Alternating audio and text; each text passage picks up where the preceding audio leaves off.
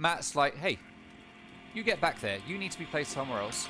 I'll take control of this, thank you very much. Stun grenades are going out. C4 goes out. Oh, what a play from Matt. Well played. Wow. And Trashy is going to sit here in cash. Oh, what a kill onto MYR. To be honest, I'd be surprised here. No disrespect to SMWD, but I'd be surprised if she clutches this. There will be a lot of intel and drone game and teamwork coming out from Flex right now. They'll know exactly what to do. But SMWD with a great kill there onto Like through the wall. That's the diffuser dropped. Oh, he sees Ash. Ash jumps in. C4 is going to get pulled. Unworking Icy as he tries to jump out. Does get killed. Well played there to Force Rocker. He sees the default plant. Pings go out. Oh, what a play from Sorksa. The headshots onto Cheetah denies that plant. Free Elo lose a player at the same time. Turn to the left. Oh, and Sorksa gets a second there onto Manny. And a third onto Sixer. What a round for Free Elo.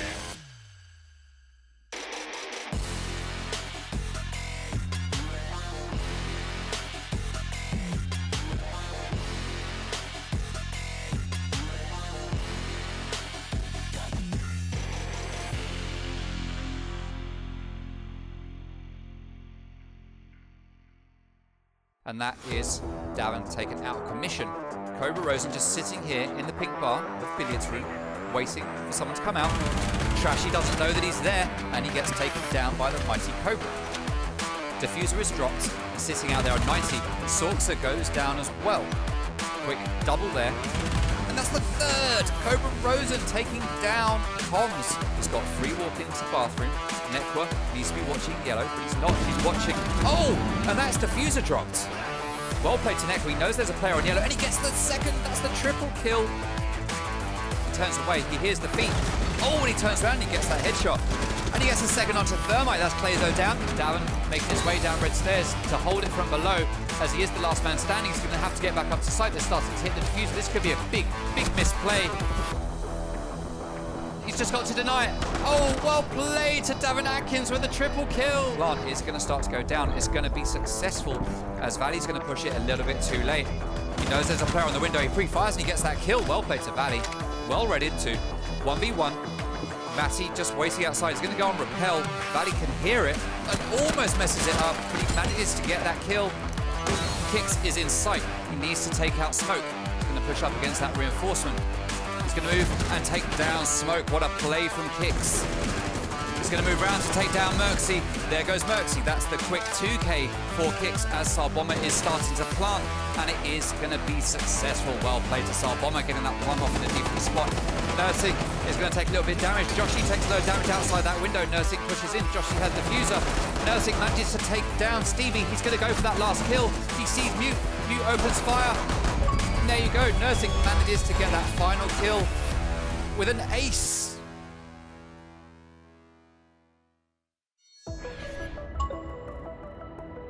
Wade gives chase. He wants this kill. He is going to chase down Just Toby, pre-firing the spots. Just Toby is pulled back here, and he does get that kill onto I Hear Miss. He's going to get the second onto Wade, but the plant is going to be successful. That is Just Toby now in a 1v3 post-plant situation. Gunfire goes down from the closet. AZGN's going to come and back him up. It looks like AZGN's just going to run out and go for some kills. He is. He's going to take down Jamor. That's one. He sees the player possibly going onto long desk. He's going to get pushed by Ace, and that is Ace taken down, leaving us in a 3v5. Cheetah then takes down Ellipsa, but he does take a little bit of damage. Just Toby is downed. Is he in a position to get revived? Briszak is going to be able to get him up,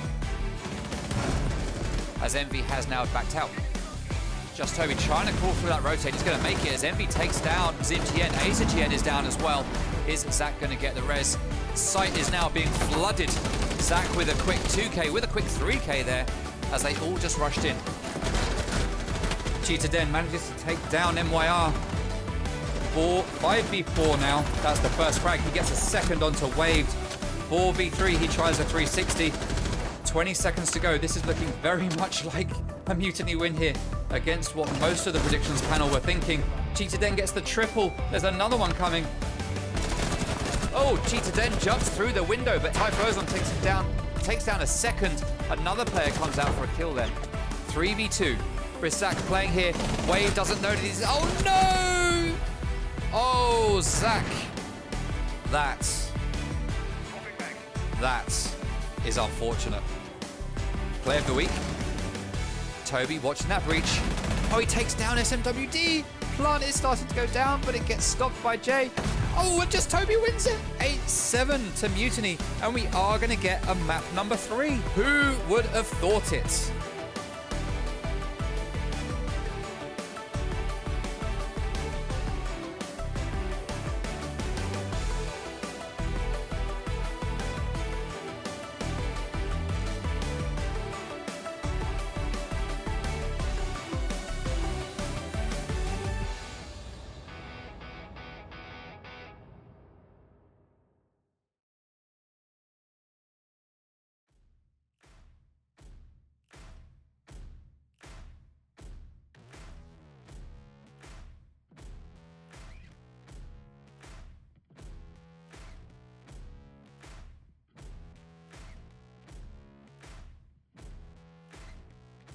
Good afternoon, everybody. Welcome to the grand final of Rainbow Six Xbox Pro League, the very first grand final for Season 1. I'm casting today, Toot, as you probably realised, but what you might not know is that with me doing analysis today, I've got Clayzo, who I'm sure you all know and love. Clayzo, are you there? Hello, everyone. I'm everyone's beloved Clayzo. Clayzo is friendly neighbor German. there. You can hear him. I can't, so let me fix that. Now I can hear him. Go ahead, Clayzo. Oh. Okay. That's it. That's better. The stream did hear you. It was just me that didn't hear you. Very well. That was the problem. Well, how are you doing today? You looking forward to this matchup? Oh, very, very. I mean, who isn't looking up for a grand final of all? Yeah. It's going to be exciting. That's for sure. That's for sure. All right. I just need to set something up here. There we go. That's that. That's sorted. Excellent. All right, so I guess the thing is, what are we doing today? Well, it is the grand final. It is between Athena and Mutiny, two teams that have fought very hard to be here today, and this is the finals. Let's take a look at what we've done so far in the league, or at least some information about the league and what's happened. So let's take a look at some operator ban statistics for the league as a whole to see what kind of operators our teams dislike. We can see Thatcher at the top there. But Clayzo, you're the analyst. I'll let you talk about it.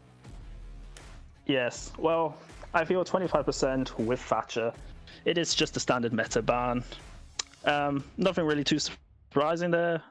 People just got used to not playing with a Thatcher, and that's just how the meta is going at the minute.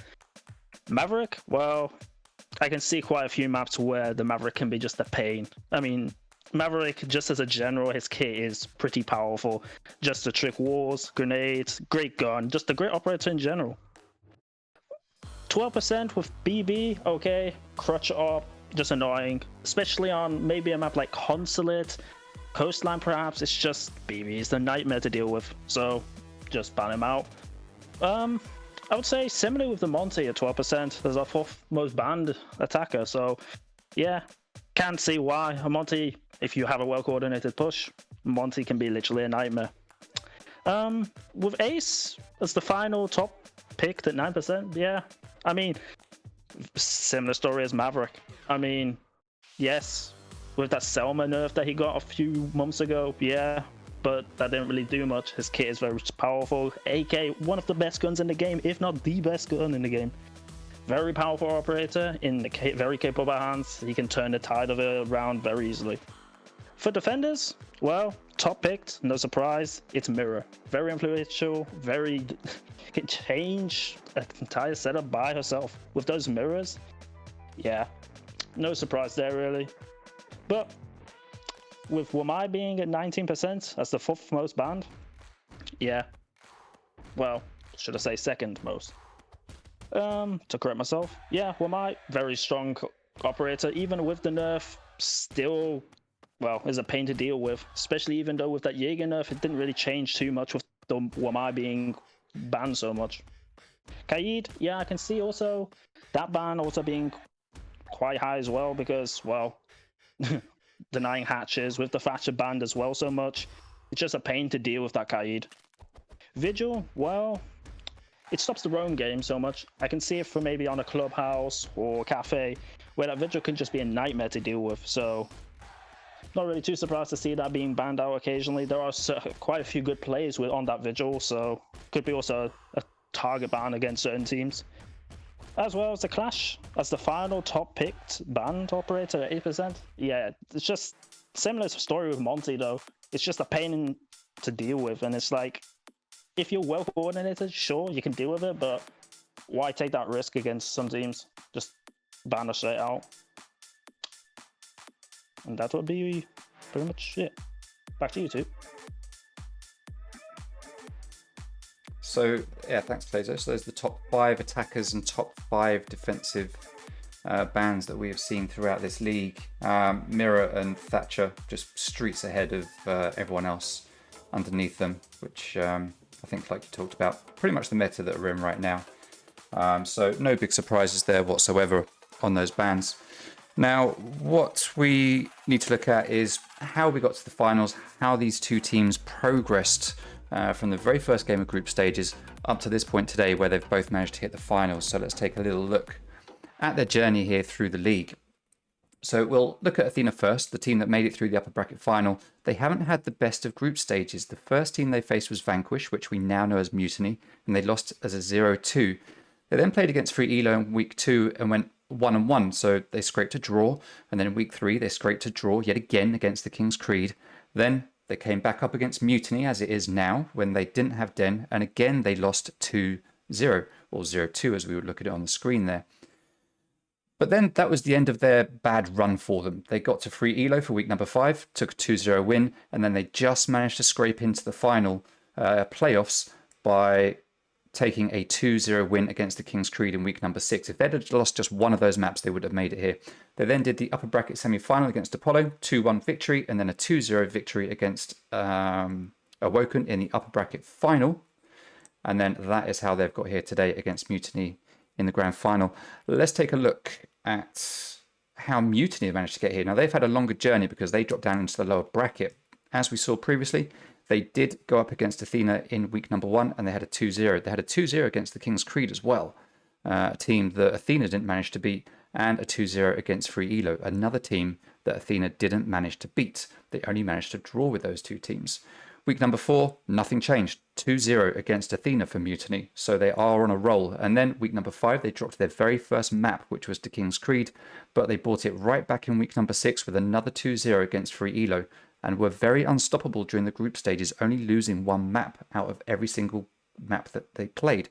They then went to the upper bracket semi-finals, played against Awoken with a different lineup, and dropped the game and went 0-2 down, dropping them to the lower bracket. They went into the semi-finals, beat Apollo in a great game with a 2-1 victory, then played Awoken in the lower bracket final with a 2-0 victory, and that is how they are here today for the grand final up against Athena. So it's been quite a journey for them. Quite a journey. Now, the question that everyone is asking themselves, what's the community vote? What does Twitter think is going to be the result here today? Because Twitter's what's important, right, Clayzo? Twitter's important. Let's take a look at the community poll. And that's over to you, Mr. Clayzo. Thank you. Well, surprise, surprise, Athena on top of the poll at 68%, 32 to Mutiny. Not too surprised. I mean, if anyone knows who Athena are now, they shouldn't be too surprised to see Athena in a grand final. Although they had a few scares in the playoffs getting here, but after they sort of went through that rut, regained their momentum, and, well, are the team that we know they are, well, they're here in a grand final yet again. Although, yeah, but Mutiny didn't exactly have a bad run in the group stage. I mean, they're here in the final. They aren't a bad team. I feel it's a bit one-sided to Athena, I think you have to give a bit more credit to Mutiny as a decent team. I think we'll see that. How did they play today? That'll be actually a lot closer than I feel. But still, 68 to 32 to Athena. Yeah, fair enough. So, fair play. Today's going to be the day. Yeah. I mean, you have to think. Den's first final. So, be interesting. He's going to be ready to go. All right. Well, the next question, and the key bit left before we can go into the pre-match interviews and the predictions panel before we start the game at 2 o'clock. The next thing is, what maps are we playing? Everyone wants to know what maps, and that's going to help them decide who they think is going to take the win. So let's take a look at the map bans and see what maps we are going to be playing here today, and also look at some stats as well while we look at that. So first up, Athena picked Clubhouse. They were in the upper bracket. They get an advantage, which means they have an advantage through the map banning process. Now, as we can see here, Mutiny have played this a lot more, and they've therefore won it more, but their win percentage is much lower. Both teams have banned it the same amount of times. Both teams have picked it the same amount of times, but when you look at the statistics, it's edging slightly towards Athena there, I would say. We then got Athena banning Cafe, and then we had Mutiny banning Consulate. Now, it's a best of 5, which means every other map is on the board. Coastline is going to be the second map that we go to. Athena have a lot more experience here, but because of that experience, they've got a 50% win rate, whereas Mutiny have a 100% win rate, having only played it once. Mutiny have never picked this map, but they have banned it 4 times. Whereas Athena do like to play this map, but we can see that Mutiny actually have a much stronger defense on Coastline. So is that going to play in their favor today, considering Athena will be on attack most of the time? Then we had Mutiny picking Villa. It was the option of Athena to pick a map, but they passed it over to Mutiny. They had one chance to give Mutiny an opportunity to pick a map, which meant Athena got to pick the start sides. So Villa is the map that Mutiny selected. Sorry, no, I think it was actually Oregon that they did that switcheroo on. It was Oregon. Never mind, ignore what I just said. I counted for this map. So we can see here that Mutiny have played this map more, have a better win percentage. Not as good on attack, but are better on defense on Oregon. So let's see how this one's going to play out. Should we get there? If it's not a 3-0, then we will go to Oregon. If it's not a 3-1, we will go to Theme Park, which is the final map. A lot more experience here. For Mutiny, having played it 3 times and won it every time, with Athena playing it once and not winning it at all. As you can see from the numbers there on the screen, Athena have a very poor win percentage for attack, at least, when it comes to Theme Park. So should we go to Theme Park? It's anyone's game, I would say. Anyone's game. All right. Now, before we go into the interviews, let's take a look at the teams that we've got playing today and also some stats for the players. So, Plazo, let's hand it over to you and let's take a look at some statistics for these teams and a couple of the key players. Yes, thank you. So I'll start off with Athena, with Nerdsync, with 127 kills so far, and holding a respectable 1.43 KD. Yeah, fair player. We all know.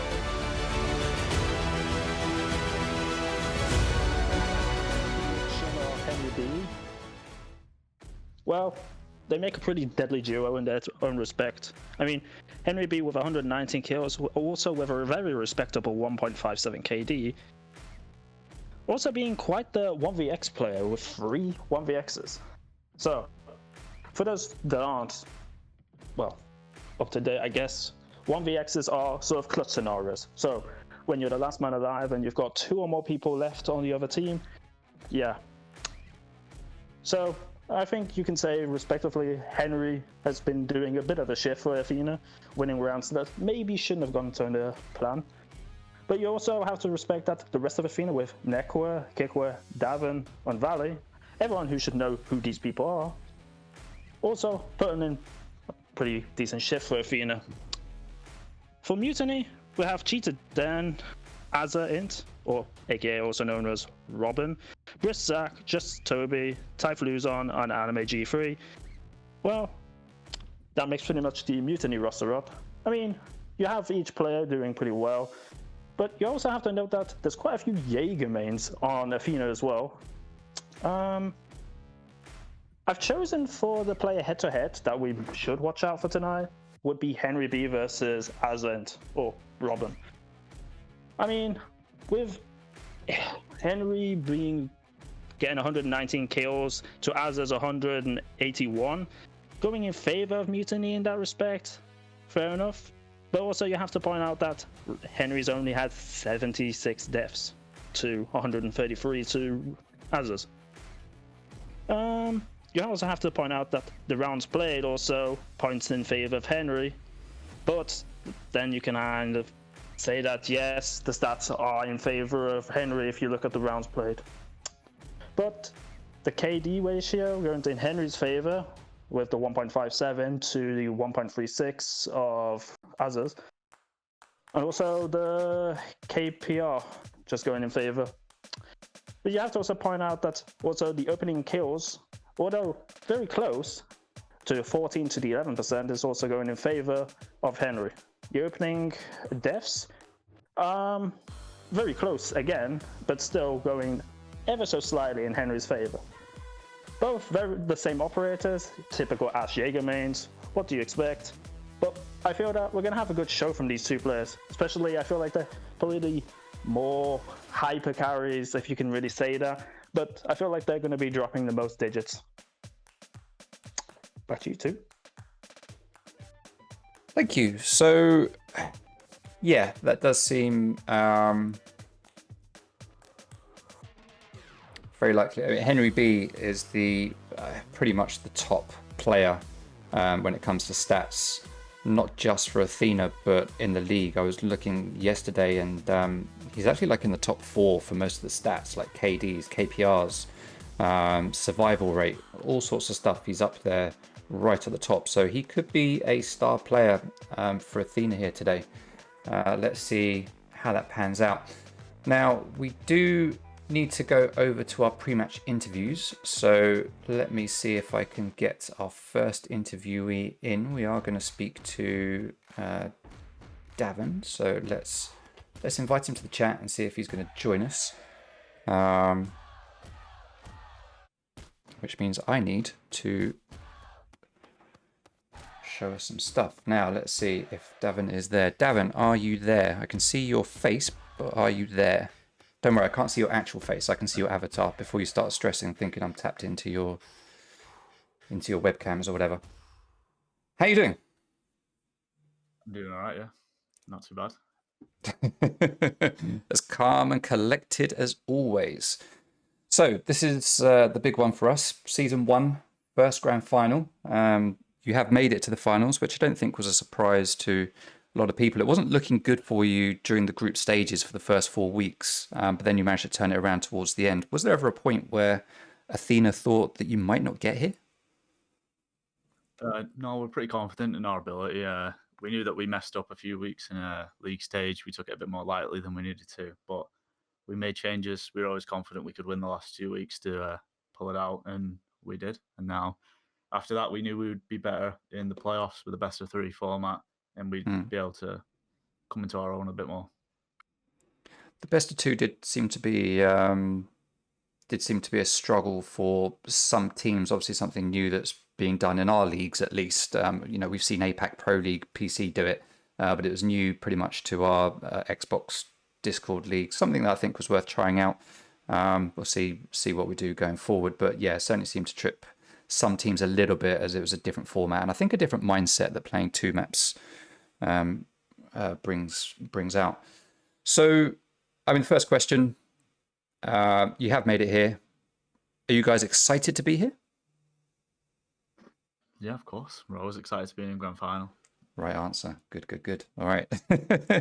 What prep have you been doing for today? Because we all know that the Davin strat book is huge. Have you been preparing anything special for today? Well, since we found out we were going to be in the final, we tried to throw everything that we have done out the window and try and completely remake everything from start to end. So hopefully everything we do today is different in some way or another. We've had to be hiding a few things last week, which is mean we've had to play casual essentially in a few games, which has cost us. Right. But yeah, we've done a lot different. Hopefully you'll see a bit more coordinated and put together team today than we've been in the past. Okay. All right, so we have been seeing Athena pulling out a G2 and just properly saving strats in the league games that you've been playing. Okay, good to hear. So nice to think that we're going to see something new and different and a bit more exciting than we see a lot of teams doing over the next 3 to 5 maps. Talking of which, realistically, how many maps do you think we are going to see today? How good are you feeling about this? What do you think is a likely outcome? I think either we'll get it done 3-0 or we'll see all 5 maps, most likely. Oh, okay. So if it's not 3-0, it's going to be all 5. Well, as I'm sure you wouldn't be surprised to know, Athena tipped the scales on the Twitter poll. I know you don't put much faith in Twitter polls. We've talked about this before, but I think it was 68% to Athena. Obviously, you feel like that's probably a safe bet today, by the sounds of it. Yeah, I think we've got a much deeper roster, and if someone's not performing or something's going wrong, we've got the capability of changing things up and bringing some new stuff out. And I don't think Mutiny have that luxury. Now, you guys have got a pretty big roster. You've got a roster of 10. Are we going to be seeing subs today, do you think? Most probably, yeah, at some point. That's what I'd expect. Maybe later on in the later maps, perhaps if we get there. Do you think that will give you an advantage over a team like Mutiny, who have a much smaller roster and can't be quite as flexible as you guys? Yeah, of course. I mean, this is the first time that Mutiny have ever done a best of 5 with at least this lineup. It's a few of their players' first ever grand final, so they're not going to be used to it in that sense. But yeah, I mean, if one of them's having a bad day, like they have no plan B, they have no other option, and we've got plenty of people that we can happily change, and it won't impact the overall performance of the team. Okay. That makes sense. That does make sense. Yeah, you obviously won't get fatigued as much, and you do have the experience of the best of 5s. I think one of the last things to talk to you about is we've done something a bit different with the map banning process and the advantage that the upper bracket gets for this.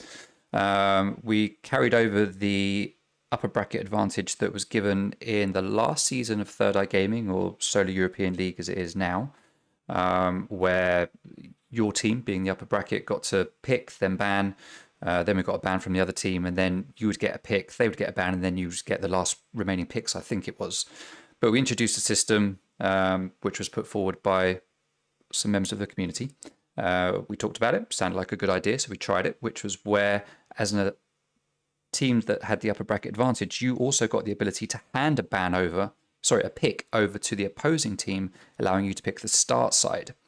And you made the choice to actually take that option today. How big an advantage do you think, or how important do you think that is, to be able to hand over the map pick to the other team and you pick the starting side for regulation? Quite. I mean, we're comfortable to play on all 7 maps. We could have happily had any 5 of the maps, but given the way that the map ban selection is and the map veto, we knew that we could go to map 1 and 2, being our map picks, pick more balanced maps, pick maps that we don't really mind which side we're on, and then, as I said, we're comfortable on the rest of them, so we may as well take the side advantage, take the better side first, and then let them choose because they're all the same to us, really. Yeah, it does make good sense to be able to pick. I mean, you knew what the last 2 to 3 maps were anyway. So I guess it just made sense that you got to at least pick the start side, the one you're more comfortable on. All right. Well, thank you very much for your time. We're going to have a chat with Toby, but before we go, is there anything you want to say to the stream or any messages to Mutiny before we kick off? Challenge League signups are open for all the teams not in Pro League. They should tune in and have a look. Good plug. For a minute there, I thought you were saying to Mutiny, you can go and sign up for Challenger League now because you won't be back. But obviously they will be back next season because they have earned a spot already. But yes, good shout. Challenger League. We'll talk about that as we go through the stream. Davin, thank you very much for your time. Good luck with the game. We'll invite you to it very soon. I'll let you go back to prepping with the team and we'll pick up with just Toby. Thank you. Thank you. All right, see you later. Good luck. All right, so that was Mr. Davin Atkins. Let's get Mr. Toby into the chat so that we can interview him. I clicked the wrong button. There we go. That's the right button. So let's switch that up, and then hopefully Toby will answer our calls. And instead of you sitting listening to me waffling on with Toby, we are going to hand over to Clayzo, who is going to do the pre-match interview for Mutiny here today. So Clayzo, Toby, I see you're there in the chat. I will hand over to you guys, and I'll just sit here quietly and listen. Hello, Toby. How are you doing? I'm doing good, man. You hyped? Ready for the final? Yeah, we're ready. Okay, good. So, have you done any preparations before the final? I presume so, since it's the best of 5. Yeah, of course. I mean, prep's got to get done, otherwise you're just gonna get walked over. We actually probably haven't done as much prep as we did for last week. Last week we came up with a lot of new stuff, but we knew that for some of the maps that we obviously we're going to be playing this week because it's best of 5, so a lot more maps getting played. We already had stuff sort of saved away for those maps, so we didn't have to put too much effort into coming up with things. More just tightening them up, giving them a little bit of practice. You know, pulling them out the locker just so everyone's familiar with them, and we're good to go. Fair enough. Based on the ban phase, how would you say it went for your team? Would you say you came off better, or would you say it's just gone either way? Balance, would I say? I think it's a 50-50, the ban phase, because I think the first sort of half of it favours us, and I think the second half favours Athena, because Davin did something very clever with his advantage that he got with the map picks, and gave us one of his picks so that he could pick the last 2 maps and the side for the last 2 maps, more importantly. And the last 2 maps are very defender sided, and he got to pick defense on both maps. But the start of the ban phase, I think it might favour us a little bit more because it's some maps that we're very confident on, and the sides we're starting on we're very confident on as well. We're on attack a lot, which we like, because even if we go down on attack, we don't really get phased by that. And it's like when you're on defense, you're aiming for a 4-2 split or something along those lines. So that puts pressure on them to sort of aim for that scoreline. Whereas when we're on attack, we know that we've just got to pick up a couple of rounds and we're fine. You know, we pick up 2 rounds, we're fine. We pick up 3 rounds, we're even better. Like they've got more pressure on them to pick up more rounds when they're starting on defense. Fair enough. I like that thinking, actually, that mental insight. I mean, yeah, you're right. You're actually quite right about that. Is that the pressure will be on them to get the rounds they need. And I mean, it's an interesting implementation that we've gone with the map veto ban.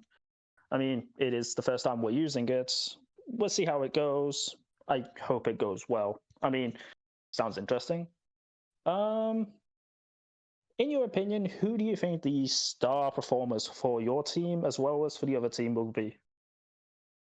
Well, in the past few weeks, in terms of playing, obviously we had the big break before the playoffs and whatnot. But the past few weeks of league games, we've moved Aza, Robin onto Ash, and he's got 120 frames. What can I say? He's been slamming everyone on the Ash. So I mean, there's not necessarily pressure on him to perform, because we've always known that as a team, if one person's not doing well, another person can step it up seamlessly.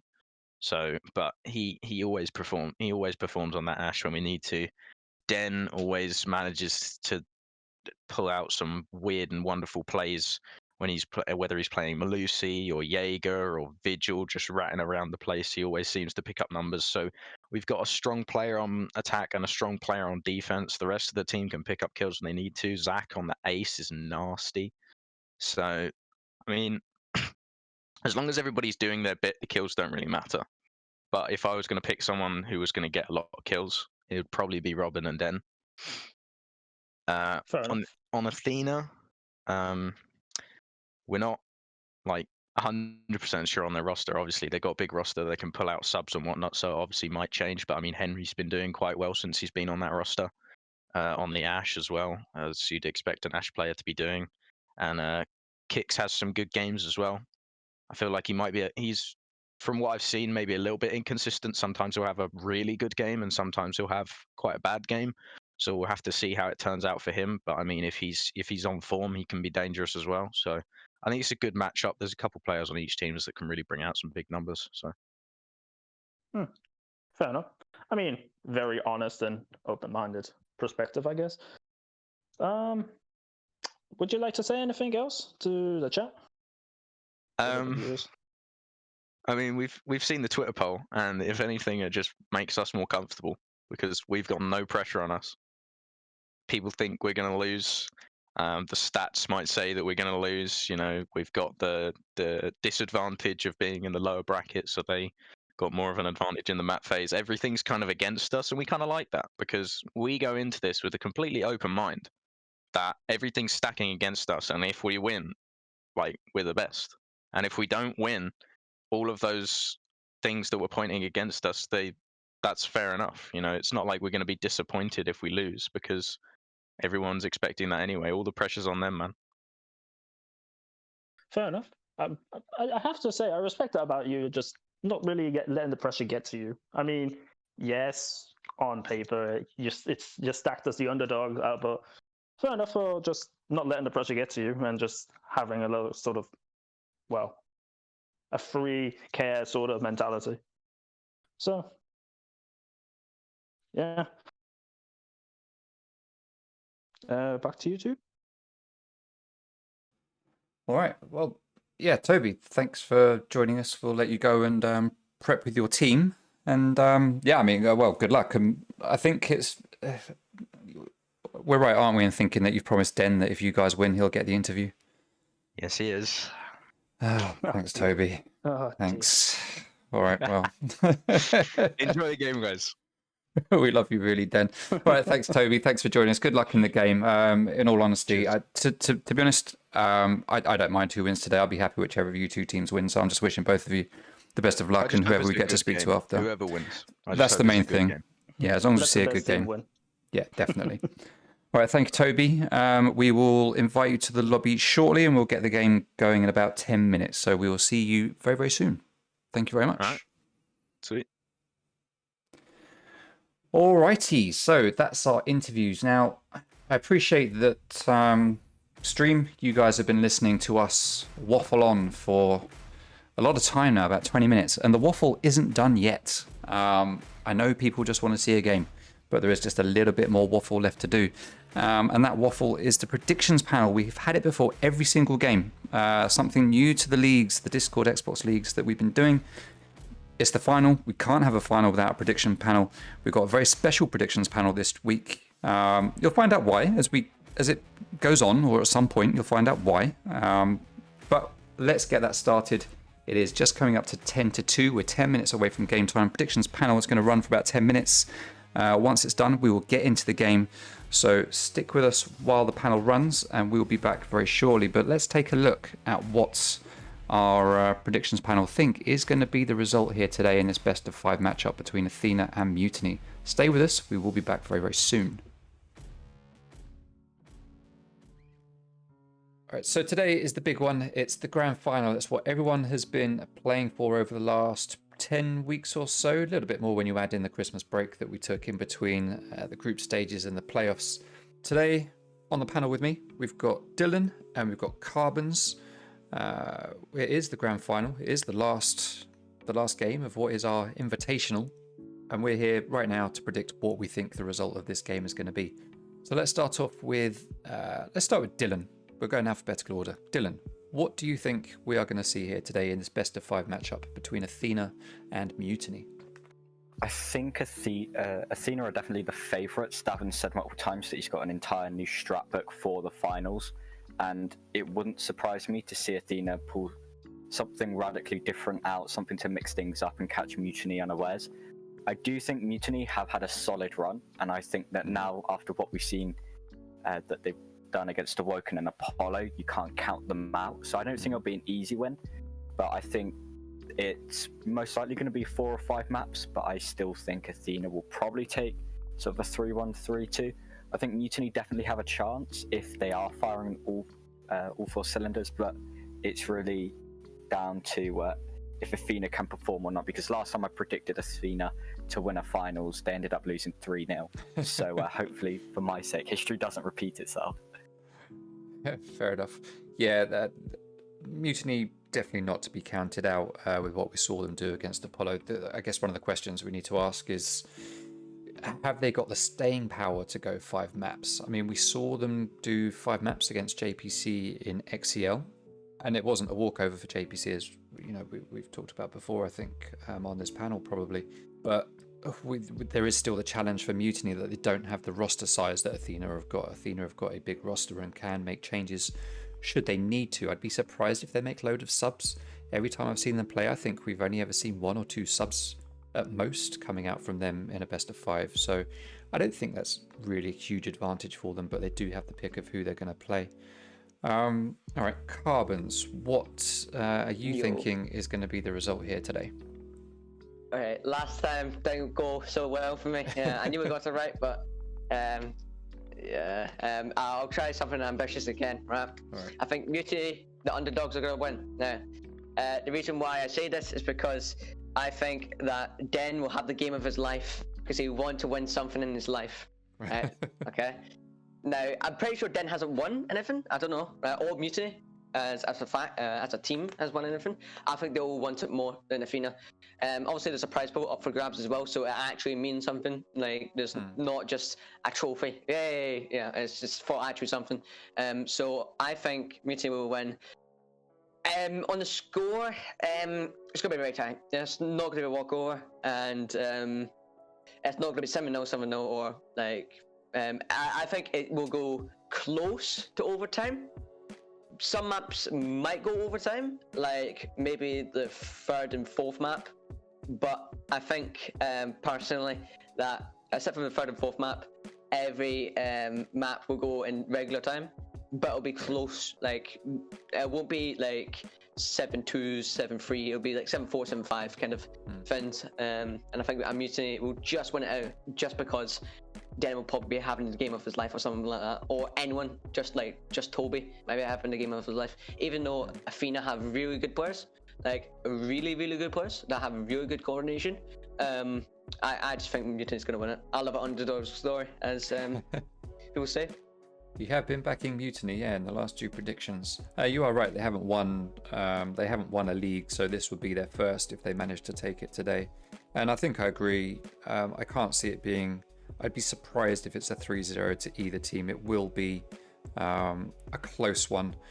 We might see a couple of overtimes. It's certainly going to be an interesting one to play out. I'd be disappointed if we don't see anything more than 3 maps. If it's a 3-0, I will be disappointed. 4 maps would be good if it goes to 5. That's going to be a long one for the day. But yeah, for me, for my prediction, I've just realised I've done a lot of talking, but I haven't really done my prediction. I've let you guys do it, but I haven't. I think I just basically did mine, I guess, to a degree. It's going to be a close one, but who's actually going to take the win?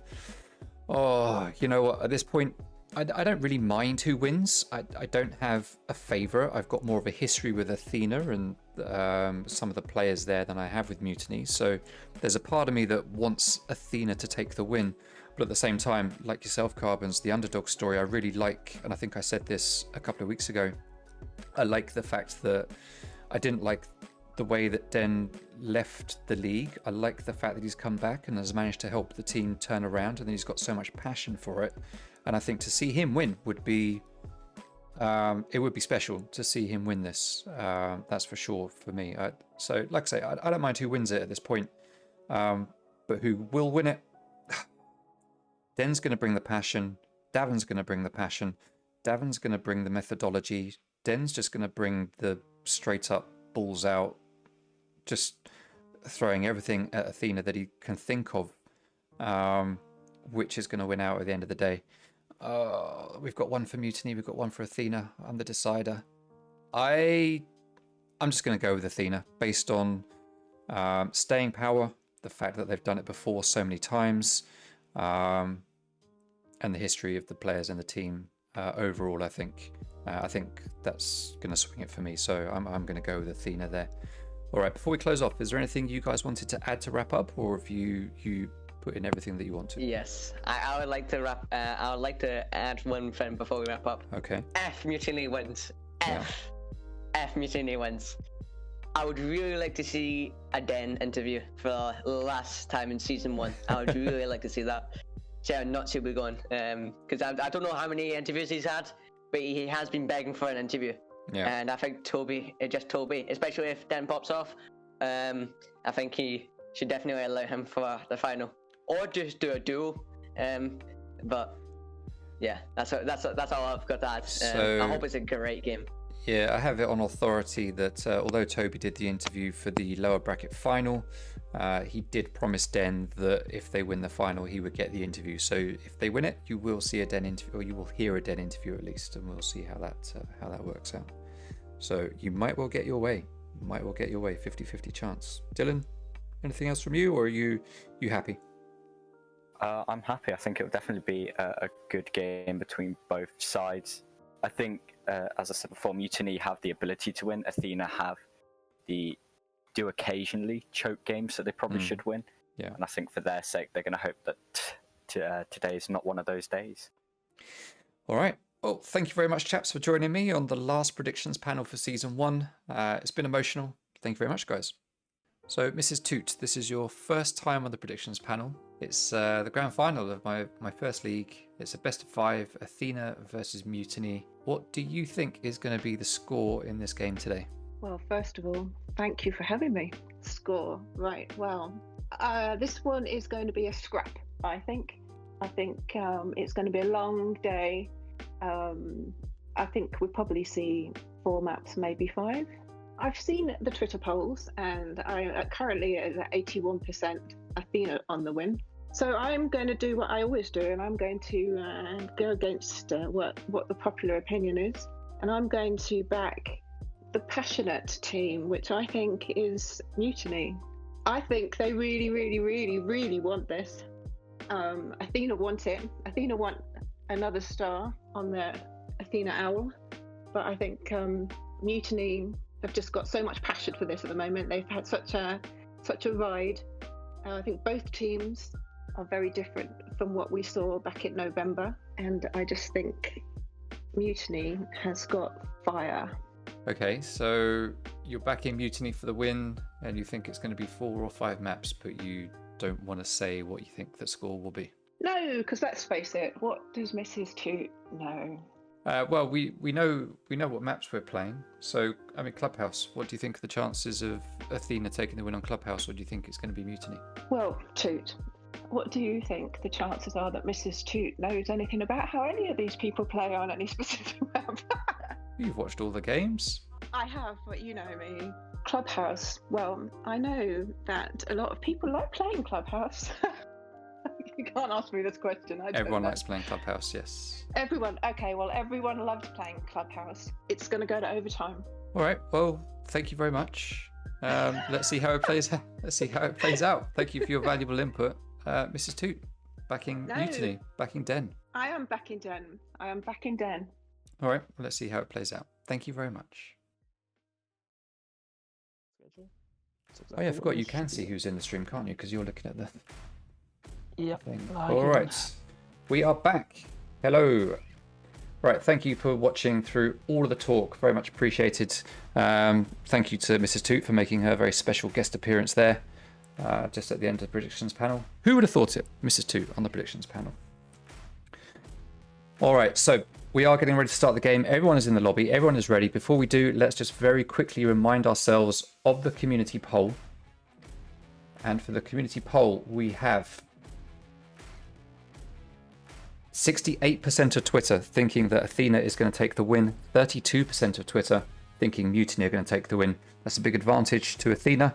Not an advantage at all to Mutiny, who don't seem fazed by it. And to be honest, Plazo, when I was listening to Toby talk about the odds, when we looked at the map bans, when it comes to performance on these maps, I give it to Mutiny on paper, to be honest. So I think this could go anybody's way. We know Athena didn't have the greatest run through groups, and that will hurt their map statistics.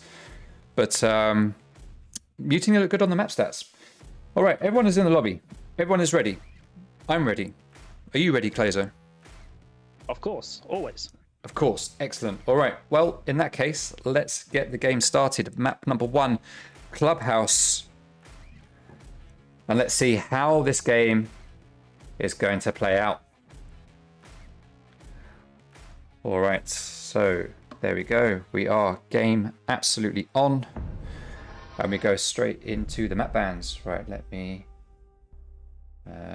put this on mute. I don't need to hear this anymore, because that's just going to confuse me. There we go, that's much better.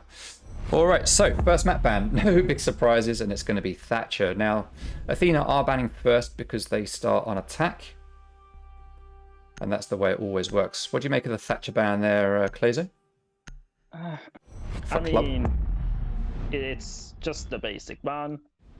Banner though, interesting. Definitely. I mean, I have to say we're probably going to see a Kaid ban at this rate. That'd be interesting. Let's see who we're going to get next coming out from Mutiny.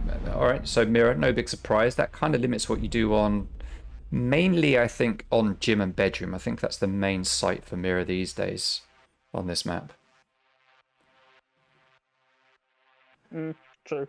I mean, Thatcher, standard meta ban. Hibana, interesting choice. Didn't think, but we'll see. Mirror, yeah, certain sides maybe strong. A Clash ban. That's a direct Toby ban, I reckon. Direct Toby ban. Alright, so those are the bans. Coming out from Athena, we have Thatcher and Clash. And for Mutiny, we have Hibana and Mirror. Those are the bans for today's game. I have to say, either Athena feeling very confident and able to just deny the Kaid trick. Guess so, Well, yeah. Should I say? But hey, we'll see what happens. All right, so first site's going to be Church and Arsenal for Athena.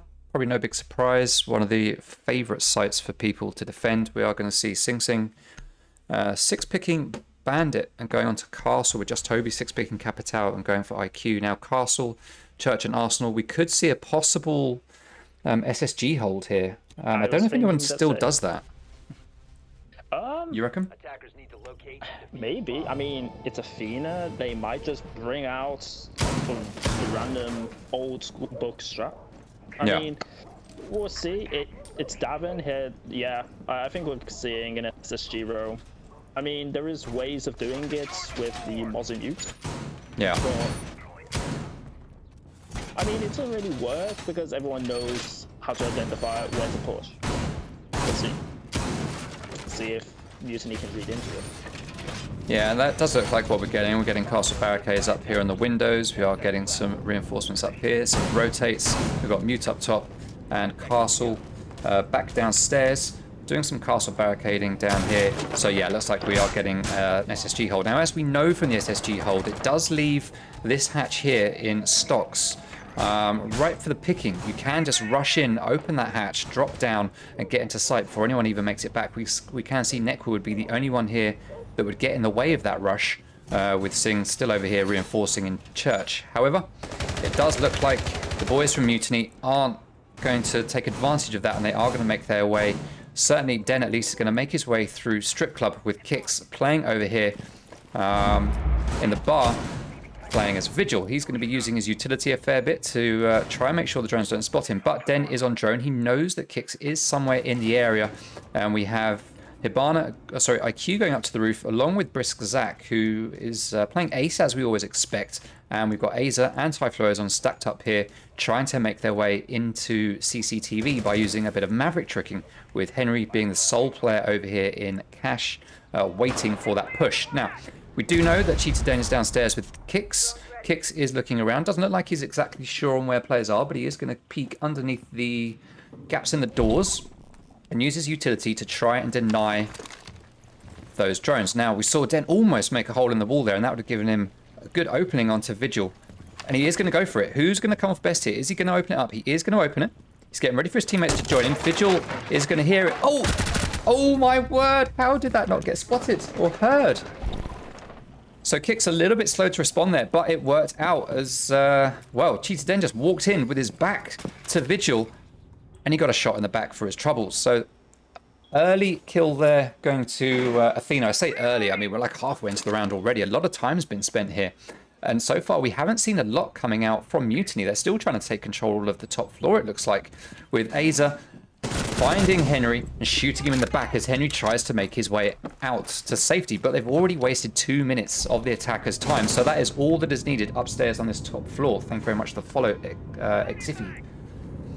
So they do now have control of the top floor. Aza and Ty have complete control of the second floor. We've got the first floor has now been given up by the defenders, and we have 40 seconds left for the attackers to make their way down to site and get in there. Now I say that defense has given up the first floor. Oh, they have now, yes. All 4 players are on site, and we can see C4 is getting ripped. Is it going to find a target? No, just Toby is going to get away. And they're not going to get that kitchen hatch open just yet. That is going to remain closed as Kix gets a kill there onto Aza. And we've got 3 players here coming down the main stairs. We are getting a big church push here. Now the wall is going to get opened up by Ace. That's pretty deep. Maverick starts to push in, trying to take the kill in church. But there are 2 players there opening fire as Davin takes down Zach.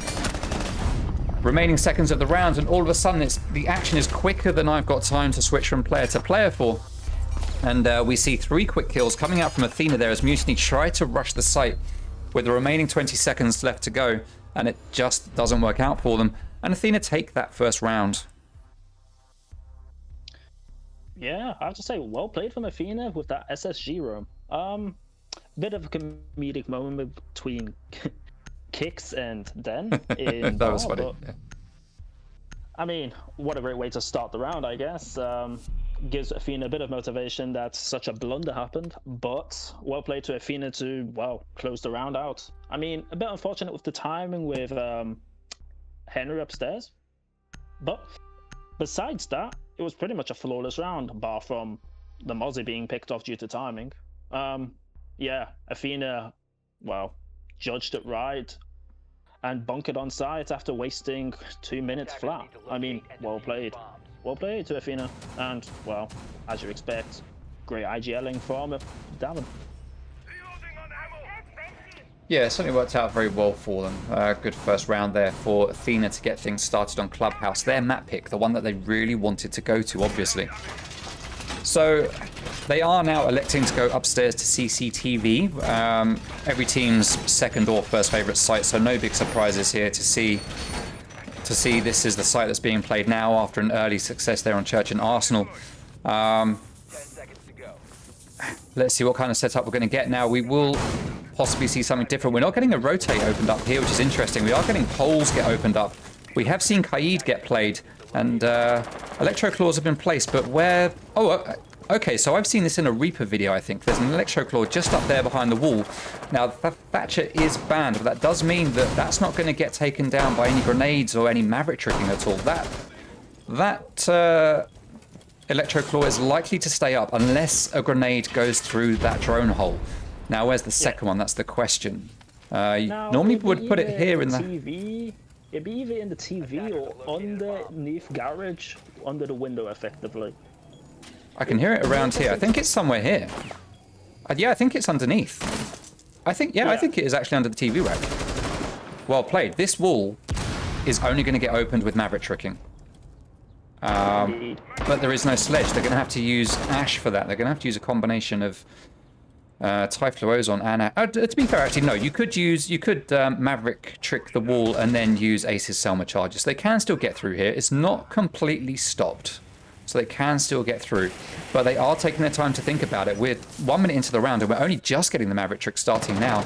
With Aza downstairs at the garage door, trying to get the pick onto Wamai upstairs. He's going to use the yellow pings to try and line up that shot before anyone goes for a kill. Sing Sing takes down Tide, but is refragged by Brisk Zach, and I'm too busy here watching drones. There we go. That's that wall Maverick trick. Oh no, the electrical is still up, which means the breaching round gets destroyed, and that's going to mean Ace can't get in there either. That is, of course, the thing with a Maverick trick, that doesn't always stop the electricity. Oh, no. That's going to be...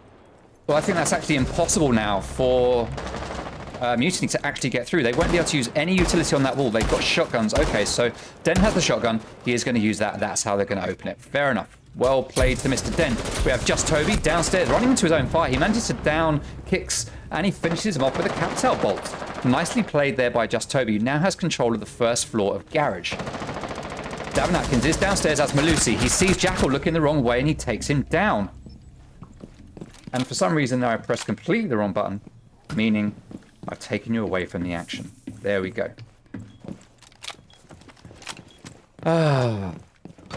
FML, Clazo, FML. Chris Zach with another kill there onto Nekwa. 2v2 now with 30 seconds remaining.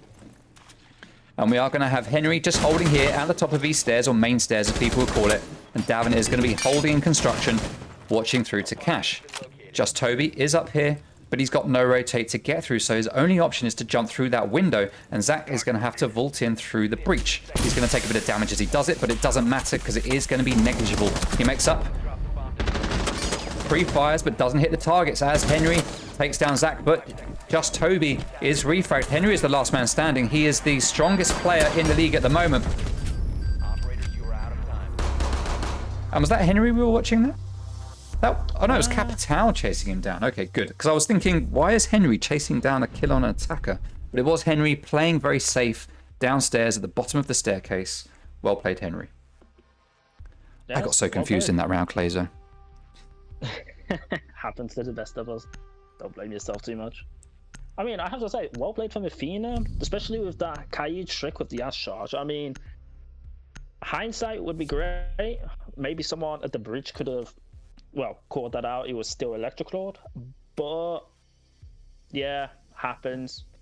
I mean, the round was very well played. I mean, it went a bit pear-shaped for Athena towards the end of the round. There were more players than they should have done, probably. Yeah.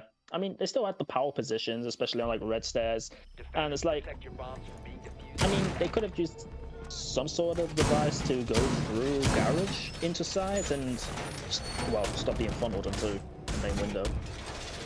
Oh, didn't happen, did it? Yeah, the lack of rotate on Catwalk obviously helped. Because they, you know, the attackers couldn't just walk through; they had to go to that window. Just Toby still made it in, but it did slow him down a little bit. He had to think twice about what he was doing and check his angles before he could make that play. So, yeah, it was a good, interesting setup and something different from Athena that we've never seen before. Now, what's going on here? Davin Atkins has opened up a little hole here. We've got a signal jammer on the wall. We are playing to him in bedroom. We've got an extended hold, as you'd expect, with the standard holes here in the wall, with 2 ADSs, a hole here. And some holes here. We're going to see that from Davin. That hole is designed to impact the wall from the yes. I have seen this. Okay, so they are going to get CC wall open up very quickly. Now, there is no Hibana, so it's going to be down to Ace to open this up. Now, I don't think an impact trick would actually be successful on an Ace, depending on how high it is. Now, we do have 1 magnet at least in here, 3 signal jammers. Heavy utility usage right here, and a lot of reliance on trying to hold down Cash for as long as possible. It looks like Aza GN or Aza Int, I'm just going to call him Aza, is going to try and hold this for as long as possible and make his way in. But it looks like we are going to get some Maverick tricking over here on the jacuzzi wall. So small hole getting opened up. There's nothing there denying the wall. So Ace is now going to get that main wall open. We've got 2 players stacked up there. Aza trying to make his way in through CCTV into Cash. Hey, thank you for the subscription, Jax. Very much appreciated for the gifting. Cheetah Den takes down Kicks, rappelling upside down on that window on the main stairs. Well played there by Cheetah Den. He is going to hold this position for quite a while, possibly, because that does deny the rotate. It is very common for a player to stay here on the top of the stairs to watch the breach, but that's going to be denied by Cheetah Den, as Just Toby takes down Sing Sing. Now, we are in a 3v5, and for once, it looks like Mutiny are in the driving seat. Let's see if they will be able to capitalize on that. We do have 1 defender sitting over in logistics. That looks like it's Mute. Yeah, it is Nekwa playing on Mute. He is going to open up a rotate here into the bedroom as Henry does get down. Davin Atkins does take the first kill of the round for Athena, though, by taking down Aza. That is a top fragger out of the picture. But we are essentially in a 4v2 as Henry is unlikely to get revived at this point. Nekwa comes out of the bedroom, but is surprised to find Den sitting there right behind him. We can see there's 1 more player in logistics. That is Davin. He manages to take 1 down, but Cheetah Den is there to get that refrag, and he manages to get the pick, taking down Davin and putting the first round on the board now for Mutiny, making it 2-1 at the end of the first quarter of regulation. Well played to Mutiny. Yes, and well played to Den as well, by getting that free K. I mean, I have to say though, well played from Den to get that opening pick on main stairs onto, I think it was Kicks. Yes, yeah. it was. Yeah, I mean, as I say, well played from Mutiny as a whole. I mean, they did a split push, sort of draw their attention into cash, but just won their gunfights. And, well, I have to say, yes, Jim is a weaker side to defend, but still, it was pretty well played from Mutiny as a whole, and it was a very convincing round from them. Yeah, they did very, very well there. Hey, thank you for the follow. I am Fracture. Great name, great name. Welcome, MYR, to the stream. And SPR Red, thank you for coming along. Obviously, being a final, I'm not able to talk to the stream quite as much as I would do normally. I can't keep an eye on the chat, but let me say in advance, thank you to everyone who follows or subscribes or just anyone who comes and watches. Very much appreciated by me and these teams for coming out and showing the support today. All right, so we have just Toby setting up his drone here at the end of Dirt. We've got Zach setting up here as well, so I'd strongly suspect that we are likely to see a Dirt tunnel push at some point. Now, the most common things I think we see when it comes to this site is to open up Dirt and leave that as a last minute option. Should you fail to get the kitchen hatch open, should you fail to get moto hatch open, should it look like even if you get them open, it's a risky drop, you have Dirt tunnel there to at least separate and make your way over there and use it as a second option. Now, we do see that there are 3 players here from Mutiny stacking up on Dirt right now. We've got Ace watching that staircase window as he does open Dirt tunnel. Do we have an SSG roam here? I don't believe we do. We have Sing Sing up top. Actually, maybe we do. We do have the SSG hole coming out again. Okay. Yeah, it's going to be an SSG roam, and I feel like Mutiny are just going to rush Dirt into sides. They're just going to bypass it, yeah. They are there. They're just coming down Dirt. Now, this doorway is barricaded. We've got 3 players here. Now, we've seen this happen before from a team where they came down here. I think it was Synapse against Athena in the Nevermore finals, where they stacked up here and then eventually just said, F this, this isn't going to work. And then all 4 of them just backed out, ran away, and came another way. We are seeing 3 players here from Mutiny stacking up, and the kitchen hatch is now opened. And looks like we are getting ready for a drop and a rush into sight. The players are in. Let's watch the action. Ace is in, takes that first blood. Players are going to have to rush back to site because the players for defense are mostly up on the top floor. It looks like they are actually already making their way back. Henry takes down Pipe to Ozone. He gets a second onto Zofia. Sing Sing gets the kill onto Aza. Diffuser is down though, 40-second post plant, and it is a 2v2. Just Toby takes down Davin. Henry Sink is the last player standing in a 1v2 with 30 seconds remaining. A great attack here from Mutiny. And Brizzak, holding the angles, manages to get that pick and take down Henry. Yeah. Well played. Well read into from Mutiny to read the SSG roam and, well, just a brute force site. I have to say, though, Athena played it somewhat well. I mean, they sort of read into what a Mutiny were doing, but they just didn't win the gunfights on site and inevitably lost. But still, nonetheless, well played. I mean, the 2 players on the hatch to open a hatch, put that vertical pressure, and then just land. So, yeah, I mean, well played. They sort of just put enough pressure on Arsenal to clear and force, I think it was Sing Sing on Castle to retreat back into church. Yeah. So, yeah. Well played, well played. Got to say, Clayzo, for 4 rounds in, we're actually seeing a really good game so far. Indeed, indeed. So much for it being a 3-0 stomping. I mean, it still could be.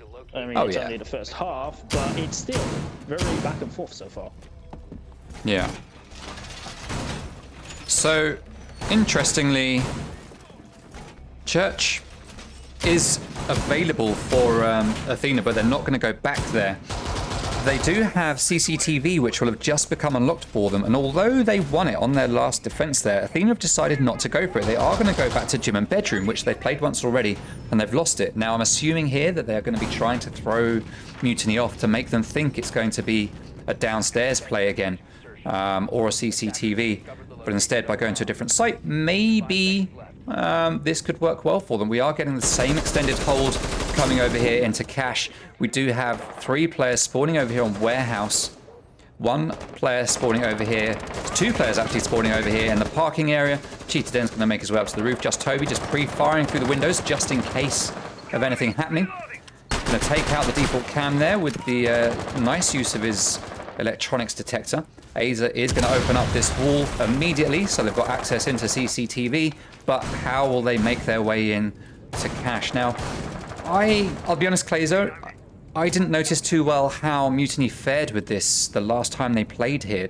They made their way into cash eventually, didn't they? Yeah. I mean, okay. I feel like they wasted the time of Athena, so to speak, in cash, and then what they're doing right now is pretty much the same as last time, where they just win their ground fights on the other side of the map and just push through Jacuzzi.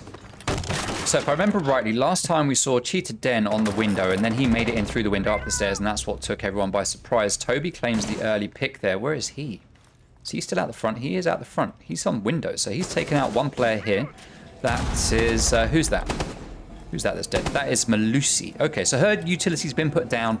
The only thing lost there is a gun and possibly the nitro cell. So, not a huge loss to Athena, but still kicks. Great gunner. That could possibly hurt them here. Now we do have, there's no shield placed on the bed. I thought I saw a shield there, but there isn't. Davin's going to be holding in construction along with Henry on Jaeger. Nekwa holding here in logistics. That jacuzzi wall is getting opened up. 2 players stacked up there. 1 on windows, 1 over here on CCTV, and then up on the top. Going to be rappelling onto that staircase window again to make the same plays he did before. So we've got a complete pinch coming out here from Mutiny with 4 players stacked up pretty much on site, just waiting for the attackers to make a move. It looks like the attackers are waiting for the defenders are waiting for the attackers. We have drawn a stalemate. It's like a Mexican standoff. It's like, you go first. No, you go first.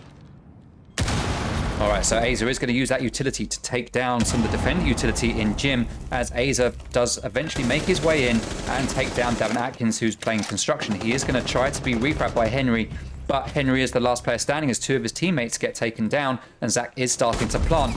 But Aza is going to deny him the 100 points for the plant by taking that kill onto Henry B.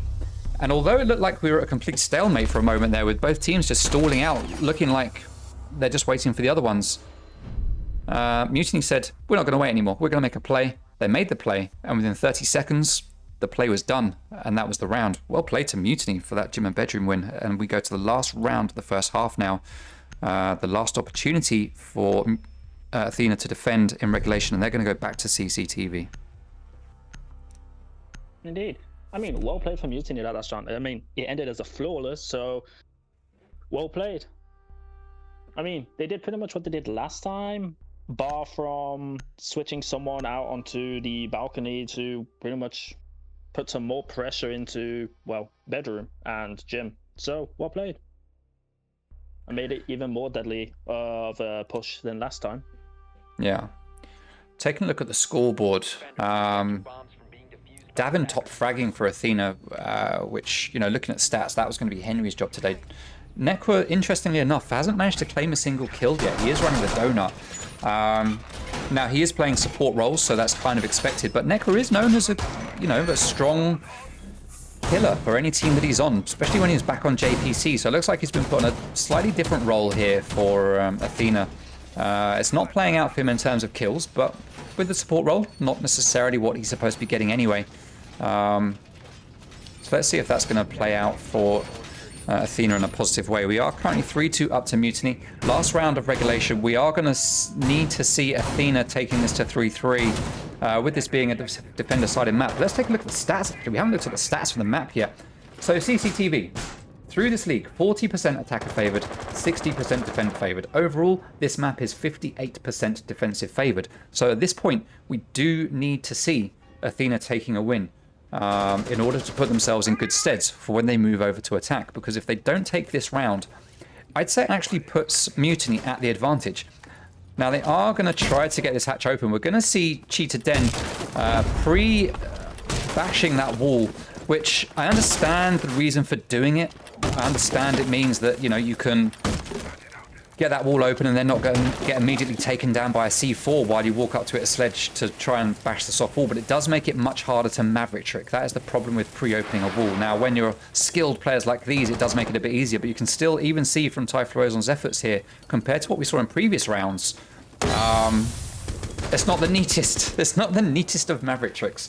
But at the end of the day, as long as it works, Smoke Grenade is going to go down to allow the bottom part of the Maverick trick to be done. Now, that's an interesting play. Never seen that before, where you smoke out the wall to deny anyone from shooting you. But it looked like it didn't work because Typhlosion couldn't find the wall and didn't do any tricking anyway. But there is no one there other than Nekwa. He is waiting. He sees Maverick. Oh, but he misses. This is just not the usual Nekwa that we're seeing here today. He does do some damage to Typhlosion, who's on pretty much 5 health.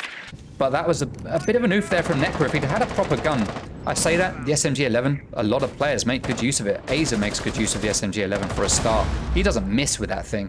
Zach takes down Kix, who's playing on Catwalk. Toby has been downed. And that puts us in a 4v4 at the moment, essentially. But Aza is downstairs with him. There is no one nearby, so he is able to get that revive should he need to. Now, also, it's worth remembering that we are post-patch, which means that Sophia doesn't have the withstand anymore. So if Sophia goes down at this point, she ain't getting up on her own. That's not going to happen. Just Toby, just like Sophia now, still needs a little bit of help from his friends. He gets that help, but straight away, that help is repaid with a death, as Typhlosion does manage to stay alive outside on the main balcony. Just Toby, again, just like the last time here, does have control of the first floor of garage. He's going to use his bolts to fire out something. Not sure what he fired out. We can't see it here. Oh, it's at the back of back of Cash. Nicely done from over there. Zach does get downed himself. He is on Catwalk, protected by the reinforced wall. We've got 2 players down, 2 players up. Henry B all on his own. Sledge opens up the wall. Henry's looking around, but there's no player there. Are we going to see players get revived? We are. Cheetah Den comes around to that rotate. Henry manages to take him down. Just Toby starts to plant. Henry, last player standing. He can hear the plant going down. He pre-fires. Doesn't manage to hit the shots. Brisk Zach gets that last kill. And that is 4-2 at the end of the first half, going in favor of attack, which isn't supposed to happen on this map, Plazo. It's not supposed to happen. What do you make of that, my guy? I mean, well played from Mutiny. I mean, they're just taking apart Athena one by one. I mean, there are being stutter mistakes here and there made. I mean, Nekwa missing, I have to say, nothing but a freebie on Typhlosion. Pretty much, yeah. He was just laid there waiting. Yeah. It's like subtle mistakes like that. It's like losing rounds. I mean, like, yes, putting them on 1 health is one thing, but they still have the gun in their hand, and that's the vital thing, because they can still do so much damage on even 1 HP. All you need is 1 HP and 5 bullets, right? And you can still win. In theory, yes, in theory. But it's like you have to analyze that run as like, it was well played from Mutiny. It's like they did exactly what they needed. They took the picks they needed, and then they just pressed from there. It's like they're just playing smart, and they're just disassembling Athena's defense. All right, so at the end of the first half, we now see the side switch. We're going to see Mutiny moving over onto the defensive side, and they, much like Athena, or say much like, just like Athena, are starting downstairs on the basement. Now, what kind of hold are we getting here, though? We don't have Castle in play. We're not getting the classic SSG hold. We do have just Toby upstairs, though, playing on mute, with the hatch open, looking onto stage. Now, what we've seen here before is playing up here in construction with this hatch open. You open up a hole here in the top of this wall, and that allows you to look down into this room, into stocks. Oh, there's a hard S there. Down into stocks. Because stocks is a common place for like Ash or Sophia to come in, open up holes in the floor to apply pressure for any player that's up here. Or to open this hatch, depending on which site it is. We are playing church, so here the objective will be to open the hatch. So you have Cheetah Den down here to deny that, and you'll have possibly 1 player up here to deny that from the hatch. We don't have a player up here, though, so that might not be what's happening. Maybe that hatch has just been opened as a distraction. Don't know. Don't know. But let's see how this is going to play out. Interesting to see what they do with this setup. All right, so we have 5 players actually downstairs on site right now. So a lot of work done upstairs for a setup, but not being taken advantage of by Mutiny right now, as we have Athena taking control of the top floor. Now, whether they realize it or not, they have complete control of the second floor. We're a minute in, and they still haven't made their way down to the first floor, so they're going to need to start moving a bit faster. The drones are going to have spotted the hatch, and they're going to be thinking, hello, there's a hatch open here. What's this about? We see Buck being played by Davin, opening up some holes here. And did I see there, that hole actually gives you a nice little line of sight down onto the main stairs. Now that could be a good flank watch for anyone playing in kitchen. If I saw that right, we need to see if anyone goes back there to look at it. But we typically see people going for the hatches here. Someone might come up the main stairs to get a flank. Nekwa's going to be there to watch it from there. But did we see a... we can actually sit here on spectator cam a bit. Yeah, if you look through that hole, you can just see down to the top of the main stair. So that would allow you to cover the flank from here. So I guess... all right, yeah, Davin is actually going back to it. So we can see it from his perspective. That is a nice little angle there from Davin, allowing him to see all the way down to the main stairs. Good flank watch coming out from Athena. We still have 5 players downstairs on site though. 1 minute remaining, and we only just have Athena started to open hatches, going very, very slowly here. Nekwa trying to maverick trick this hatch, but it doesn't look like it's his forte. He is struggling a bit. C4 gets ripped. Nekwa needs to back out. He hears it, he moves, but it doesn't get thrown or pulled. We can see the gunshots there. Trying to take Nekwa's head off as he tries to get... I don't know if this is the play, getting Nekwa to do this. It's not really working. Sing Sing doing it the old-fashioned way. Thermite charge on hatch, but it does get impact tricks. Big play there from Typhlosion. He's going to get ready for the second impact trick. 25 seconds to go. And Athena have accomplished next to nothing here. They've opened up this hatch finally, but they've accomplished very, very little. Nekwa is already downstairs in Moto. That's the Goyo shield broken. 2 deaths now. And Mutiny are well in the driving seat here as Henry gets a kill. Cheetah Den does get the refrag. 3v2, 5 seconds remaining. Diffuser is dropped on site. Nekwa last player standing. And it's just a flurry of kills as Athena just stall out through that whole round. And Mutiny just... Mutiny controlled the pace by sitting in corners. How does that happen? Yeah. I feel like Athena forgot the golden rule of attack, and it's time management. It's all about time management. They spent so long with the upstairs, like they spent a minute flat upstairs where there was next to nothing. I mean, yes, they had a few vertical holes towards flanks, but a Mutiny just didn't care in the world. I mean, they just sit on site and bunkered. I mean, there was a half through the round, they just started to open hatches. Nekwa... questionable maverick checking the hatch, and it's like, okay, maybe he just shouldn't be on maverick to do the checking. I think that's what we're seeing here with Davin going on. Yeah, they've the switched the roles, which makes sense. Yeah, but yeah, just so much time being wasted on that one clear slash whatever the hell it was, and it's just, well, cost them the round. Just giving the Phobia away. I don't know that we can even call it a roam clear. There was no roamers to clear. I mean, it took 2 minutes to clear the top 2 floors and there was no one there. The droning just... I don't know. It could have been quicker. I mean, all you need to do really to drone top floor before you make your way in is leave one drone right here in this doorway.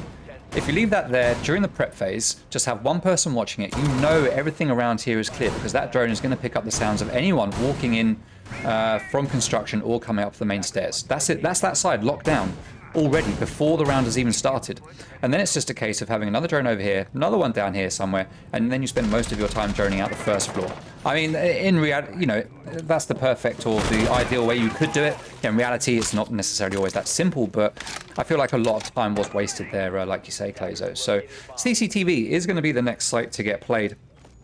Let's see if Athena will be a bit stronger on this one. Sing Sing is going to start opening up this wall. There is no hard denial. There's no electricity. There's no signal jammers. There's nothing stopping it. Though Sing Sing did just press his button and nothing happened. I can hear a signal jammer. Oh, it was here by the wall, which looked like it got taken down. Nicely done. And Davin is already in sight. They've just rushed it. I didn't even realize they'd rushed their way in. They've got complete control of CCTV, but Zach is down. Cheetah Den is coming for the res. Typhlosion is in cash. Sing Sing is starting to plant. Aza is down on catwalk. Henry B has control of the first floor garage. Plant is denied. It is a 2v3. That is Valkyrie taken down as Cheetah Den gets that. Oh, and that's a double for Henry. He's going for that third as he is now in a 2v1. And very quickly, it's a 2v0. As Kix and Henry pick up those last 2 kills. I completely missed that rush. I should have realized it was coming based on the setup that we had there. I was too busy just waffling from before. But yeah, great play from Athena. They brought out something different. They made it work, rushed into sight. And I'm analysing when really I should be letting you do that, Clazo. Let me hand over to you. Yeah, I mean, well played from Athena to rush. I mean, apart from Davin whiffing the shots on rafters, but apart from that, the more important thing is they won the round, and a vital round at that, to bring it to 3-5. To at least give them some sort of glimmer of hope to actually bring this comeback, so to speak, back on. Yeah, I have to say also, well played. It's like the ace just jumping through cash window and just CC window, I mean, and just taking side control that way. Yeah, well played. And also a nice little shot from, I think it was kicks on the Zove onto that pixel between the shield and the red stairs wall. So nice little shot there. Yeah, well played to Athena. Much needed round for them. Much needed round to bring that back. So yeah, well played to them. All right, so we are going to see CCTV get played again. Now, it's a staple of Mutiny, or any team that Den plays on, that when you fail a site, you give it another go straight away, and not change very much. However, we have seen, though, Just Toby is bringing out Echo. And I think that's the key change that we're seeing here between these two rounds. Who did we have last time? We had Maestro being brought out. We had Valkyrie, which is the same. We have Mute, Smoke, and Jaeger. So we do have the exact same lineup, except we have switched out Maestro for Echo. So two different types of intel gathering and plant denial. Now we are going to see Davin coming upstairs. He has taken control of Maverick. Clearly, Nekwa's decided, yeah, this isn't for me, guys. Can we switch it up? And Nekwa has handed that over to Davin. Davin, I think Nekwa could have managed that, to be fair. What Davin just did, opened up a little hole, took down the signal jammer, and that is the wall open 30 seconds in, and already they have that line of sight. We're going to have Kicks here, just repelling, trying to hold off any rotate. Zach playing a smoke on the top of the main stairs, very standard. He'll be using gas grenades to try and deny a default plant, or to stop anyone from pushing in through the breach. Just Toby trying to sit here safely in cash to deny the plant with yokais. Typhlosion playing construction. That's the problem with not going on Do Not Disturb, is we see stuff like that with Catsy. Looking for a group. No one wants to join your group, Catsy. No one wants to join. I didn't mean it. There is a reason why we're not on Do Not Disturb today. I'm not going to say why, but there is a reason for it. So apologies if we do get pop-ups stream. Apologies. So Henry... Oh! Henry pinged something, but Typhlosion with the SMG-11 just tags him right in the noggin and takes him down. Early lead there. And that's an important pick there. Typhlosion is going to continue holding this angle. Drone is going to come out as Nekwa starts putting kills on the board. He has 3 now, so well played to Nekwa, starting to be... Oh, hello. Yeah, I want to come through. Yep, on you go, on you go.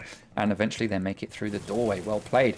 Maverick starting to do some work here on the logistics wall, opening up a little hole to walk through. Now, we do have Typhlosion sitting there with that SMG-11, waiting for something to happen. Nekwa's going to be holding it from the other doorway, and we've got Davin starts to make his way in. Pings go out. Oh, he takes fire. He managed to do a couple of health point damage to Brissac, who's going to chuck this gas grenade out there into construction to slow the push, which isn't coming just yet. Kix is now up on balcony.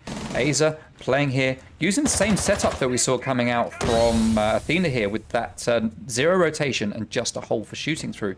And we're seeing a heavy construction take coming out here from Athena right now. All gas grenades have been spent. Grenades have gone down to take out any utility on the other side of this construction wall, and that is going to get opened up by Sing Sing. They try to impact trick it, but it is unsuccessful. All now open, and Athena have a pinch set up through the main wall and through construction wall in a 4v3. Just Toby evens it up though and makes it a 3v3 as Nekwa picks another kill up. Kix gets his own, leaving Aza all on his own. Sing Sing starting to plant. Aza tries to get the kill onto Zofia out there on the balcony, but Kix manages to get the picks. And he takes another round, or helps to take another round. It's not like he did it all on his own. There were 4 other people there with him. Manages to help take the round and put another one on the board for Athena. Yeah, I have to say, I mean, I'm interested to know how Typhlosion got the kill onto the Ash, who I think was Henry, which, well played, nice shot. Oh yeah, it was. But it's like, yeah, I'm just curious, like, I feel like Mutiny just lost manpower and just control. I mean, they tried to impact check the construction wall, and it's like after that failed, it's like they just lost control of the site. It's like they couldn't just anchor and hold hard angles. Yeah, I mean, it's just the default open up cache and open up CC wall, and it's like then they can't rotate out of garage and rotate through side. So that's just standard way of playing that if you're going to do a construction push. But I mean, well played from Athena. Yet again getting another vital round, because every round is now vital for them to get this comeback and try to win this round. Yeah. Okay, so we are now going to see Mutiny decide to go somewhere else. They've had Church and Arsenal just become unlocked for them, so they are going to head back there. Now, we looked earlier at some stats for CCTV. Let's take a look at the stats for Church and Arsenal. We can see it's 41% attacker favoured and 59% defender favoured. So they have lost this site once already. No, sorry, they won it once already. So in reality, this is most likely an Athena round. When it comes to stats, let's remember these stats are based on this league. It's not based on ranked. It's not based on PC Pro. It's based on this league and what the teams have done. So with a 59% defensive rating, they've played this once, which means that realistically, favors are tipped to attack here. Let's see how it's going to play out in reality. When it comes down to it, stats often don't mean a lot with things like this. Now, will we see a faster droning and roam clear game coming out here from Athena? Now, we have 30 seconds in. We've got the wall here from Jacuzzi only just getting opened up. Henry peeking. Drones. Can't see any drones actively rolling around here on the top floor. Kicks is outside the window, and again, okay, there's Sing Sing droning out now. Henry's starting to make his way in. But Henry does look cautious, and I feel like they should have had this droned already. Like I said, they just needed one drone here, and that completely shuts off this whole side of the building in terms of clear. So they've spent 1 minute just clearing one side, which does seem a little bit... I'm sure there's reasons, and if we get an interview with Athena, maybe it's something we'll ask about, but it does seem like it's taking a little bit too long to drone out this side of the top floor for my liking. I mean, perhaps maybe they're worried of maybe an elusive cheetah den or a Brissac roaming somewhere around the map and scaring them with this so-called potential roam.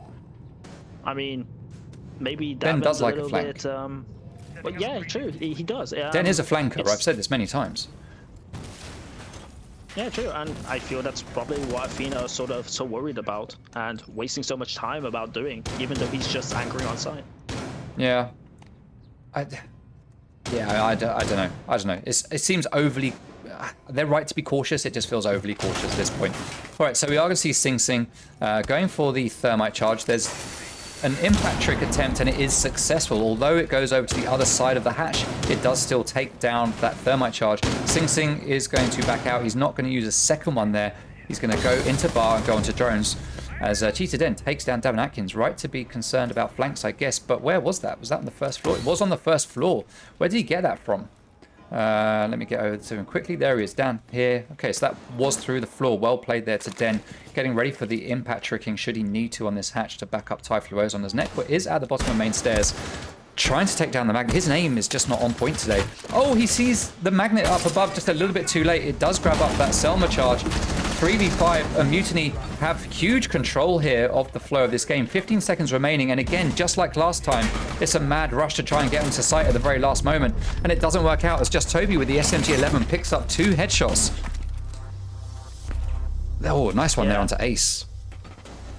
Oh, well played, Toby. Nice. I have to say, Joe, I feel like the Hibana ban for Mutiny is really hurting Athena. Just with getting those hatches open. I feel like they played perfectly into Mutiny's hand with that ban. I mean, they're struggling so much with getting that hatch open. I mean, it's just getting impact tricked every time. They're wasting, like again in the first round on when they pushed Church. It's like the time management is so crucial, and Athena are just not there with time management today. I feel on their attack. It's just it's un-Athena-like, I have to say. Yeah, I mean, Okay, so we are going to see Ty 6 picking Mutant going on to Kaid. We are getting a CCTV hold, so let's see if they do similar Kaid placements that we saw coming out from Athena to hold them back. Typhlosion, yeah, putting one up there behind the wall, and he is going to drop downstairs. I don't know if this is just the latest meta or if it's a case of Mutiny see what Athena doing and thinking, yeah, let's just play their own strats against them. Why not? Not a strategy that I'm a fan of. If it works, it works. But I don't know. I like seeing teams do their own things. I'm not saying they're copying Athena. I mean, these are positions that we've seen in YouTube videos and whatnot. So there's nothing unusual or new that we're seeing here. Just odd that we're seeing it all come out in the same game, but it's working. So it doesn't really matter. We are seeing the same. We are seeing the same setups coming out from Mutiny that we're seeing from Athena. So. Very curious. The difference here, though, is that I think I called when Athena were doing this that a grenade coming through the drone hole would take out that electro claw here. Mutiny have covered that with an ADS, though, so that does make all the difference, and that could help a lot. Typhlosion opening up the hatches, and again, as I talked about before, we've got holes down here in stage, allowing anyone up here on this hatch to look down here to deny anyone that plays in stocks to try and take angles on the players up above. We've got just Toby playing down here in lounge, with the castle barricades, just waiting to try and stop anyone from taking control of down here. Now, Sing Sing does take some damage. Where is he? He is up here on the rotate, or the breach rather. The wall isn't opened up yet. They have managed to do the Maverick trick, a lot cleaner than it has been done before. Kicks is going to be responsible for opening that up with a lifeline. He's going to wait until just the right time. The time is now, and that is opened up. Den getting ready here to try and shoot that player on rappel. Athena need to watch out for this. If Sing Sing comes a little bit too far over, which it looks like or kicks rather, he has come too far over. Oh, but he reads into it. He takes down Den. Well played by Kicks. Did he know that he was there? He must have heard him shuffling around. Well played. Or there was a drone on it. Who knows? We don't know. We will never know unless we ask the question later. But I'll have forgotten by then. Davin is going to be droning out, and it looks like we are going to see another push coming here from construction. We've got 4 players stacked up now, with 1 player over here watching the rotates. That's going to be Kicks. He's going to be watching for that garage doorway. As Davin takes a load of damage up here in construction, he's going to back out a little bit. Gas grenade goes out. 1 minute, 20 seconds remaining, and there's still 2 gas grenades left in the pocket of Brisk Zach. That construction wall is going to get open. C4 goes out. It's not going to find a target because there's no one there. Typhlosion tries to fire through the doorway, expecting to find a pick. He was right, but he missed his shots as Kicks gets that double kill. We see 1 player get blinded on sight as a grenade goes out. Doesn't do any damage, but Typhlosion has taken a bit of damage. He can now see again. His retinas have adjusted to the light. Oh, great kill there onto Sing Sing as he peeks that doorway, and he gets the double onto Davin Atkins, and very quickly it's not a 3v3 but a 2v3 as Kicks goes down and now gets killed. And Mutiny, oh, Brisk Zach takes someone down as well. That's Nekwa out as Henry again is the last man standing on this team. So often Henry is being left as the last player. This is match point. This is about to be Mutiny's map. If Henry doesn't make this work, he manages to get 1. He's got 2 left to find. He doesn't get the last as Brisk Zach manages to take him down with that shotgun. And map 1 goes to Mutiny with a 7-4 victory. Well played to Mutiny for taking that map, which, based on the interviews earlier, I think Athena thought it was going to be theirs. Yeah, I have to say, they felt really confident that they'll win the first 2 maps. By the way that interview sounded by Davin. I have to say, though, well played for Mutiny. Really well played. I mean, if you look even at the scoreboard, there's 3 people dropping double digits, and it's like, even though Azza, or Robin as he's known, who's picked out as the player to watch for Mutiny, although he's having a quote-unquote subpar game, it doesn't matter. Mutiny as individuals are picking up for where Robin should be, and it's like, well played, well played. They're just getting the picks they need. They're just winning the gunfights they need. Especially Typhlosion in the last round getting that crucial double kill, that nice little pre-fire into what's that called? Bedroom onto Sing Sing, and then getting that cheeky kill onto Davin lying on the floor. Well, although I'm questioning why he's lying there, unless he's trying to get that little pixel shot under the green box onto Ty, but Ty just comes back and just says, no, I'm just going to take your head off. So, well played for Mutiny.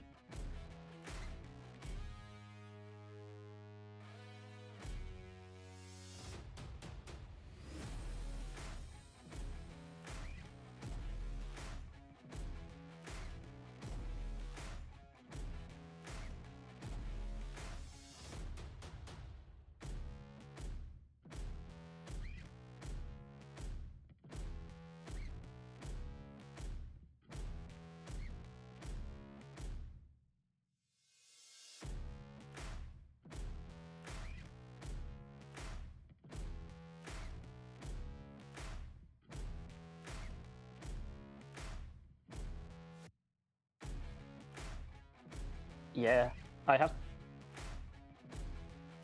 Yeah, I have to just add on to this. Like, I hope this isn't the Athena we're going to see for the rest of the maps. I mean, it's like, it was so evident and clear on some of those rounds, especially on the attack. It's just time management. It's just poor from Athena. Really poor from Athena. And it's like, it's untraditional from that team. Especially from a team with Davin playing as IGL. It's like, he must be cursing his team.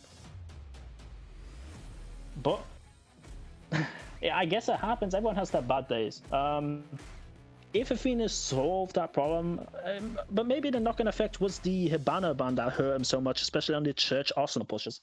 So maybe that was the key factor of why it was taking so long, and maybe individual mistakes with Nekwa maybe taking so long with the, well, memo hatch getting open on Maverick. So maybe a number of factors is causing that time management to just be extended unnecessarily long, and well, almost gifting Mutiny 3 rounds. But nonetheless, you have to respect Mutiny for playing a very good clubhouse.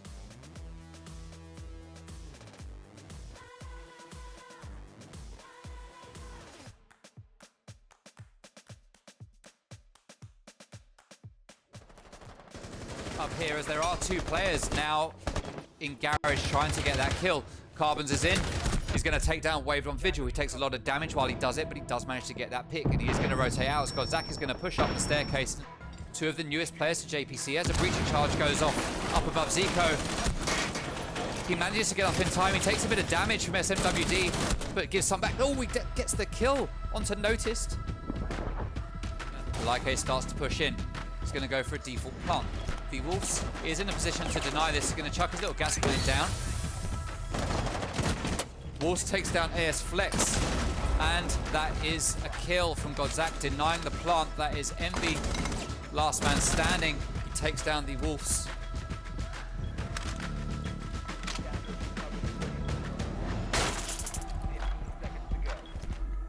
And Envy is going to go for the plant. Godzak is down below. It's a default spot. He could have shot him through the floor, but he's not going to.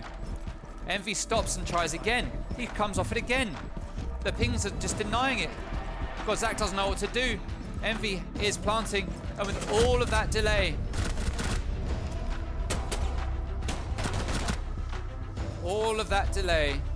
allowed Godzak to come up and take that round.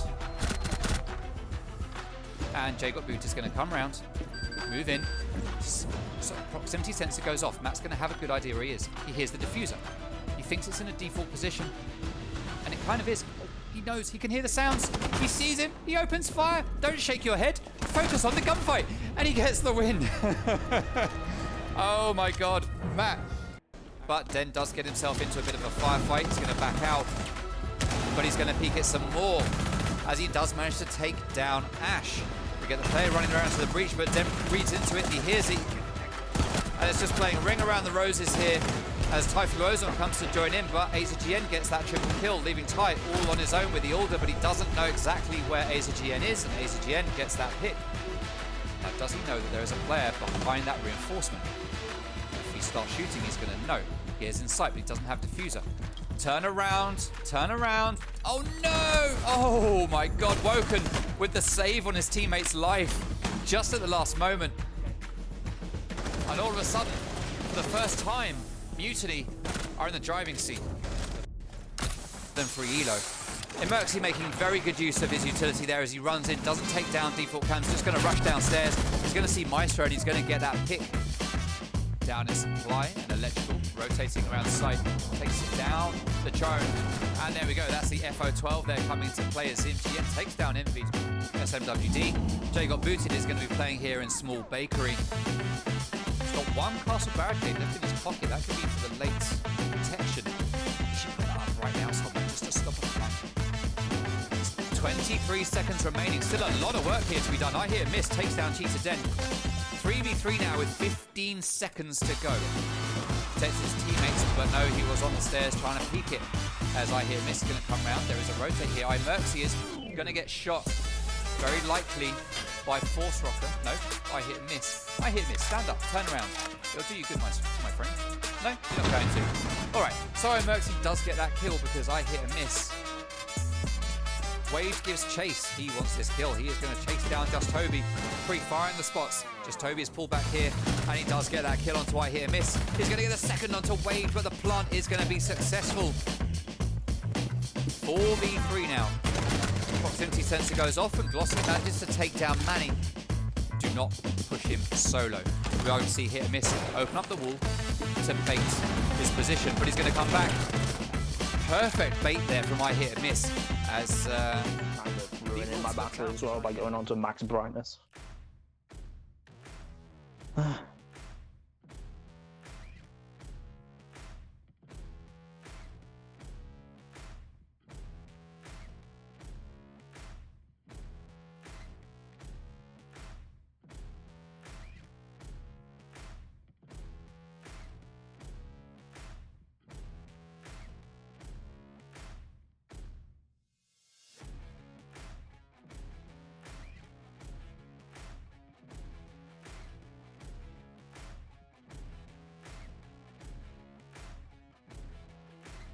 Alright, welcome back to the stream. I was on mute there. Apologies, everyone. I was chatting away, but you couldn't hear me. Only Clayzo had the misfortune to be able to hear what I was saying.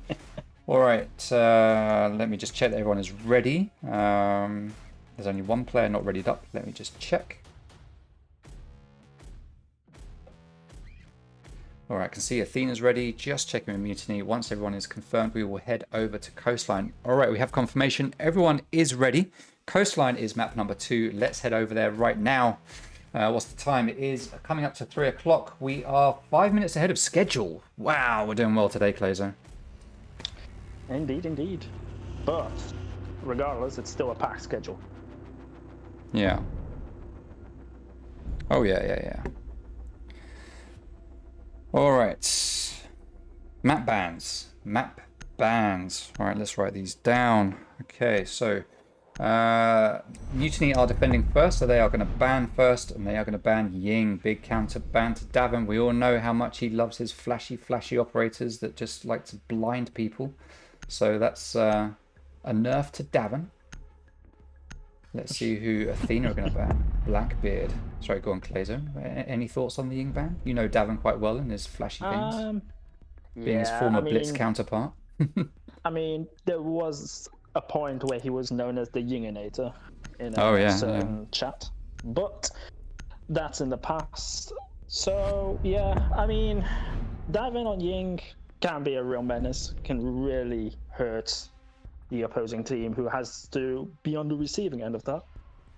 BB, yeah, like I mentioned in the ban phase, it's like Coastline, Billard's window. BB can be a real menace. Yeah. It's just better to ban him out and just not have to deal with it. The mirror, I mean, mirror can be strong, depending on how you set it up. There are certain setups you can do for a mirror. And although an Oryx ban is a bit of a weird one. Of course it's Oryx. For some reason I wrote down Goyo. I always get the two names confused.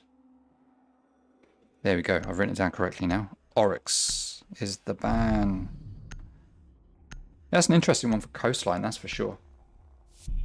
Indeed, indeed. I mean, I'm not too surprised with the BB and the mirror, but the Ying and the Oryx. Ying I understand, because we're playing against Davin here. Oryx, Kix has been doing very well on Oryx lately, so maybe it's a ban to Oryx, to Kix, but I just don't know that I see Oryx getting a load of play on Coastline. Nearly called it Coastline. Oh, I don't know what I'm saying. Oh.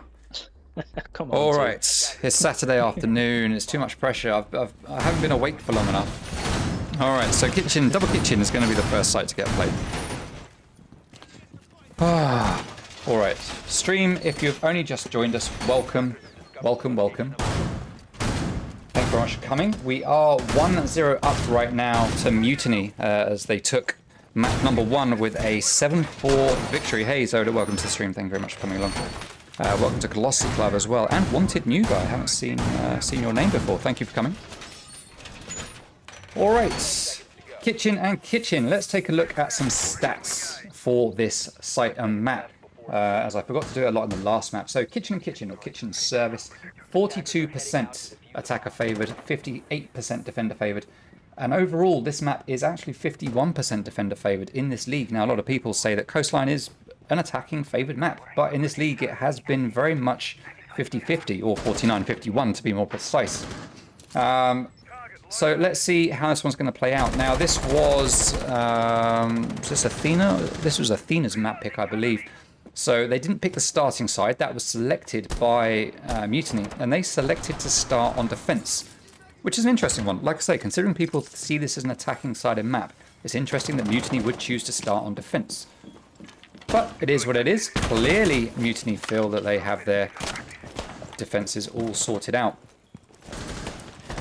Alright, so let's take a look around here as Davin gets taken down very early on by Aza, and I missed it completely as I'm trying to find the right player to look at. I'm guessing that was upstairs as Aza is playing Vigil.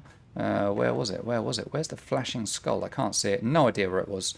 Hold on. Nope, I thought that was blood, but it isn't. Well, I don't know. Doesn't matter, he's dead. Right, so TootXB playing downstairs in the lobby. Zach watching cams. Aza roaming around in the lobby with Ty. Just Toby playing in security. And Den playing down here in the toilets. Just waiting for someone to come down white stairs. Now let's take a look at what the attackers are doing. We've got Nekwa droning. We've got Kicks watching those white stairs, waiting for someone to come up. Drone gives the clear that nothing's going on, so they're going to start moving forwards. Henry are playing on 90 and Valley going to be droning out. And checking to make sure it's all clear in Penthouse. Valley going to be looking there at cool vibes. Let's see what kind of push we're going to get here. It's very quiet right now as we are 2 minutes almost into the round and we are only just getting the vertical destruction. So Nekwa is going to start putting down the air jabs to deny the flanks up the stairs as Kicks manages to take down a kill. 4v4 now, leaving things much more balanced. Aza playing in blue bar. Zach playing underneath Penthouse, waiting to get a kill through those holes as Henry continues to open holes up. TootXB still playing down below, along with Just Toby watching Courtyard, and Henry doing work upstairs. Kicks doing a bit of work looking through those holes, trying to find the kill. Now, if he continues to watch this doorway for long enough, no, he's going to get bored and run away. I think he would have got a kill there if he just waited a little bit longer. TootXB bound to go that way at some point. At some point. Now, we have one player over here. I'm guessing it's Aza. Yeah, it is Aza. He's going to be rotating around between Sunrise and Blue Bar. He knows exactly where Nomad is and takes her down. Well played there to Aza. Nicely done as he gets that kill. 4v3. Coastline at the moment going in favor of Mutiny. 13 seconds to go. Very, very slow plays here again from Athena. Valley manages to get a kill there onto Aza. Diffuser is now in sight. Valley is going to go to plant in a pretty default spot. Classic spot, as we've seen in a very famous invitational from Pengu. But defenders win it based on time as Just Toby takes down Valley while he's trying to get that default plant down. And that is round number 1 going in favor of Mutiny.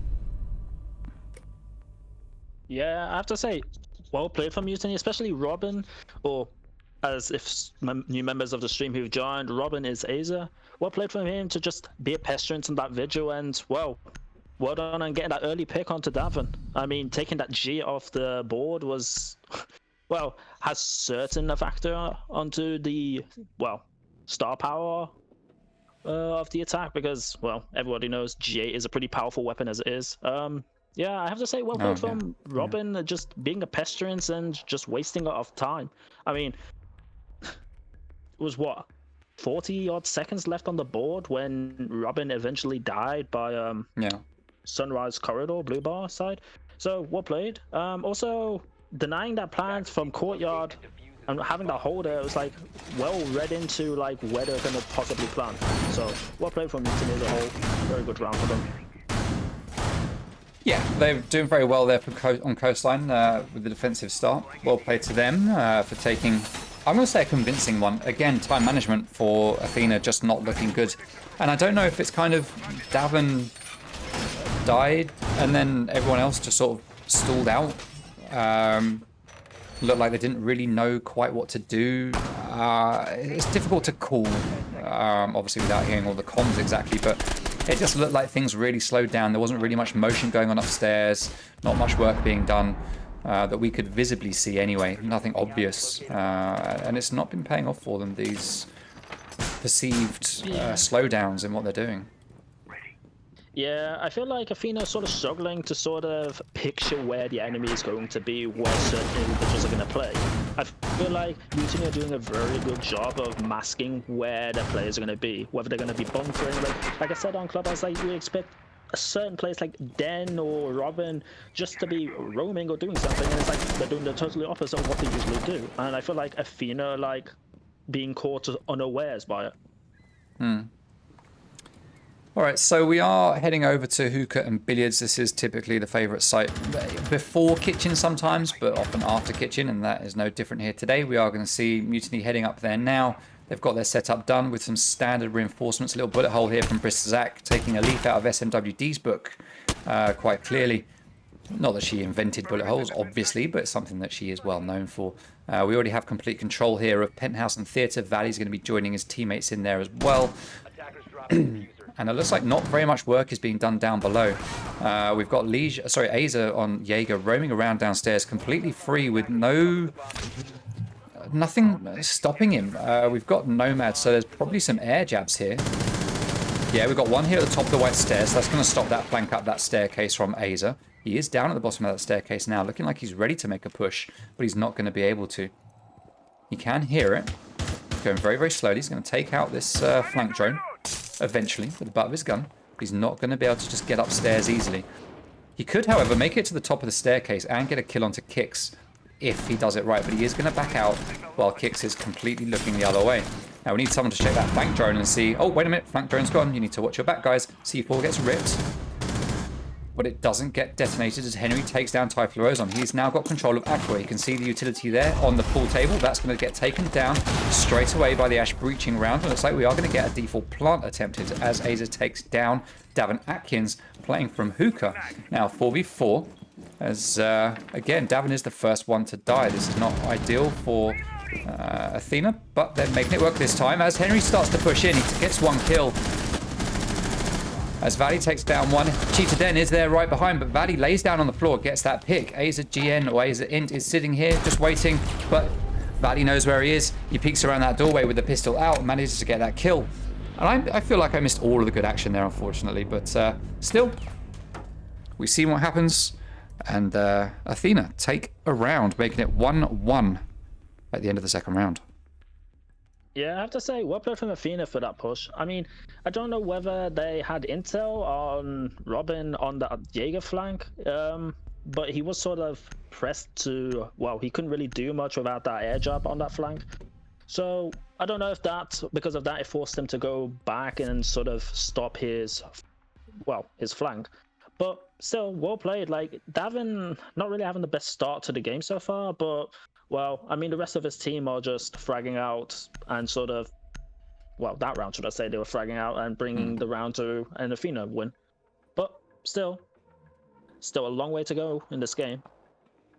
Is a long way and still anybody's game, it looks like. As we are going to see Blue Bar and Sunrise get played now by Mutiny, which may or may not be read into by Athena. I suspect we'll see a pretty standard setup coming out on this site. We are going to get the standard rotate here in between blue and sofa. We're likely to get some holes opened up here in the bottom of this wall facing into courtyard.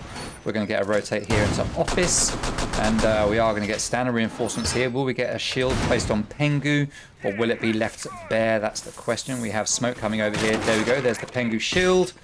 Nothing unusual coming out from Mutiny just yet that I can see anyway.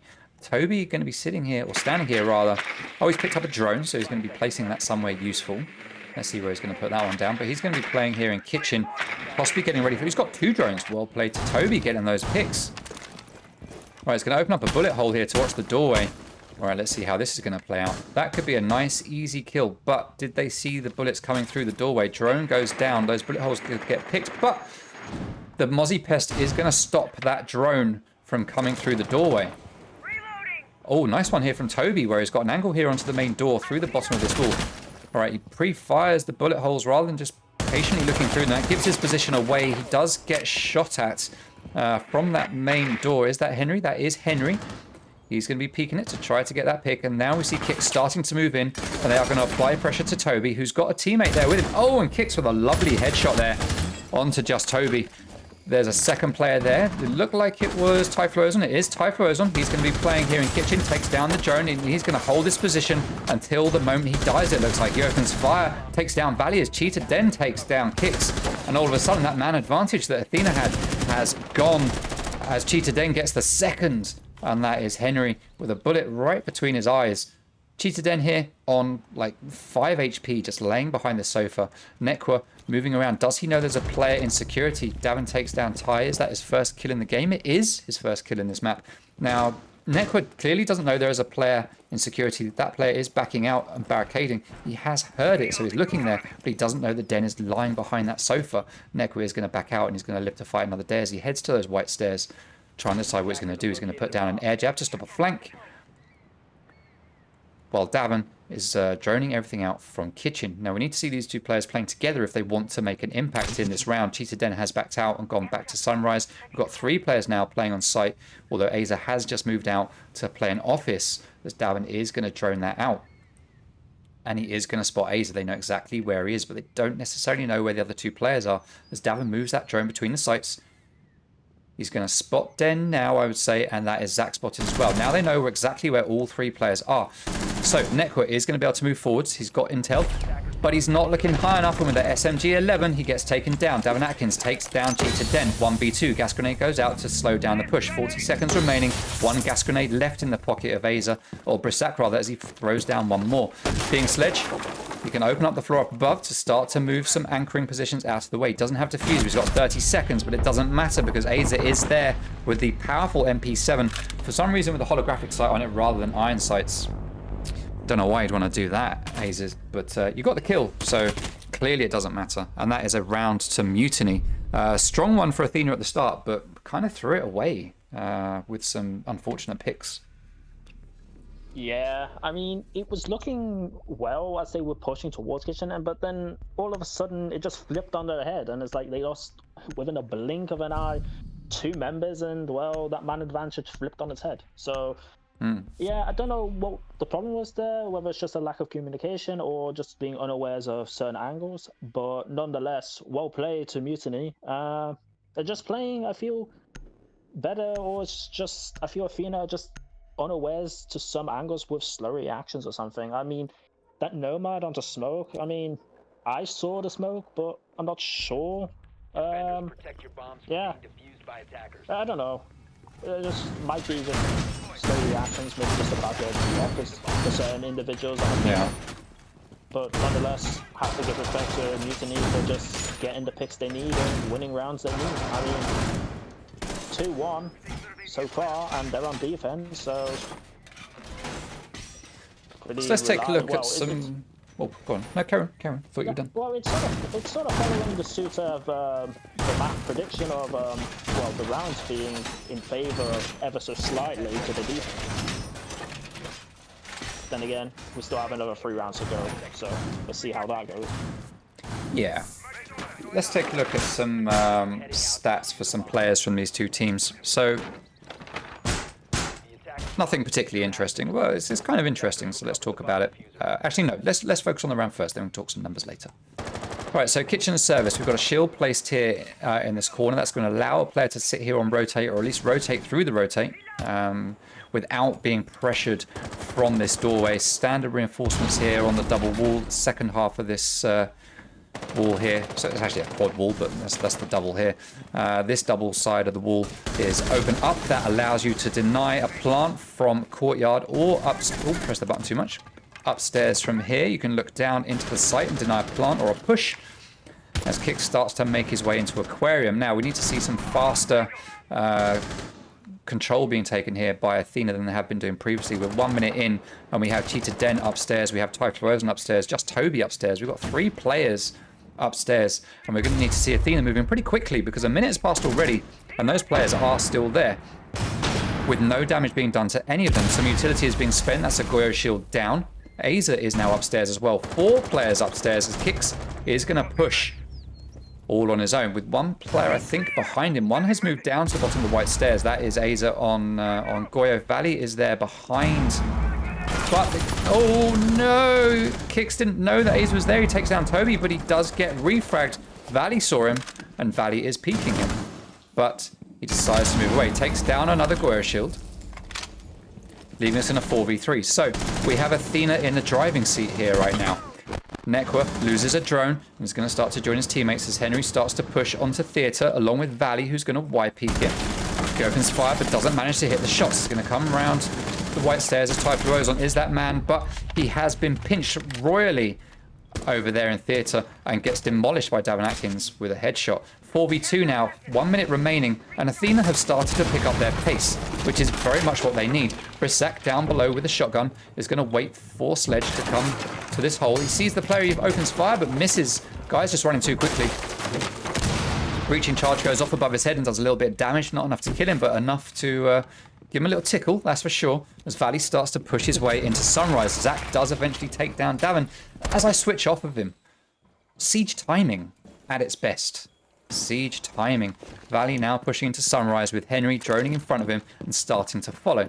Davin's going to be responsible for giving calls to the team. All three players here stacked up in Sunrise, making their push into Kitchen. Both players, there's the gas grenade going down. That's going to slow down that push slightly. 15 seconds to go, but the attackers can make their way through here. It's actually not denying a push in through that door as Henry gets that kill.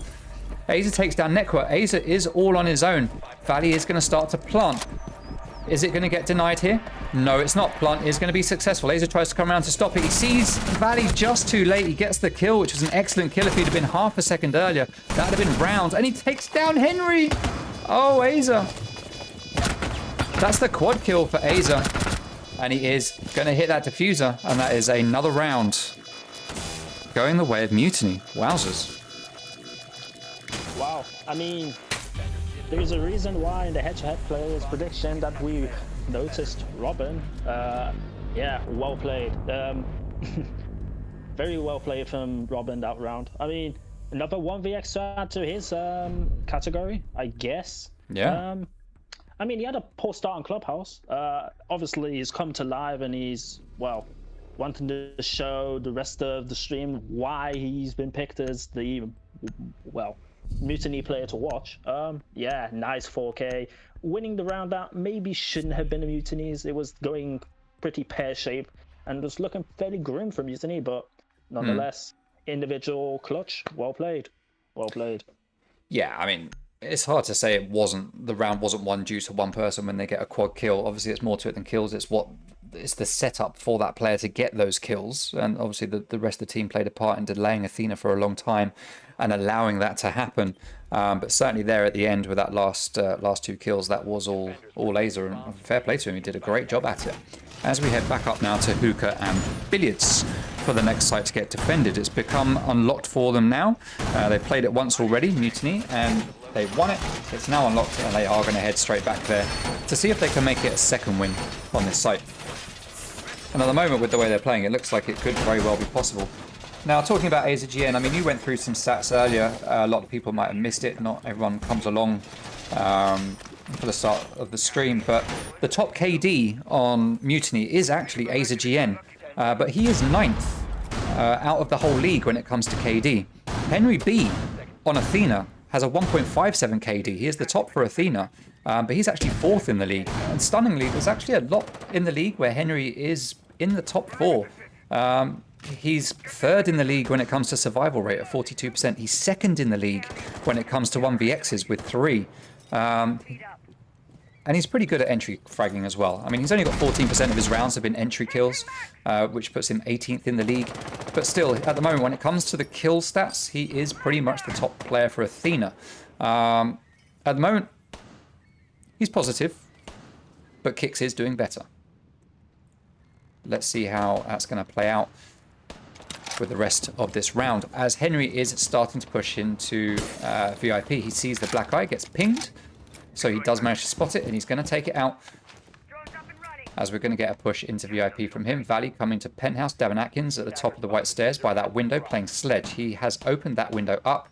AZGM was getting ready to come up the white stairs, it looked like, but he is going to back out and join just Toby and Typhlosion over here, over by the site. It's just Toby is going to hold position in luggage, watching Valkyrie cams. So that's Typhlosion watching the Valkyrie cams, not just Toby. Just Toby is just rotating in between site and aquarium, it looks like. Diffuser is currently sitting on the floor. Athena waiting to find the right moment to pick it up. They're just going to leave it here. And who's going to pick it up? Henry B doesn't want it. He just runs past. He's like, yeah, I don't want that. I've had my lunch. I don't need... No, all right, fine. I am hungry. I'll take the sandwiches. There we go. Henry picks it up, and he starts to run over to join his teammates here at the top of White Stairs as Nekwa puts down the flank denial. And we are getting a 3 to 4 man push here through luggage as Typhlo Ozon takes down the first of those 3 to 4 men. Making it a 2 to 3 men push now here. Well, it looks like Nekwa's given up. He's going to watch 90. Davin's given up. He's going to rotate around to Aquarium doorway and attack from a different perspective. So we're going to get pressure applied to Typhlo Ozon from both sides here. Davin can distract him. Henry B can come in from the doorway. And there we go. There's Henry. Just comes in, jumps over that bar and takes down Typhlo Ozon. And that is Aquarium control gained. Now they need to take control of site. Valley does take down Just Toby, and it is a 4v3. We've got Cheetah Den playing down below here with the C4. It gets ripped and pulled, but there's no one there. Nekwa is there, actually, but he takes a tiny bit of damage, but does manage to stay alive. Nekwa takes down Aza now, leaving us in a 4v2. Den is going to rotate back up the Cool Vibe stairs. He sees Nomad. C4 does get pulled by Zach. Doesn't do anything yet again. That's 2 C4s gone. No more left. That's heavy plant denial for the default plant. And a beautiful kill there onto Nekwa from Den, just spotting the veil or something over the top of Nomad's head, whatever you call it. Don't you call it? It's not... I don't know what it is. The little headgear. And Davin with the frag grenade takes down Brizzak, the last player. Actually, it was Valley. Oh, so Zach was downed by the grenade. There we go. That was Brizzak going down. Valley cleans up with a kill. I'm getting so confused, but Athena finally put a round on the board, which they need, making it 2-3 in favor of Mutiny as we head into the last round of the first half in regulation. Yeah, I have to say, on that round, Athena did play pretty well. I mean, there were a few moments where maybe that Nacho from Cheetah Den could have changed the round a bit more by killing the Nomad earlier on instead of having to preoccupy it by killing the Nomad 30 seconds later. But yeah, I have to say, well played from Athena by putting quite a bit of pressure onto luggage. I have to say though, nice shot from Typhlo Ozon. I think it was onto kicks on the Zove in luggage. But yes, yeah. Yeah, Typhlo Ozon having to hold Aqua by himself with 3 people pushing him. It's it was bound to happen that he's gonna lose Aqua eventually. Lose it he did. And the round just went Athena's way. So this is their last attempt on attack. Blue Bar and Sunrise. Now this is one of the lesser played sites on this map, with Penthouse being the least played. Let's take a look at the stats for it. As we look at Blue Bar and Sunrise, 50-50 on the stats. So 50% defensive favoured, 50% attacking favoured. We have seen this site played once. It was won by Mutiny. So you don't need to be a mathematician to work this out, and you don't need me to tell you, but that means that when it comes to stats, laws of statistics, laws of averages, whatever you want to call them, says that Athena should win this. It's not definite, but they should win it. Let's see if they will be able to make the stats look good, or if they will show that stats actually don't mean anything whatsoever. We have a one-man top floor hold here on Coastline right now in this round, which is coming from Just Toby. We've had Aza playing Bandit come up to join him. He's going to be sitting here at the top of Cool Vibes, just watching into Hookah Doorway. It is going to get droned, so Henry shouldn't just walk into a barrage of gunfire, because that drone should give him the intel that there is someone there. He's peeking it very carefully, so clearly they know that someone's there. Random gunfire comes up from Aza through that wall, doesn't hit any targets, C4 goes off. There's a bit of a waste, an unfortunate use of C4 there from Aza. It could have waited until a little bit later. It was a good opportunity for a possible pick, I guess, through the wall here.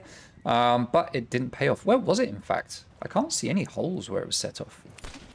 I don't know. I mean, I'll just assume it's around here somewhere. Aza does eventually get a kill, though, and that is onto Nekwa. Nekwa, not having a good day today. Not having a good day. Henry holding Cool Vibe stairs. Valley's going to make the long rotate up to ruins, while Kix is up above site, opening holes, trying to find players in default positions. There's a player in Pengu, but he can't get to him from there. He's going to open up a hole here to look down behind Bar, but there is no one there. Henry doing damage as well, along with Davin doing damage above Blue Bar. And I'd be surprised if we don't get a Blue Bar push here. Just Toby has dropped back down now, and he is playing in kitchen service next to Typhlo Ozon, who is playing down here in kitchen, just holding the angles for someone to come down. Cool Vibes. Still in a 4v5 as Henry is taking a lot of damage through the holes that are being opened up by Athena here on the floor. Those holes, as everyone always says, work both ways, and with 1 minute remaining, they need to capitalize on these holes that they've made and not let them get used against them like they have done so far. Title Ozon just sitting here holding the one position. Zach just holding Pengu with 2 ADSs protecting him. He's going to drop the gas grenade, which is going to slow a push. He's still got 1 remaining in his pocket. Bandit just sitting here waiting for a possible run out, but there is no one here. That is going to be a waste from Ace. And that's another grenade kill from Davin Atkins onto Zach. Zach is hating the grenades right now with Jaeger in play. That shouldn't really be happening, but it is. It is. Okay, we're not seeing a blue bar push. It looks like we are seeing a sunrise push as Kicks takes down Cheetah Den. We've got Ace being played by Valley. He's going to drone out the site to give Davin a call to let him know it's clear to go in, but Kicks does go down. We know there's one player here behind Sunrise. He's going to have to get pushed aggressively here by these 2 players that are left, but Aza from the doorway takes down Valley. 2v3 now. Davin is in sight. He takes down Bandit from behind. He has no diffuser. That's in the pocket of Henry B, who is starting to plant, but he's likely to get stopped in his prime. Rather than take the hit in stats, he's going to come off the diffuser, and that's going to be the last round of the first half going to Mutiny. And yet again, we see the first half of the map going to Mutiny with a 4-2 split. Yeah, I mean, well played. It's again just that Mutiny just seem to be better prepared for the defense. I feel like they just have Athena's number and how they play and how to deal with her. I mean, there are a few moments here and there where players are like unaware, whether it's just they just don't hear people or something. But regardless, as a team as a whole, Mutiny really have Athena's number. They're just winning their gunfights and just got crossfires and just being unpredictable. Also, just Robin just going off and getting another 3K. Yet again, individual performance, just helping a Mutiny just win rounds and just dominating, I feel. Attackers need to locate and defuse as many bombs as they can. So I went quiet for a moment there. Mrs. 2 bringing the snacks in to make sure that we keep on going. Didn't bring any for you though, Clayzo. Bit mean. Oh, no, now you know. Now you really know where you stand. I see. Thanks. You see how it is. Doesn't matter. I'll just go to the fridge and get my own snacks, I guess. Fair enough. I'm too lazy, you see. I'm too lazy. Alright, so first round of defense. We are going to see, well, first round of defense for Athena at least. We are going to see them playing in hookah and billiards. Now, Valley setting up some bullet holes there, it looked like, in the bottom of that wall. Oh, I'm spinning around far too fast. There we go.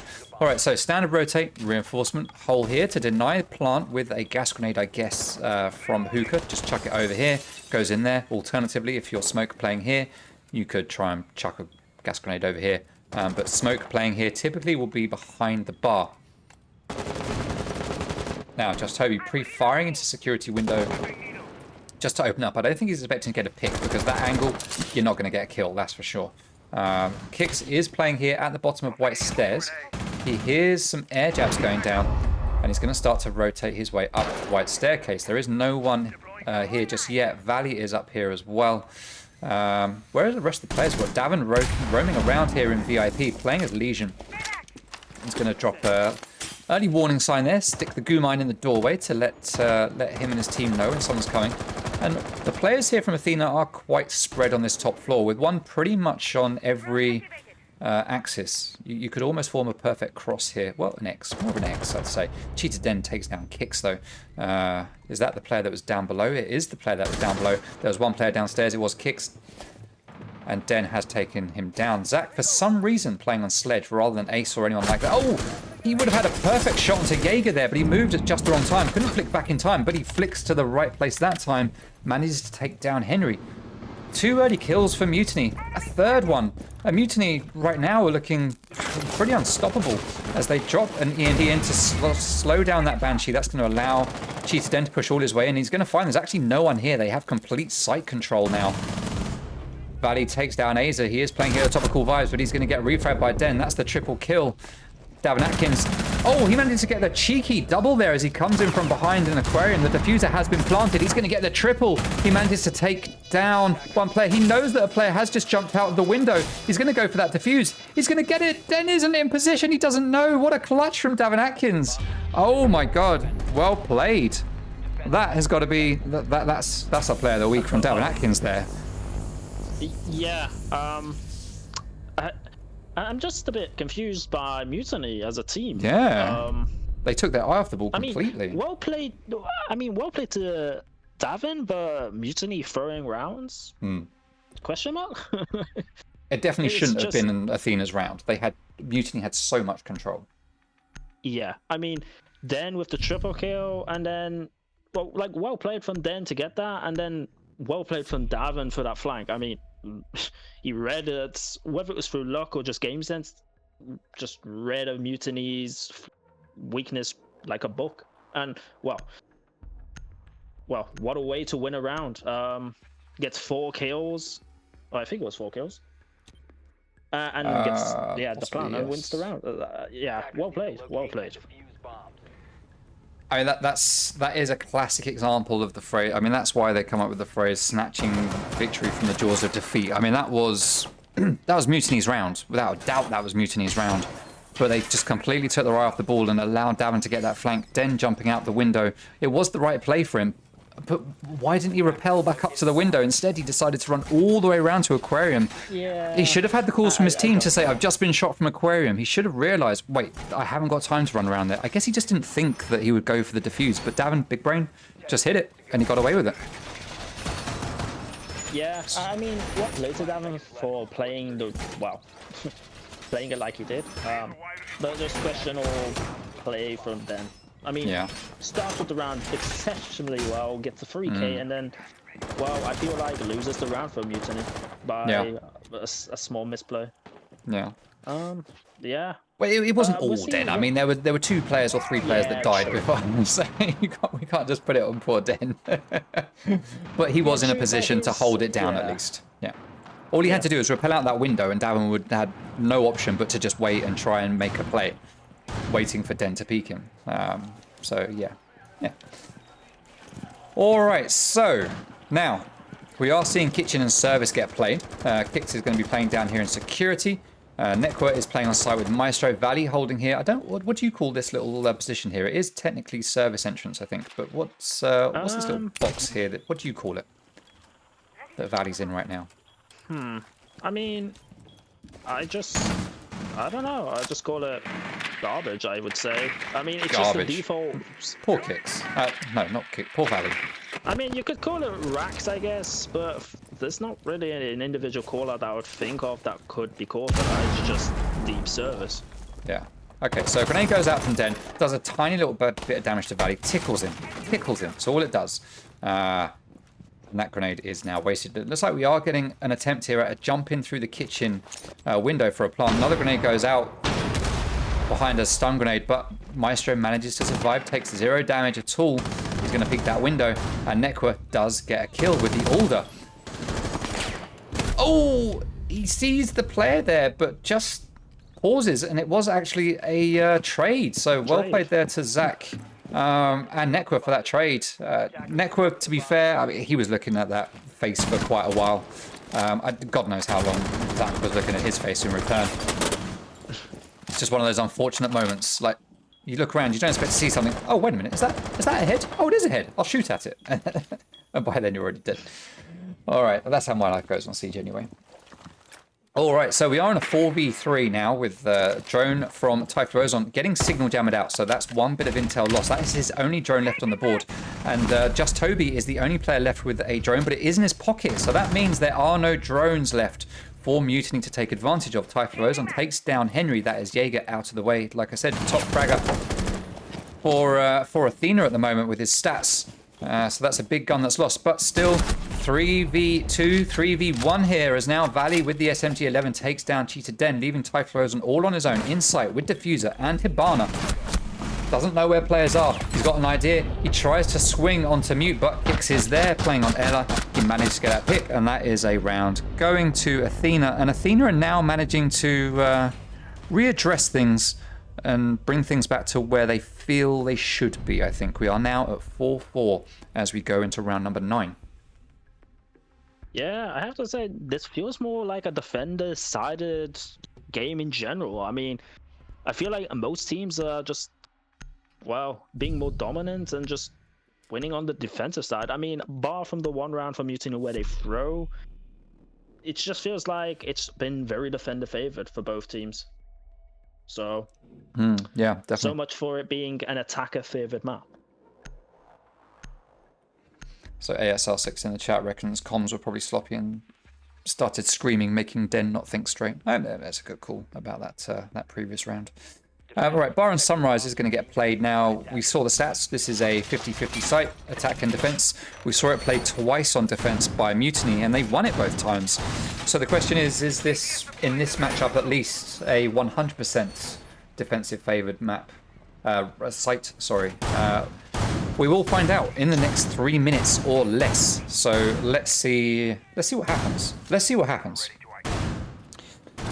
Okay, so standard setup coming out here from Athena. We are getting the typical holes opened up here at the bottom of the wall in Blue Bar, looking out into Courtyard, or looking into Blue Bar from Courtyard, depending on what side of that wall you're standing. Standard rotate going up here in between the two sites themselves. Standard reinforcements, a little bit different here. Hole at the bottom of the wall.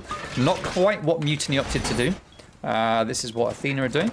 And a shield in a different spot here, not playing on Tengu, mixing it up a bit, putting that shield a little bit further back here, allowing them to watch the doorway from a distance. And Valley will be able to smoke or gas that door out if anyone tries to make a push in through there. Now the problem here is, of course, that Valley is exposed if anyone gets control of Kitchen, but we do have Henry over here, who is going to be Valley's canary, as it were. All right, Kix is going to be holding here in lobby. Type Fluo's on drones. Just Toby rappelling up. It looks like on drones, is he? No. There we go. Okay, he is on cams. He knows where Mute is. Oh, Mute spots the drone. Pre-fire. Oh, if he'd have been like 2 millimeters lower, that would have been a kill. Oh, Davin doesn't know how close he got. Well, he probably does know, to be fair, how close he got to being killed there as the bullets whizzed over his head. Unfortunate one for Toby, very unfortunate, as Kaid is going to back up and join his teammate over here, and we are now seeing top floor dominance being asserted by Mutiny as they open up the typical holes above the site to move the defenders out of the way. And we have all 5 players upstairs now, 4 of them just above the site, with Typhlo's on playing outside, watching cams. Ace is going to come out and watch cams as well, as Zach takes a bit of damage through one of those holes that they've created. Going to peek it, but I'm not sure he's going to find a kill as Den gets taken down thanks to a cheeky flank up the stairs there from Kix. He is quickly refragged by Aza though, making it a 4v4. 1 minute 20 seconds remaining. 4v4. Still anybody's round at this point. We've got Just Toby doing flank watch. We've got an air jab there, but he's also going to watch it with his gun. Ty just watching drones, Zach watching angles, and Aza watching the same staircase that Toby's watching. We need to see more activity coming out here from Mutiny, I would say. They need to do a bit more than just watch some angles, especially having 2 people watching the same angle. It's just not necessary. Oh, Nekwa with the big play there. 2 players running down those stairs from Hookah, the Hookah staircase. He pops out, and with that, is it the TSG or the AS? It's the AS on Kaid, I think. TSCG, with that improved recoil control with this patch, manages to get 2 picks. Just Toby is going to peek that doorway. Almost shoots his teammate Zach, who is running back upstairs with Diffuser. Just Toby peeking in, but the gas grenade goes out. That's going to slow him down a little bit. It's not going to stop him, but it is going to make him lose a bit of health as he pushes his way in. Now he's sat here in sauna, completely exposed as Zach takes down Valley. Zach has Diffuser. He is upstairs. You do not want your man with Diffuser upstairs, dropping it at this stage of the game. And there's Nekwa with the 3K onto Toby with that very powerful shotgun and a cheeky little C4 getting thrown out of Nekwa there just at the end of the round. Well played to Nekwa, stepping it up in coastline in that round, much more than he was in Clubhouse. Well played. Good round for him. Very good round. Yeah, I have to agree. Just to note on that, Nekwa turning the round on his head with that nice double kill on the Hooker stairs. So well played into reading where the Mutiny players were and getting, well, not quite a free double kill, but regardless, that well, that buff to the TCSG. The second kill wasn't free. He took a few shots at it. It wasn't completely free. Yeah, but still very good into reading it and getting the double kill, and well, to throw it around on its head pretty much. Yeah, that was the switch around, I would say. I mean, Mutiny were running out of time. They hadn't really done enough, I don't think, at the point of the round that they were in. So I think it was favoured Athena at that point, but that doesn't take away the fact that just getting those 2 quick kills like that did turn it around. And then for some reason, Zach heading back upstairs with the diffuser, I don't know, I guess at that point they decided to just play for kills. They knew that Netcore was downstairs in Sunrise. I guess Zach thought, oh, I'll make it back up to the holes and I'll just shoot him through the floor, not realizing that another player had gone upstairs or was making his way upstairs to counter that play. So an unfortunate raft of decisions there coming out from the last 2 players, or the last few players at least from Mutiny. Unfortunately costing them that round. You have to point out that Robin is sort of having a sort of slow second half of the game. I mean, for the last few rounds, he was on 11, 12 kills about 4 rounds ago, and since then he's only managed to get like 1 or 2 kills. I'm not quite sure if he's got more than 2 kills, but that's how it feels. I feel like he's not had really much of that impact in the Who's this? Aza? department. Yeah, Robin. He's got 13. From Mutiny. Yeah, since they swapped, he had a really good start, and then it's like oh yes. Slowly Oh, you mean sorry? Yes. Yeah, I get you. All right, so Davin is going to take some early damage. We haven't looked at the setup at all, but Davin is upstairs roaming around. We've got 2 players downstairs, I think. Yeah, we've got 2. Kicks, who is going to back out up the white stairs, leaving Valley on his own. No, he's not downstairs. Sorry, he's upstairs, but there is 1 player downstairs. It is Jaeger, being played by Henry, no doubt. Henry is a Jaeger main. It's his most played operator. Fun fact for you. He's played Jaeger 54 times in this league up until today. All right, so we have Zach up top. Normally he plays Ace up here, but he's not doing that this time. Ace isn't banned, but he is choosing not to play Ace, or the team is making him choose not to play Ace. He's going to play Thatcher, and he's going to play up here from above, while Typhlo Ozon is going to be playing as Hibana. They've got that wall open into the site from up here, which gives them a position to stop rotates. We hear an air jab go off. Not sure who that was. Not Davin, I don't think. Neck was on site. Kicks downstairs. Could have been Henry. He's sitting here waiting. He sees the head of Den, and he manages to not take it off, but he does manage to down him and finish off that kill. Well played to Henry. Unfortunate for Cheetah Den, who just didn't have the intel. Now a drone goes in. It's a little bit too late, drone. A little bit too late. A window does open up outside Henry, or by Henry. He doesn't look at it, but Toby has rotated away and is standing here watching this dirty little angle right here behind the bar. If Henry stands up in just the wrong position, he's going to get it popped off. Aza GN is coming in to back up Toby, and they are going to pinch him. Henry takes him down, but he doesn't know that the player is behind him, and just Toby does manage to get that pick. And we also get a refrag onto kicks from Zach, leaving it in a 3v3. So great play from Henry there, holding up 2 players, wasting a lot of time, managing to get a couple of kills out of it. I would say that was a worthwhile trade in my book. Now 2 players jump outside and are going to start to make their way up to Aquarium and double window. Netcore is going to hold this window, looking down. He sees the rappel, and he manages to take down Nomad. He gets blinded at the last moment, but he does get the kill, and that's what's important. Gas grenade goes out, or C4 goes out. That was a gas grenade, goes out, but it gets shot and doesn't get ignited by Valley. There's the second one. That's going to slow down Zach a little bit. We've got 15 seconds remaining. 1 gas grenade left in Valley's back pocket, and he is in a perfect position to completely deny this default plant. But it's going to be denied instead by a player with a gun, as Valley is the last man standing. Typhlo Ozon is down. Zach is all alone. He's got diffuser. Is he going to try to plant? If he does, it's a sure enough loss. Oh, he comes around to the doorway to try to get the pick, but he's looking the wrong way and completely misses the fact that Valley was an easy kill. And round goes to Athena. And Athena unstoppable now with a 4-0 win here on defense. Yeah, indeed. Taking it to match point.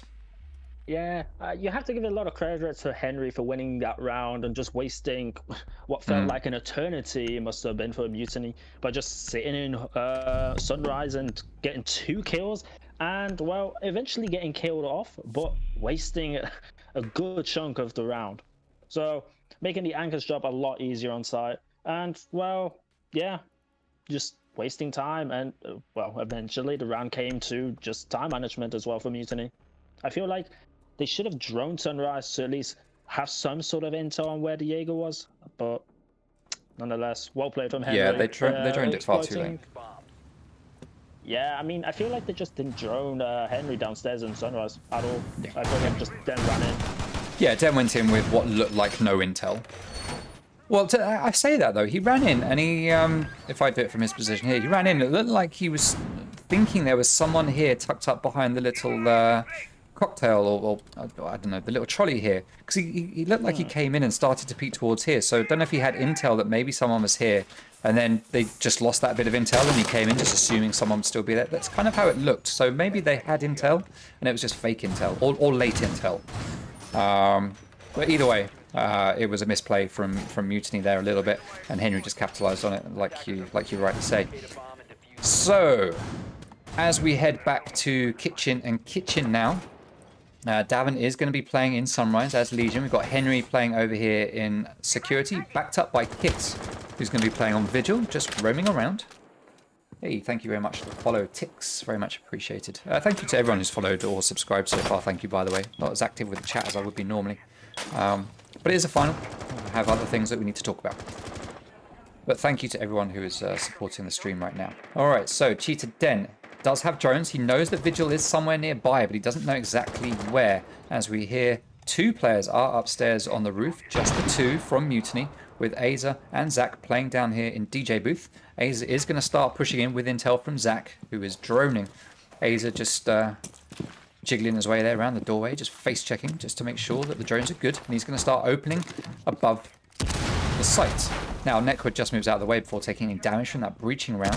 Oh, he almost runs into another one. He does manage to get away with it. He has taken a slight bit of damage, as we see 2 players running down Cool Vibes, just splitting up, 1 to Blue, 1 to Sunrise.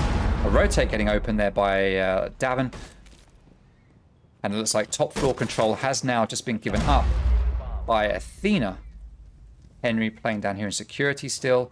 Nekwa just tucked up here behind the desk. Is that going to get spotted by Mutiny? That's the question. Valley on site. Kicks, Blue, Davin, Sunrise. Okay. Utility getting spent. Floors getting opened. Holes getting peaked. Guns getting fired. And damage being taken by Valley, who takes a little bit of a bullet there from, I think that was Zach up above that opened fire onto him. Valley's going to retreat here to safety. He can't get tagged from above here in this position, as Davin there throws another impact grenade, and Nekwa takes down Den, but is quickly refragged. So like for like kills, leaving us in a 4v4 with Typhlosion droning out the lobby. Brisak still holding upstairs. He does love his holes in the floors. A's are doing the same. 1 minute to go. They're looking to see if they can get some picks here before they start pushing to site. Just Toby droning everything out to get the information needed. Den will be responsible for watching some flank drones somewhere. Absolutely sure. Let's see what the attackers are doing. 2 still upstairs. Aza gets that double kill. That's Valley down on site. And that's big. That is plant denial. Typhlosion has diffuser. He's going to push deep. He can't plant right there by the wall because it is right by a breach hole or a rotate. And Maestro is dead, so that plant can't get denied, but it could have been watched 2v4, and it looks like in a post-plant, this is definitely going to be a Mutiny round. Let's see. Aza is going to go upstairs on rappel. Just Toby watching for the lobby run out. Davin does take down Aza, so it is now a 2v3, but Typhlosion, perfect position here to clutch as Henry gets taken down by just Toby, leaving Davin all on his own. Can he do a 1v3 clutch like he did last time? It's very unlikely at this stage. The attackers are just too well set up. He rushes onto Sledge, but Zach is there with the SMG-11 and takes him down with a cheeky little teabag at the end of it, just making sure that his crouch button is working properly. His sensitivity is so high. Well played to Mutiny. Yeah, well played to Mutiny. They executed pretty much site how they needed. They got the plant denial off the board and, well, had pretty much free reign of the site after that. Yeah, and, well, after the plant was down, it was a fairly straightforward round on that, just holding angles and, well, yeah, you know, fair enough. Props to Mutiny for playing the round textbook-wise. Yeah, it was a very good round for them. Big thank you to Jinx, by the way, who has just hosted the stream for 52 viewers. Thank you very much, Jinx. Very much appreciated. Yeah, my guy. All right, so Athena are on match point. It is 6-5. They've been on match point for one round. Mutiny just managed to win one back. Are Mutiny going to get back into the flow now and allow them to take this to overtime? Or has this second half of the game or the map just been a little bit too much for Mutiny to come back from? They lost 4 rounds in a row. Managed to get that round, and I don't think it was a close one, to be fair. I think Mutiny were very dominant on it and took it very, very convincingly. So maybe this is a sign that we are going to go to overtime. We are going to see this round play out. This could be the last round of the map, or it could be the first of 3 to 4 rounds. Let's find out. I've been removed from my party. That's most unfortunate. But it doesn't matter. We don't need it. We don't need it. All right, so Kicks running around in the lobby. Let's see the setup we got coming out here. It is a kitchen service hold again, as I say. Netquay is going to be playing downstairs. We've got Davin and Valley and Henry all upstairs in theatre at the moment. I'm guessing they're not all going to stay here. That would be absolutely crazy if they did all stay here. Sure enough, we are going to see Henry back out. Davin Atkins is going to put down Goya Shields. Looks like he might remain around here. Henry's going to play 90, which is a good spot. Valley's going to be playing on site along with Maestro, and we are going to see Kicks here playing on Ella, watching Cool Vibes. Now, let's see what kind of attack we will get coming out. We have, again, Aza and Zach coming in from DJ booth. We've got Just Toby on that white window, droning. Typhlo is on the roof, looking for his entry point. Running around all on his own. Oh, the lonely footsteps on gravel. It's a sad, sad sound. All right, he does start to rappel down to the floor and start to join his teammates over here somewhere. Yeah, he's going to come up to the DJ booth and join Zach and Aza. Now, Aza was starting to push in there, but there was no one there. Davin is here. He's got Kicks coming up the stairs to back him up, and Henry here on 90.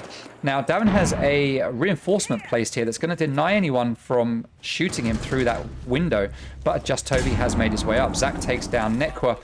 Are we going to see Kicks coming up white stairs? No, we're not. Henry is going to come around. He knows there's a player here. He sees him lay down, and that is a nice kill there for Henry. He takes down Just Toby, backing up Davin, who unfortunately needed the backup because Zach was there in the room with him, and he did take him down. So 3v4, and man advantage is very much in favor here of Mutiny.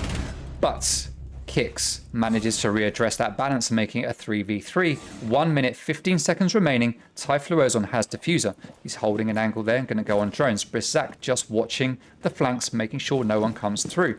Aza sitting here watching the other side. Now Jaeger is starting to peek that, but he turns away and doesn't manage to see Jaeger. Jaeger takes a couple of shots, doesn't hit the spot.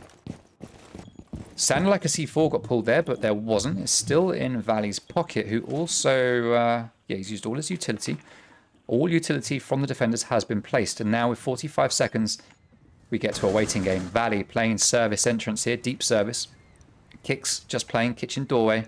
Henry playing over here in security, completely out of the way, waiting for that late flank. Valley gets taken down. That's the triple kill for Zach. Will he be able to pull off an ace here? Let's not jinx it. Let's see if we can get it. Still opening up holes. Typhloozon has dropped down. He's going to go for a default plant in the doorway, it looks like. But someone runs out of double door. That is Henry. He manages to take down Aza. Great play there from Henry. He is now here in lobby, just holding some positions. Typhloozon starts to plant, but he gets downed. Henry finishes off the kill. Briszak left on his own in a 1v2. And it looks like, it doesn't just look like it, it is an Athena round. And that means it's 7-5 to Athena. And we go 1-1. Well played to Athena there. Mr. Clazo, Mr. Analyst, what do you make of that? I mean, I have to say, well played to both teams upstairs. It was pretty back and forward upstairs, trading kills off, and it was, well, it came down to a 3v3 on site. So it cost both teams 2 players just to lose that top floor presence for the defense. But still, Briszak getting 3 kills. Very nice for an individual player stat, but, well, still, there wasn't enough for Mutiny to get that round over for them. Well played from Athena, though, for the 2 remaining players to just hold side together and just play off each other and, well, collapse back onto the attackers as they were getting ready to plant. One thing I would note, though, is Hibana planting by deep service by herself. it didn't look like it was being covered very well, I have to say, from the Mutiny player who was above. So this is the only thing I would really critique about that. That was a bit poorly played, but nonetheless, apart from that, well played from Athena as a whole. Good, strong performance, and well played for getting the first map onto the board for them. Yeah, so we're starting to see the close match that I think a lot of us thought we were going to see. We are at 1-1. So it's starting to look like it's shaping up to be a lot more balanced. Thank you very much for the subscription, Cone, and also thank you for putting me up to 1,000 followers. Thank you very much, everyone, for coming along and supporting. We started the stream at 980, so we've gained at least 20 here today in this stream so far. So thank you very much, everyone, for coming along and supporting. It is appreciated, and supporting the teams as well as they play here today for the grand final, the first grand final of this first season of Rainbow Six Xbox Pro League. Now, the next map we are going to play is going to be Villa. The score is currently 1-1, as you can see at the top of your screen there. I've just updated it. Villa is the next map. We are going to take 5 to 6 minutes. 5 to 6 minute break, and then we will return. So please stick with us. We will be back very, very soon. Don't go anywhere. We will see you shortly. Up here, as there are two players now in Garage trying to get that kill. Carbons is in. He's going to take down Waved on Vigil. He takes a lot of damage while he does it, but he does manage to get that pick, and he is going to rotate out. Zach is going to push up the staircase. Two of the newest players to JPC as a breaching charge goes off up above Zico. He manages to get up in time. He takes a bit of damage from SMWD, but gives some back. Oh, he gets the kill onto Noticed. Like starts to push in. He's going to go for a default plant. The Wolves is in a position to deny this. He's going to chuck his little gas grenade down. Wolves takes down AS Flex, and that is a kill from Godzak, denying the plant. That is Envy, last man standing. He takes down the Wolves.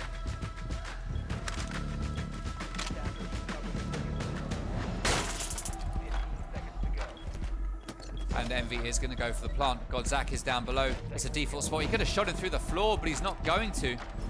Envy stops and tries again. He comes off it again. The pings are just denying it. Godzak doesn't know what to do. Envy is planting, and with all of that delay,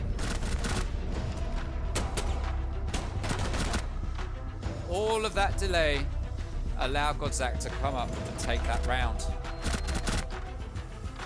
And Jay Got Boot is going to come round, move in. So proximity sensor goes off. Matt's going to have a good idea where he is. He hears the diffuser. He thinks it's in a default position, and it kind of is. He knows, he can hear the sounds. He sees him, he opens fire. Don't shake your head, focus on the gunfight, and he gets the win. Oh my God, Matt. But Den does get himself into a bit of a firefight. He's going to back out, but he's going to peek it some more, as he does manage to take down Ash. We get the player running around to the breach, but Den reads into it, he hears it, and it's just playing Ring Around the Roses here as Typhlosion comes to join in, but AZGN gets that triple kill, leaving Ty all on his own with the Alder, but he doesn't know exactly where AZGN is, and AZGN gets that pick. Now, does he know that there is a player behind that reinforcement? If he starts shooting, he's going to know. He is in sight, but he doesn't have diffuser. Turn around, turn around. Oh no! Oh my God, Woken with the save on his teammate's life just at the last moment. And all of a sudden, for the first time, Mutiny are in the driving seat. Then free Elo. Emerxy making very good use of his utility there as he runs in, doesn't take down default cams, just going to rush downstairs. He's going to see Maestro and he's going to get that pick. Down in supply, in electrical, rotating around site, takes it down the drone. And there we go, that's the FO12 there coming into play as MGM takes down Envy. SMWD. Jay Got Booted is going to be playing here in Small Bakery. Got one castle barricade left in his pocket. That could be for the late protection. He should put that up right now somewhere just to stop a flank. 23 seconds remaining. Still a lot of work here to be done. I hear Miss takes down Cheetah Den. 3v3 now with 15 seconds to go. Protects his teammates, but no, he was on the stairs trying to peek it.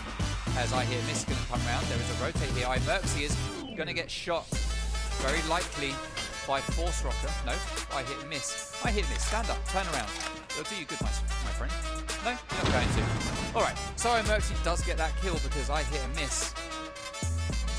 Wade gives chase. He wants this kill. He is going to chase down Just Toby. Pre-firing the spots. Just Toby is pulled back here, and he does get that kill onto I Hear Miss. He's going to get the second onto Wade, but the plant is going to be successful. 4v3 now. Proximity sensor goes off, and Glossy manages to take down Manny. Do not push him solo. We are going to see Hit and Miss open up the wall to bait his position, but he's going to come back. Perfect bait there from I Hit and Miss as B Wolves looks out to try and get that heat on.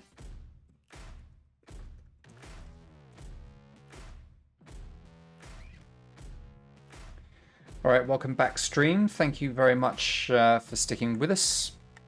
Now we have an invite bug here where I am going to recreate the server so that we can get the players back in. Glossy Club, thank you very much for the seventh month of subscriptions in a row. Thank you, my guy. Very much appreciated. Again, thank you to everyone who has subscribed and followed. We have a 3 minute delay on the stream, so I do see stuff and I'll try to reply, but it will be a few minutes before you hear anything because of that delay. But not only that, because it's a final and we've got an analyst and all of that sort of stuff.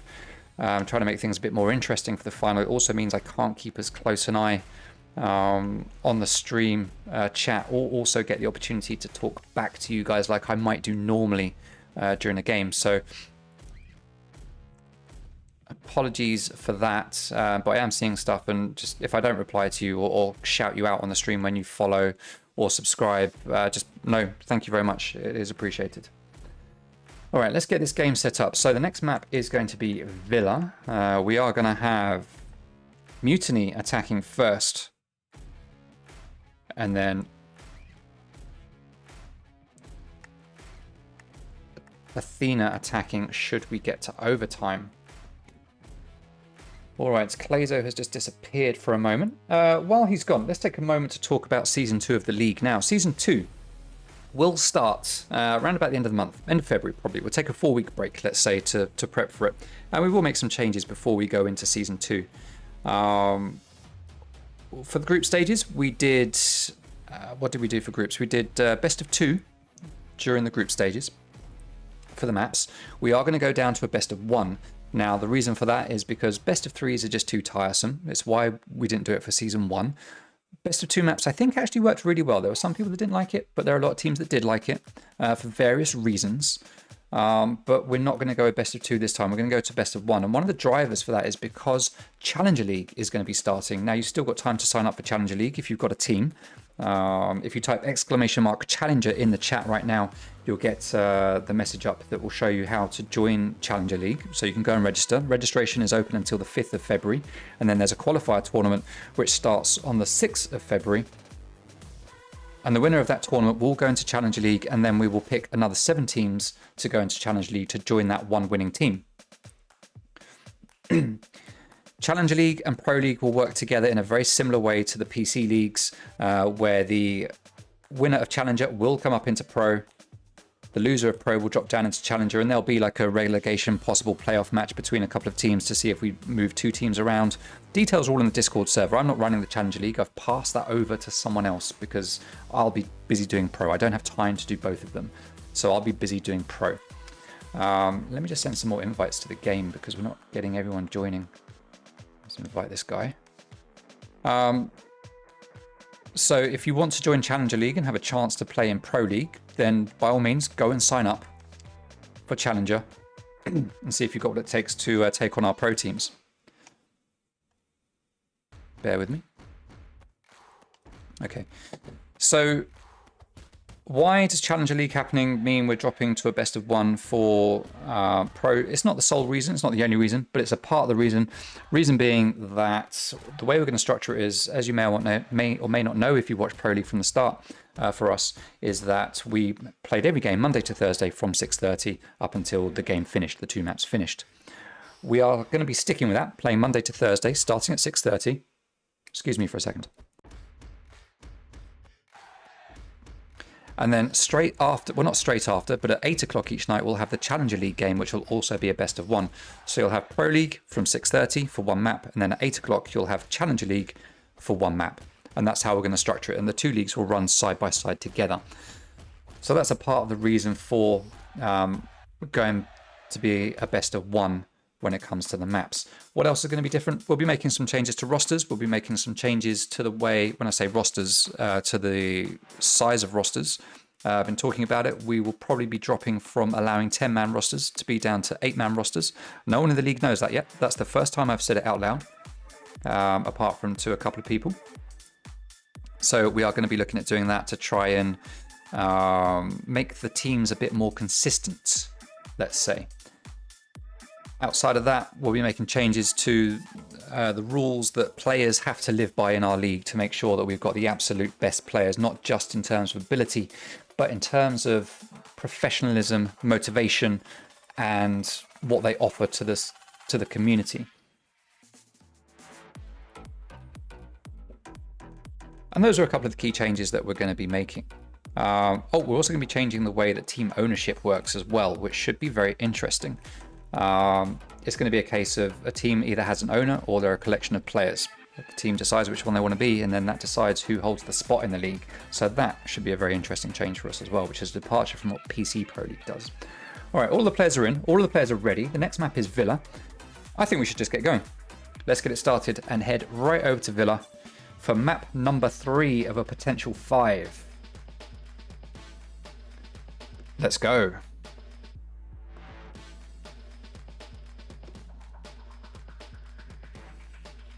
All right. So blue team are going to ban first because they are defending first.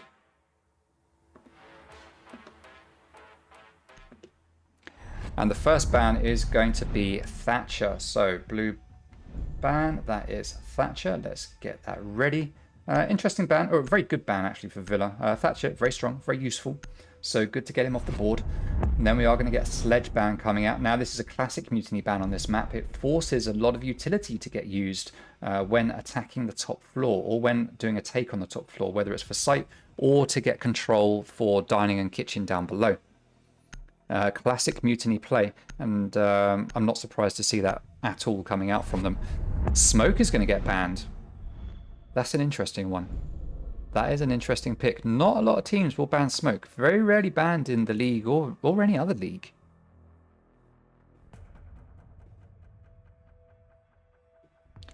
Now, who's going to be the final ban coming out here from Athena? Clash. So yet again, counter banning Toby. It's not often you see Athena ban Clash, but Toby does like to play Clash. So I suspect that's why we're seeing him get banned. So we have Thatcher and Clash for Athena. And then for Mutiny, we've got the SAS. They just don't like the SAS on this map. We've got Sledge and Smoke both getting banned. In fact, that's 3 of the 4 members of the SAS getting banned. Interesting. Now, Athena are going to play Dining Room and Kitchen straight away here. They're not going to go to Aviator and Games or to Trophy, which is usually the favorite 2 sites for teams to start out on. But instead, we are going to see Dining Room and Kitchen. It's not the first time I've seen this. I've seen teams play Dining and Kitchen first before, so it's not a big thing, but it's interesting nonetheless. All right, now let's get the game underway. We are rocking and rolling. Let's get my controller set correctly. There we go, and head downstairs to site. I don't know if you were here for the bans, Clayzo. I don't know if you saw them. Yeah, there were some interesting picks. Yeah, but it'd be interesting to see how that actually changes the way of the game. I mean, be interesting. I mean, Clash ban being a very annoying one to deal with, so yeah, it makes sense. There's a reason why it's in the top 5 banned operators on defense. Yeah. But yeah. There were a few ones like Thatcher, okay, makes sense, I guess, but I mean, Sledge and Smoke, interesting. So let's see what kind of setup or hold we're going to get coming out here from Athena. So we can see that for Dining Room and Kitchen, it's going to be a top floor hold like you would expect. Davin is going to be playing up here with Malusi, just sitting in a very standard position. Kix playing on Oryx finally because it's not banned in this map. He's going to be playing Oryx, and Henry is going to be up here supporting them both with Legion. Now Zach is going to be droning out Master Bed. Typhlosion and Zach are there getting ready to make their push in.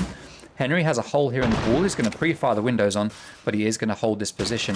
Nodding away there at something. Don't know. That's a nice skin that he's wearing. That's one of those new pilot program skins, I think. It is interesting. Right, drones. Yeah, Sorry, go on. That is the Dark Zero Foley. Yeah, pilot program set. Yeah, It is a pretty nice one. Alright, so Ace, Brisk Zach playing Ace is going to get this wall open.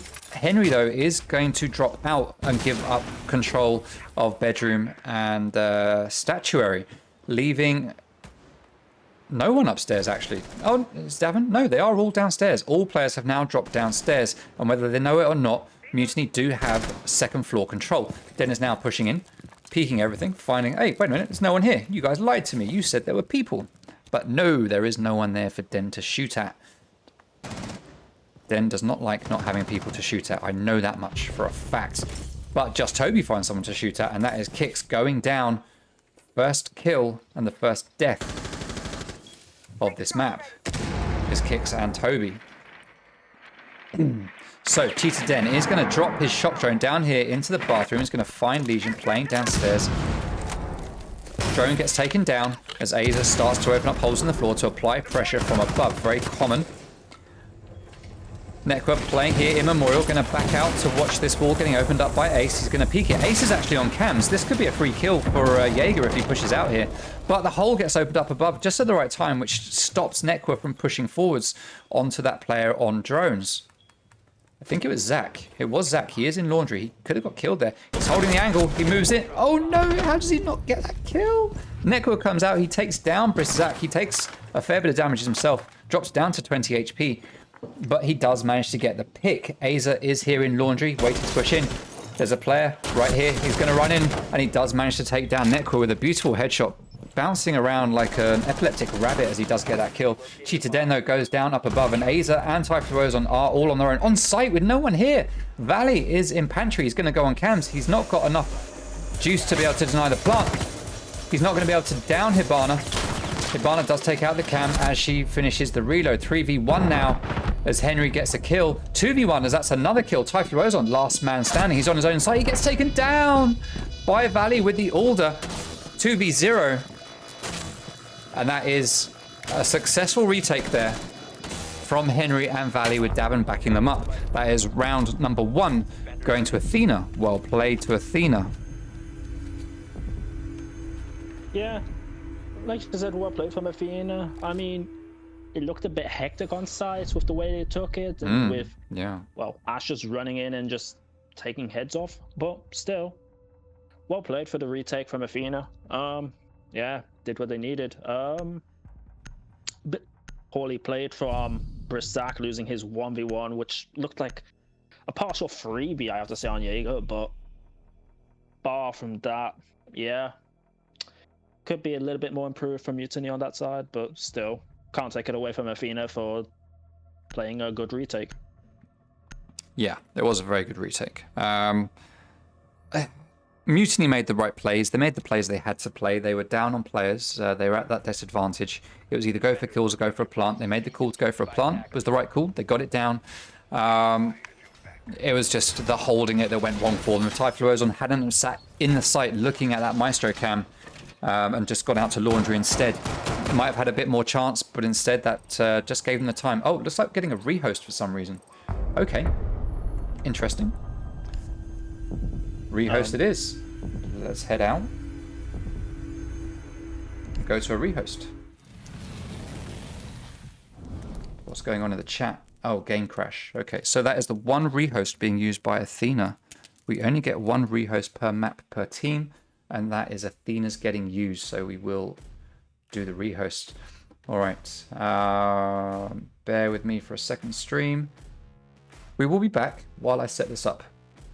Bear with me. Up here as there are 2 players now in garage trying to get that kill. Carbons is in. He's going to take down Waved on Vigil. He takes a lot of damage while he does it, but he does manage to get that pick, and he is going to rotate out. Zach is going to push up the staircase. Two of the newest players to JPC as a breaching charge goes off up above Zico. He manages to get up in time. He takes a bit of damage from SMWD, but gives some back. Oh, he gets the kill onto Noticed. Lyke starts to push in. He's going to go for a default plant. The Wolves is in a position to deny this. He's going to chuck his little gas grenade down. Wolves takes down AS Flex, and that is a kill from Godzak, denying the plant. That is Envy, last man standing, takes down the Wolves.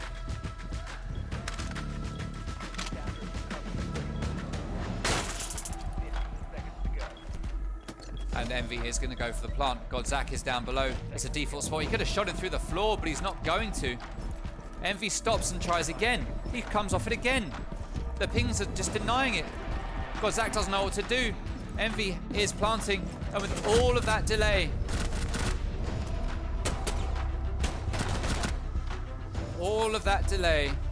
allowed Godzak to come up and take that round. And Jacob Boot is going to come round, move in. So proximity sensor goes off. Matt's going to have a good idea where he is. He hears the diffuser. He thinks it's in a default position, and it kind of is. He knows, he can hear the sounds. He sees him, he opens fire. Don't shake your head, focus on the gunfight, and he gets the win. Oh my God, Matt. But Den does get himself into a bit of a firefight. He's going to back out, but he's going to peek it some more as he does manage to take down Ash. We get the player running around to the breach, but Den reads into it, he hears it, and it's just playing Ring Around the Roses here as Typhlosion comes to join in, but AZGN gets that triple kill, leaving Ty all on his own with the Alder, but he doesn't know exactly where AZGN is, and AZGN gets that pick. Now, does he know that there is a player behind that reinforcement? If he starts shooting, he's going to know. He is in sight, but he doesn't have diffuser. Turn around, turn around. Oh no! Oh my God, Woken with the save on his teammate's life just at the last moment. All right, welcome back stream. The rehost is done. And we restart it on round number 2 in map number 3, Villa. Now, because we rehosted as the round had started due to a game crash, it does mean that the two teams have to play the exact same sites and the exact same operators that they had when that previous round had started.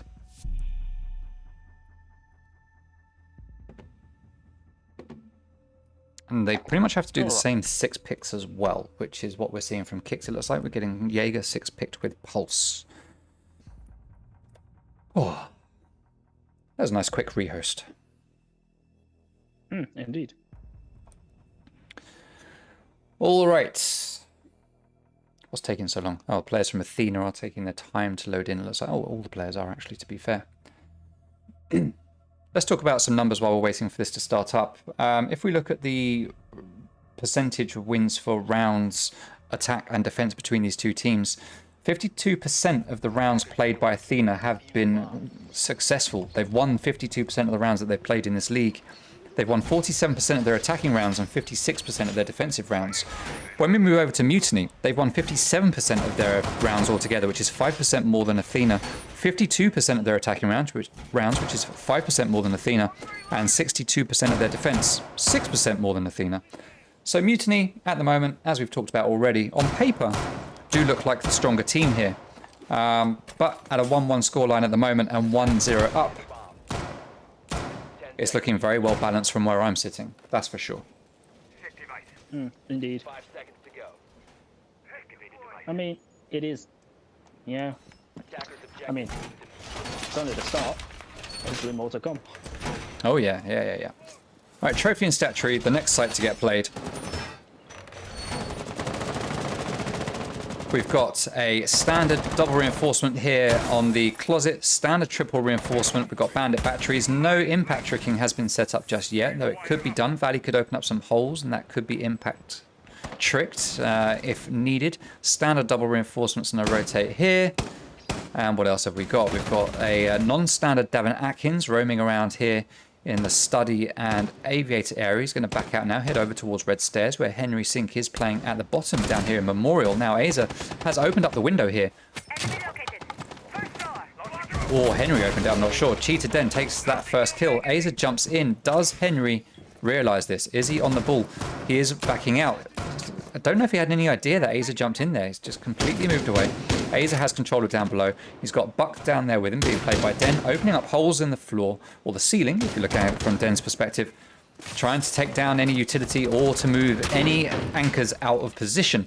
Henry being one of those anchors. There goes one bandit battery. He's going to go for a second one as Nekwa takes down Zach, and it's a 4v4. Diffuser has been dropped. It's going to need to be picked up by the attackers. It's sitting outside on the balcony, so that's nice and safe. Henry and Den still just teasing around these holes together. Henry could get... Oh, he just misses as Den runs out that doorway. He just misses the legs, doesn't see them. We saw it, he didn't see it. Most unfortunate for him as Den starts to do work now at the bottom of Astro Stairs with just Toby sitting in, is it mud or bikes this is called? It's bike room or something, isn't it? Yeah, bikes. It's mud is in somewhere else. Can't remember where mud is. Anyway. Well, yeah. Anyway. I'm pretty sure it's bikes. Yeah, because there's a bike there. This is bike rooms, 2 bikes. Anyway, as we're worrying about the call-outs, Den takes down Valley. Just Toby takes down Nekwa, as I'm just looking at nothingness. Toby doing some work here. Headshot onto Nekwa. 2v4. Both players on defense upstairs. Although Davin just comes downstairs. Has a little peek there on Ash, who runs... No, it wasn't Ash. Who was it? It must have been Den. I've got no idea what's going on. No idea. Toby making his way up Astro Stairs. Typhlosion is there backing him up as Davin and him get 2 quick kills. And all of a sudden it's a 2v2. Davin does get shot in the back though. He's going to go down. He's going to try to get to safety, but he's going to get pushed by Nomad. Henry is here on the other side. He's going to see that player coming over. He's going to go back to the door, but is this going to be read into by Mutiny? Plant is starting to go down. C4 gets ripped. Oh, a shot of bullets would have been much handier for that. And just Toby cleans up with the quick 2 kills there. And puts a round on the board there for Mutiny. I'd like to have seen Henry just have the commitment of his gun skill. I think he would have denied the plant if he'd have just shot some bullets instead of throwing the C4. That might have been different, but it is what it is. Mutiny take the round, and we go 1-1 at the end of the second round. Yeah, you have to say though, well played from Toby for getting a nice 3K on the board. Also, it was pretty noticeable to mention that both Den and Toby getting 2 kills for Mutiny through vertical holes that were created. So those vertical holes came into key play into just getting that man advantage. So well played into reading into that game sense, whether it was down to luck or timing or just reading into your opponent. I guess we'll never know. For a minute then I thought you said you didn't know if it was down to knock, and I thought, wait a minute, I didn't see knock being played, and then I realised it was luck. My ears. Alright, so we are going to go over to Trophy and Statuary again. We are going to see Athena have a second crack at it. Let's see what they can do differently this time, if they are going to do anything differently. We are going to get a same setup here when it comes to reinforcements and rotates. No reinforcements going up here on closet, but standard triple wall here. I don't think we'll see much different being done here by Athena. I think we'll see very much the same setup that we saw last time, if I'm honest. I don't think there's really felt like they need to change up much. I think it's probably just more a case of, let's win our gun battles this time, guys, and not, you know, let's not throw lives away. Yeah, I can feel myself starting to stumble my words as the game goes on. Settling in, ready for a 5-map extravaganza, Clazo. Ah, what a way to spend your Saturday, eh? What a way to spend it. Alrighty, so Nekwa playing upstairs, going to be rotating around here through landing and what is it? Trophy, Statuary. I always get these two mixed up because they look similar from above. Alright, so we have Nekwa peeking out through this window. Now we did have Den down below. He's not going to be jumping out of any windows. If he was outside, that's a free kill there for Nekwa. Now we have Henry playing over here all on his own. This is mud, I think, where Henry is, if I'm honest. Yeah. Oh no, this is bicycle storage. Alright, so the other room must be a mud room then. I stand corrected. Now, Henry sitting here waiting for something outside that window, but he is about to get attacked by 2 players. Kix does go down, and there is his dead teammate just laying there. And it's like Henry had no idea what was going on. I don't know what calls were given, but Henry just looks oblivious to anything that's happening. Stun grenade goes out. If a player comes from the right-hand side of that doorway, he's going to get screwed. But he is looking at the left. It looks like a player is going to come from the left. Here's Buck, and there it goes. Henry gets that pick just as the player comes to the window to try to get that refrag. Henry gets a second one onto Aza, though, as he tries to back out. Well played to Henry B. Davin Atkins came up, had the flank there. Wasn't needed. Henry had it all in control, and Henry starting to show why he is the top fragger on the team here. Hey, Mac, thank you very much for the gifted subs. Very much appreciate it. 7 gifted subs. Remember to thank your gifters, people. Remember to thank your gifters. Thank you, Mac. Very much appreciated, my guy. Mac from Tyrant coming in clutch. All right, so Nekwa playing over here in Statuary. I think there was some misunderstanding there on Twitter. All right, thank you, Mac, for helping out. Very much appreciated. Subs are not needed, but they are very much appreciated. Thank you, thank you, thank you. All right, so as I talk about Mac and his subs in that little lull of action, let's come back to the action. We see Just Toby and Bristack downstairs. We've got Davin Atkins here just playing, waiting for his moment. He could come around and get a couple of kills here. Just Toby's got no idea that anyone's here. He's going to start running around. He's going to come out. Is this a free kill for Davin? Davin's just waiting. Toby's got no idea anything's happening here. And there we go. That is Just Toby taken down. Well played to Davin for the extreme patience there. Diffuser has been picked up by Zach, but it's now been dropped as he goes down and finished off by Valley, who is refragged by Typhloozon. Typhloozon has Diffuser. Davin Atkins is in a 1v1. He's just going to stay down here and wait for that plant to go down. But it's not even going to start. And on time management and just throwing bodies at nothing, Athena managed to take the round, making it 2-1 at the end of round number 3. Well, Clazo, give us some analysis on that one. Well, I feel Henry did well downstairs, getting the 2 picks, and it was very similar to how he did it on Coastline in Sunrise. Very similar. I mean, I feel like they had a little bit more intel. They just couldn't win their gunfights, I feel, this time. Yeah, I feel like the pinch came in a bit late, but nevertheless, Toby came in. Yeah, the little issue, well, I say issue, I mean, Davin playing it well at the bottom of Astro stairs, or should I say basement stairs. Played it well. Toby just couldn't read into it, and maybe he should be checking his corners if he's unsure people being there, but yeah, happens. But yeah, Davin playing below, trying to play probably the Nitro Cell game below with the intel from the Maestro cams. Yeah. So fair enough. Yeah, I feel like Hibana should have just took her chances and planted anywhere. I feel like with the intel is like a hope for a mistake. And maybe you win the round, but I mean, it was a tough call really what to do. I mean, you could save KD, go for the kill, or plant, and hope they miss the Nitro Cell, which, let's be frank, they're not. Yeah, Davin had good patience down there. Nomad, played by Just Toby, not checking the corners, but like you say, it happens. Happens to the best of us. It's one of those moments where there wasn't a great deal of time left on the clock. He made the play that he had to. What happened, happened. It's been done. Indeed.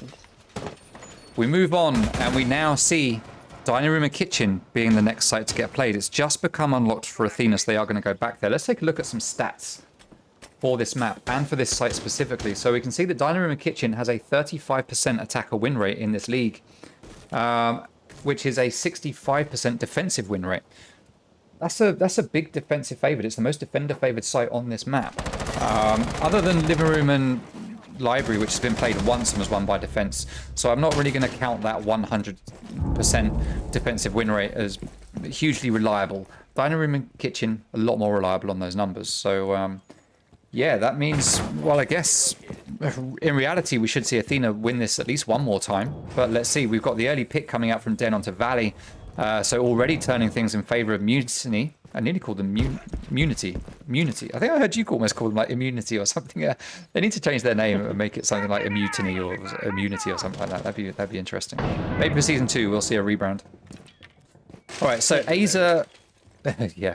So already Aza and Den are so close to having control of the site. Zach is coming up here as well. Just Toby pinching in from the other side. We've got Henry and Nekwa just stuck here in the middle. One watching laundry, the other one just watching the door. Oh, he sees Sophia, comes in. He's got a good position. He manages to down Sophia, who's not going to res herself, as we talked about earlier.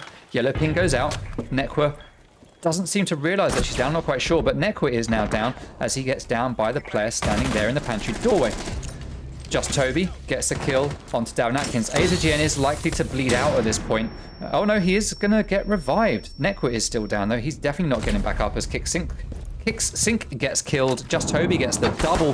Henry again, last man standing. It's been happening all too often to Henry in this game. But that's a flawless round for Mutiny as they managed to take round number 4 and even things out yet again at 2-2. Yeah, I have to say, well played for Mutiny to sort of brute force it through, well, pantry stairs. And just, wow. Just brute force it onto site. I mean, bit of a brave move, smoking it off and going for the res mid-site. I mean, fair play for doing it. But also to note, Toby with the Nomad holding Astro side and just, well, denying the ability for someone to flank from below with the air jabs, I presume. I saw at least one air jab below. But it's also having that sort of pinch crossfire. It also helped the team execute onto site, and yeah, just very well executed, flawless round from Mutiny. So well played, well played. Yeah, definitely. Good one for Mutiny. All right, so Aviator and Games is the next site to get played. First time that we're seeing it. Looks like this is the third favorite site for Athena. Let's see what kind of setup we are going to get come out from these guys. It's starting to get a bit dark in my room here. As we've talked about, Henry is pretty much top of the killing stats for Athena right now. Let's have a quick talk about Mutiny. So AZGN is their top fragger. Den has the highest kills per round with 0.94 kills per round in this league. NerdSync is the closest to him at 0.95. So NerdSync is just above him, but he's not playing here right now. Don't know if we'll see him today, but NerdSync is 4th in the league for kills per round, with Den scraping in the 5th there. Just Toby is the biggest survivor on Mutiny with a 40% survival rate. AZGN has the most 1vx's clutches with 3, same as Henry B, up there at the top of the league. Then you got Den with a 20% entry kill rate, which is very good. And Den has the 1.83, the 183 kills in this league. Den actually has the most kills in this league, but he has also played pretty much the most rounds, so you kind of expect that, to be fair. All right, so Valley playing Alibi, best defender in the game, as everybody absolutely knows. Henry Sink manages to take down Cheetah Den. Early pick there, that is Buck. That's a big issue for Mutiny right now. They would have been relying on Buck to do vertical damage, but for some reason, Buck looks like he died coming up this staircase. So maybe he wasn't going to be doing vertical destruction. But Henry put paid to that anyway. Whatever he was going to do, Henry said, no, you're not doing it today, not on my watch. Good night. And put a bullet in it. Typhlosion, though, returns the favor, taking down Nekwa, and that is Kaid, as one Electroclaw gets taken down from below as well. 4v4. Valley's still playing an Alibi because you can't switch in between a round. He's going to hold in Vault while we've got Henry playing here at the top of the main stairs in Classical Hallway, backed up by Davin, who is downstairs. Oh, goes down to the air jab. Just Toby's going to come down to try and capitalize on that. He turns away. Oh no! He sees Davin running away into Art Studio and just shoots him in the back. Oh, most unfortunate there for Davin, as Valley trying to hold things down here from the Vault. Taking shots onto the guy out on balcony. Kicksync just here, waiting to peek anyone that comes into Aviator from study. Just Toby going to go on drones. Typhlosion going to come to back him up. Aza standing here, watching holes. Brisak droning. So Typhlosion repelling up to Liquid window. Or 90 window, as normal people would call it. Is he going to start opening up the vault? It looks like we are going to get an attack into the games room here. We're not going for an Aviator take here. It looks like it is going to be Games as Aza moves his way in, but he gets taken down with a swift headshot from Valley. Alibi best op until Typhlosion turns up and shoots her in the beam. That leaves Kicks all on his own. 1v3, playing here in a very strong position, but he's not looking behind him. He doesn't have the intel Typhlosion comes in, shoots him dead in the back. Oh, look at that. That angle. Nicely done to Typhlosion as he takes around there for Mutiny, making it 3-2. As we go into the last round of the first half. Yeah, I have to say, well played from Mutiny, especially their supports. They're really coming out for this Villa game, especially on the attack side. They're really putting some digits down for Mutiny. And, well, there are a few moments that I'm like confused by Athena, but I'm not sure whether that's down to timing or just unluckiness, I guess. Yeah, but still, well played from Mutiny for, well, just swarming, I guess, people with angles. I mean, killing the alibi in Vault from the 90 window, fair play, and then using the hold that they made from Vault to get the final kill, fair play, fair play. If I'm correct in saying that, didn't Typhlosion get a 4K? Or was I it think 3K? so. No, I think it was a 4. Well, fair play, fair play. We'll see it on the stream in a minute. We'll be able to confirm it. Attackers have located a bomb. But I have to say, nonetheless, Athena's struggling, especially on the defense side of a defender-sided map. It's not really their day on defense, I feel. I mean, I say that, but they showed up on Coastline and put a pretty dominating defense in, so kind of a bit hypocritical to say that right now, but... Yeah, defense hasn't been their strong point right now. Not at all. Alright, so they are playing... Where did we say they're playing? It's Trophy and Statuary again, right? Okay, so they've played here twice already. They've won it once, lost it once. Third time, let's see what they'll be able to pull out here. Let's take a look at the stats for this site in this league. So for Trophy and Statuary, 42% attacker favored, 58% defender favored. So we would expect them to win this round. Let's see if they'll make it pay off. I can see Nekwa playing on Frost. I do like a Frost play. Frost underestimated. We saw Toby play Frost in the in the lower bracket final against Awoken just last weekend on Cafe to great effect. Managed to pick up 2 kills using Frost mats. So there is a place for Frost in these games, even if other people don't think so. There is a place for Frost. Let's see if Nekwa will be able to put her to as good use as Toby managed to put her to when he played her last week. Time will tell. In fact, 2 minutes will tell, as the round is 1 minute in now. And we can see Kix is just holding here in Trophy, watching onto that bedroom door. Nekwa is going to back out. Cheetah Den playing down below again as Buck opening up the holes, trying to move the defenders out of the way. Also to be able to take out this utility that will be on this wall. I don't think there was actually any utility. There might have been one signal jammer, but if there was, it's gone now. Frost is also a very good pick these days because not only does she have a really good 9mm submachine gun. It sounds really nice when you shoot it, but she has the secondary shotgun now as well, so she is much more flexible as an operator. And although her frost mats are easy to see, when you get into the last 30 seconds of a round, all of a sudden you just completely forget about Frost and the fact that there are mats. We can see there are 2 here under this window, so one grenade will take them both out. Potentially we could get 2 kills. AZGN looks like... Is AZGN just going to jump in? Oh, just jump in. Go on, you know you want... Oh, damn it, Aza. Zach has sent his drone in. He knows that there are frost mats there. AZGN is it going to go in? Oh, he takes down one, but he falls to the other. Typhlosion is going to hold the angle while teammates try to come in to get the pick. But Nekwa gets the kill onto Aza, but Valley is taken down. So we do lose 1 player to the frost mat. Well played to Frost for that one. It does result in a refrag, and we are now in a 3v3. Great play from, well, Athena and Mutiny to be fair. But we have Kix standing over here in Trophy. Gets that kill and manages to take down, I think that was Typhlosion that went down. C4 gets pulled. But as the stun grenades go out, Kix is going to put it away. He's going to hold here right by this doorway. Toby doesn't know he's there. He's going to push in. Kix is going to turn away. Toby's going to turn. Oh, and it's a refrag. Kix takes down Toby. Risk gets that refrag. Zach goes for the plant, but Davin Atkins is there in the master bedroom, and with that powerful vector manages to take the kill. So in the last round, we managed to see Athena for once not take a 4-2 loss as we go into the second half. Instead, we are going to see a 3-3 even matchup. And I'm going to have a drink because I can feel my throat starting to croak. Over to you, Clayzo, to give me a break for a second. Yeah. I mean, yeah, I have to say, well played to Athena, especially with Neko to those frost traps. I mean, there was a drone. They should have realized that the frost mats were there, but nonetheless, didn't act on it, I guess.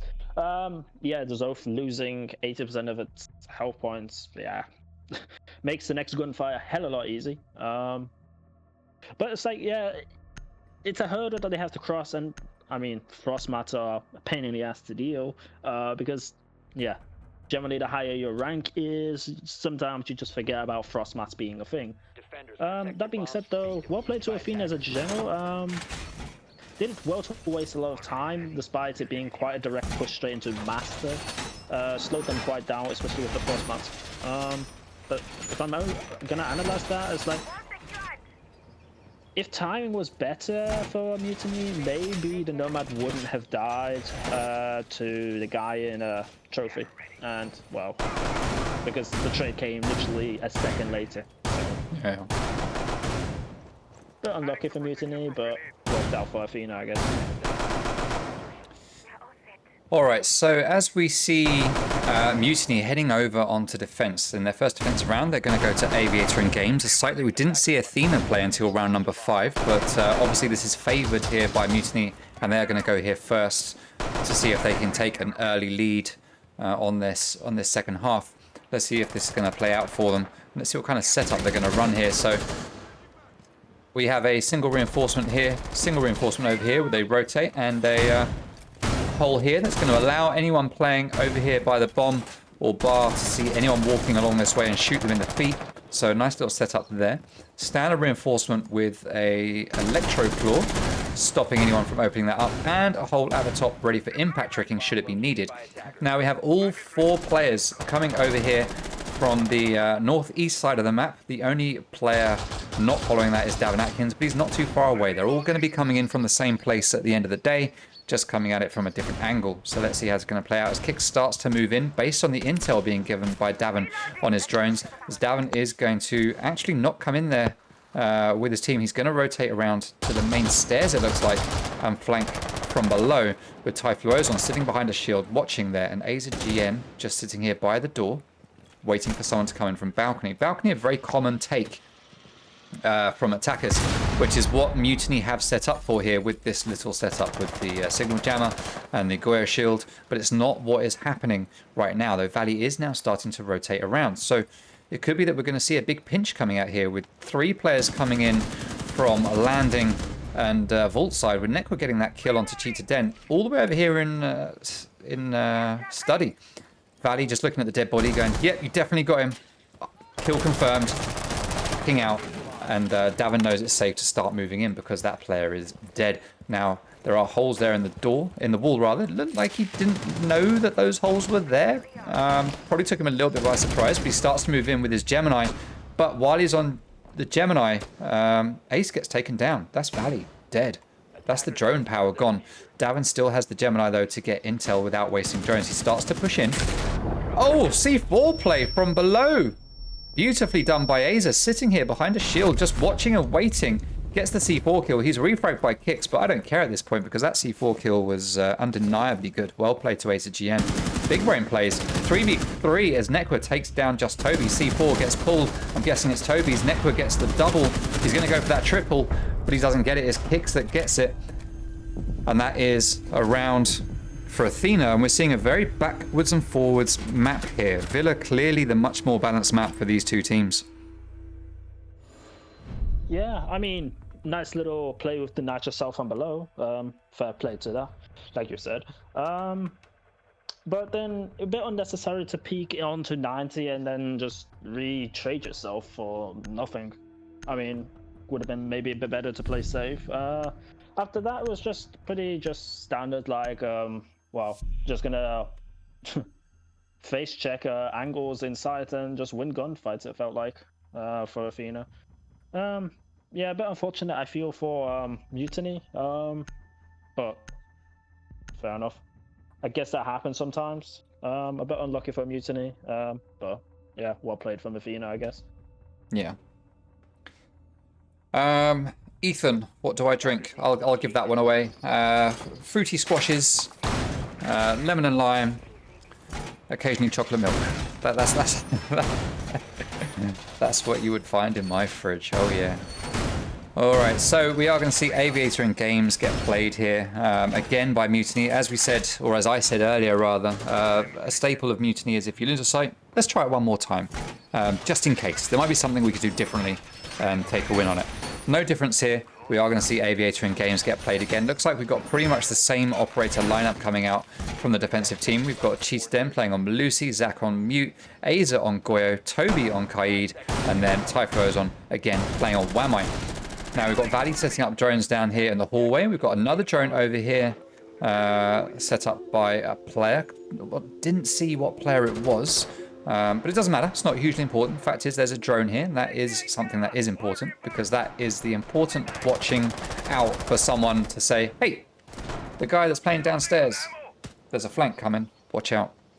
So that's an important drone that might come into play later should we see Cheetah Den go for one of his little flanks that he does like to go on. Instead, he's just pre-firing everything with his pistol. Absolutely everything. Aza looking through the holes here. There was a player down there laying down. If he moved just a little bit further, he would have got shot in the top of the head. And that wouldn't have been good for that player. Would have been very good for Aza, but not good for that player. All right, Utility getting spotted and pinged. Ping 2.0s as Ash starts to make her way up to that staircase. Any barbed wire on the staircase is going to get taken down by the breaching rounds. Davin is going to send a Gemini. No, he's not actually. He's going to throw frag grenades up there. That's going to take down the Goyo shield. So perfectly this time, we have seen Athena learn from the last round and do things differently to make sure that they can take control and win this a lot more convincingly than they did the last time. They looked out for that C4. They're taking down the Goyo shields with the grenades, push the defenders back and putting them exactly where Athena need them to be. Let's see how well Mutiny will be able to adapt to this. We've got two players stacked up here in the vault, two in the bar, and we can see that Den has gone to that flank that I talked about earlier. Now Henry is down here looking completely the other way. Henry looks the right way now. He sees Melusi, opens fire with that G8. Melusi is going to run away, and she's going to get away. Both players very low on health. Cheetah Den came off a lot worse in that gunfight. He has backed out to try and live to fight another day. Where's he gone to? He's gone over here to lick his wounds in the bathroom. There's no medical pack. There's no first aid kit here in the bathroom den. Don't bother looking. You're not healing yourself up. You need Doc. You don't have him. It ain't happening, my guy. Ain't happening. Henry down below. Just Toby playing on site along with Aza. 1 minute remaining. Nekwa has the diffuser. He's sitting on drones, getting intel for his team. Davin pre-fires where he can, trying to get the picks. Kicks just holding angles, waiting for someone to show their little face so that he can shoot it. 5v5 and 45 seconds to go. This is going to be a huge flustercluck as we get into the end of this round, I sense. There's just going to be people running in all over the place. Oh, Ash just comes running past like some kind of horror movie. It's like a ghost just running through the hallways. And Nekwa claims that first kill of the round with 30 seconds to go. 5v4. And the man advantage and advantage altogether is in favor here of Athena. We've got Henry downstairs watching flanks. He needs to come upstairs and join his team. He doesn't need to be downstairs anymore as Davin Atkins gets taken down by the Vector 4v4. But there is another refrag 3v3. Everyone is now going to be making their way into sight. Henry needs to be coming upstairs. He is coming in, but he's a little bit late to the party. Or he might not be too late though. He opens fire onto Kaid, manages to take him down. Diffuser is being planted, but Cheetah Den shoots Valley in the head. And based on some time management questions, possibly, because Athena did have good control at the start, the round goes to Mutiny. And it continues to be close. Indeed, indeed. I mean, I have to say, well played from both teams. It looked like it was very uncertain who was going to win that round until the very end, I have to say. I mean, yes, Den denied the plans by tapping the guy in the head, but, I mean, it was very close. I mean, there was potato here and there and a few questionable plays being made, but bar from that, I mean, I have to say it was pretty back and forth and very even for a round, I have to say. I mean, there was no real decisive win in that round, I feel, other than Mutiny winning the round because Den tapped the guy planting. Yeah. So, fair enough. Fair play. Yeah, they needed a bit more plant cover on that one. I think it looked like the plant was going down in front of the bar rather than behind the bar. If it had been behind the bar, that probably would have played out slightly differently. Did you notice? Was it in front of the bar? It was all going on too quickly for me to really spot. Yeah, I couldn't really notice, but I felt like it was like left side by the bar slash. Yeah, it must have been. Yeah, it must have been sort of there where the breach slash door, Yeah, the classical hallway was.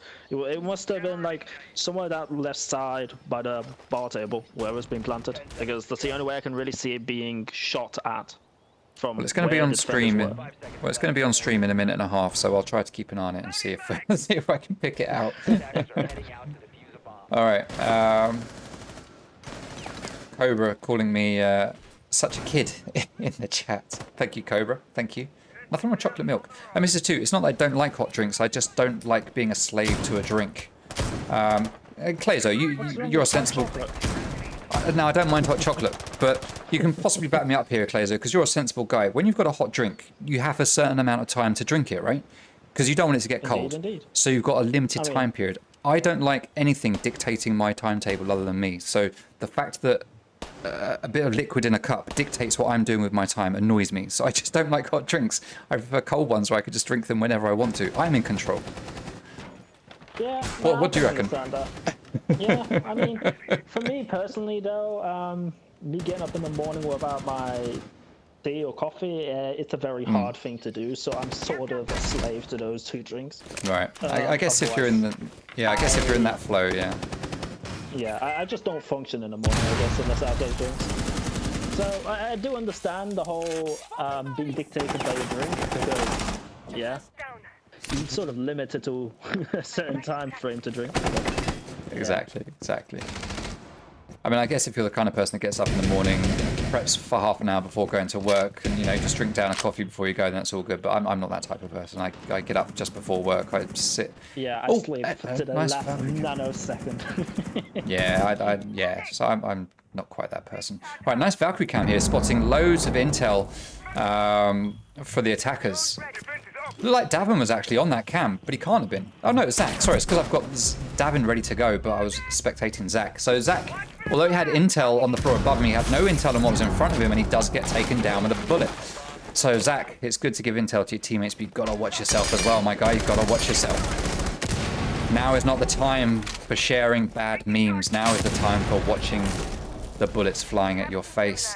All right, Typhlo's on playing down here in sights. This is dining room and kitchen. Let's remember that. 50 seconds left on the round. We've successfully wasted 2 minutes talking about hot drinks. Let's spend the last 50 seconds talking about the actual round. As Davin starts to push in, and he takes down Typhlo Ozon.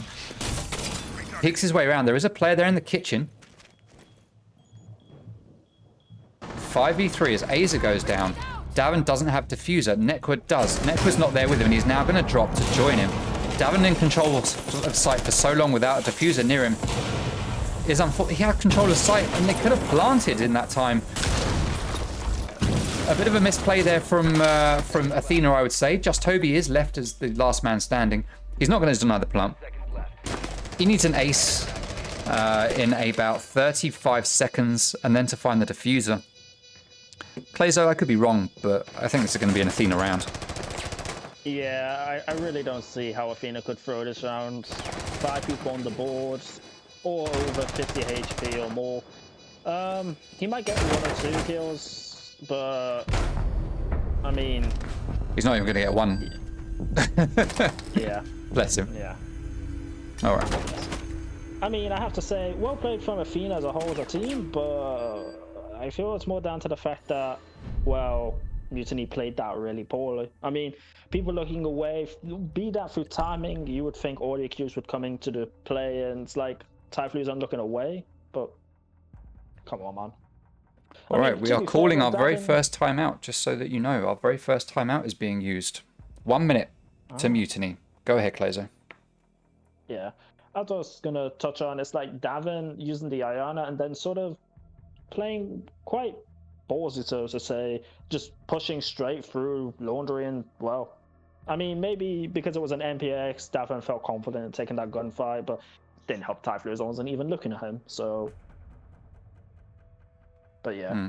I mean, well played. Like you said, though, they could have planted earlier, but maybe they were just playing it safe, and well, yeah, flawless round, fair enough, fair play. I mean, it was pretty much a wrap, I have to feel, for that round once it became a 2v5. I mean, it would have needed to have been a pretty brave clutch from the Mutiny players. But, I mean, speculating is one thing, what actually happens is a complete other. Yeah. All right, that's the end of the tactical timeout, so we will restart the timer. So I probably should have mentioned at the start, actually, for this league, for this final, we have introduced tactical timeout. So now a team can call a timeout, one timeout per map, per team, for 1 minute. So whereas before in the old days, you used to have people using a rehost to get a tactical... I'm sure no one ever did that, but people thought they did it. I'm sure they were wrong. We've just gone, yeah, let's just put tactical timeouts in. It was suggested... It's something that I had thought about a while ago, but wasn't sure I wanted to do it. Then it was mentioned by someone in the community, and I kind of thought, yeah, okay, it does make sense. You put forward a good case. Let's go for it. So, yeah, thank you to the chap that put that forward for sparking up in my mind. I think it should be a good addition to what we can do here now that we've got the pause functionality in the game. So, Trophy and Statuary is going to be the next site to get played. And Mutiny, having called that timeout, clearly felt that they needed an opportunity to just have a talk about what they're going to do. They're not hugely behind. They're only 1 round behind, so it kind of makes sense that they'd call it now while they've still got time to capitalize on it. Now, in PC Pro League, it's pretty widely known that after a tactical timeout, the team that calls it typically wins the following round. Will that work out here? This is the first time we've ever seen a tactical timeout in Xbox leagues. As far as I'm aware, don't think anyone else has done it. Certainly not in our leagues that I'm aware of. Maybe in some leagues in Europe that I don't know about. I'm going to claim it, though. I'm claiming it. It's mine. Tactical timeouts. You saw it here first, people. Let's see if it's going to play out the same way it does in PC Pro League, and if Mutiny are going to take the win here on this round. They've gone to Trophy and Statuary. We haven't seen them play this site yet. Let's see if they will be able to make a success of it. Now, Typhlosion has taken a load of damage already, either from a failed spawn peek or a bit of a roam where he got shot at Clazo. You've probably noticed it more than me while I've been waffling on. Well, I don't know how he really took that damage, because it was off screen, but I felt like yeah. Maybe it was a failed spawn peek, judging by the amount of damage he took. It is quite a lot, actually. It wasn't. It hasn't been stroked by a kitten as he was walking through the building or anything. It's definitely a bullet or some sort of splash damage that hurt him. So, yeah, I guess at this point, failed spawn peek. All right, so Kix takes down Aza, who's right here. Where did he get that from? He's over here. Okay, so he must have just peeked out, gone back. Nicely done to Kix, claiming the first proper kill. Typhlosion is pretty much dead. He's not dead, but he might as well be at this point. Although, like you said earlier, as long as you've still got a gun in your hand. Oh! And Kix just looks down at the wrong time. Just Toby stands up at the right time, pops Kix in the face and gets that kill. Grenade comes from down below, does a bit of damage to Just Toby. He's going to take some bullets as well, and he's sitting in a bit of a precarious spot here as Nekwa is playing with Diffuser right here. Henry is just below, doing all the damage to Just Toby, and he does manage to get that kill. 4v3 now. Advantage Athena. And they are playing this to get match point. If they win this, they go on to match point, leaving Mutiny 2 rounds behind. Desperately needing to get a win in order to take this map and stand a chance of making it a 2-1 in their favour rather than putting it as a 2-1 in the favour of Athena. Alright, so Zach on site just checking his cams. He knows exactly where that one player is. He'll be giving the information to his team. Cheated Den laid down here, watching the holes for that doorway. Nice position here from Den. I'd be surprised if he doesn't get a pick. Alright, it does a bit of damage to Henry, doesn't get the kill, but Nekwa is in and planting. It's not going to get denied, and the plant is successful. He gets taken down just after the plant is completed, but the plant is done, and that's the main thing. Nekwa is on it, playing a human drone right now. Valley is outside the window, getting ready to jump in. He's going to set up a drone, watching that diffuser, so if someone goes for that plant, he can peek it. Zach finishes the kill onto Nekwa. Zach is the last player standing, and we have seen craziest situations go in the favour of defence. But let's see if he can make this happen. We just need to see Ace play it sensibly. How high is Zach's sensitivity? Alright, he takes down Davin Atkins, takes down the drone. He goes for the diffuser. Valley hears it. He's going to peek around. Oh, he gets stuck a little bit, but he manages to get that kill. It's like, oh, he can't see, he can't see. Oh, he got it. There we go. Kill done. Athena win the round. So unlike PC Pro League, the tactical timeouts did not do the favor for the timeout callee, or caller rather, that it does in PC.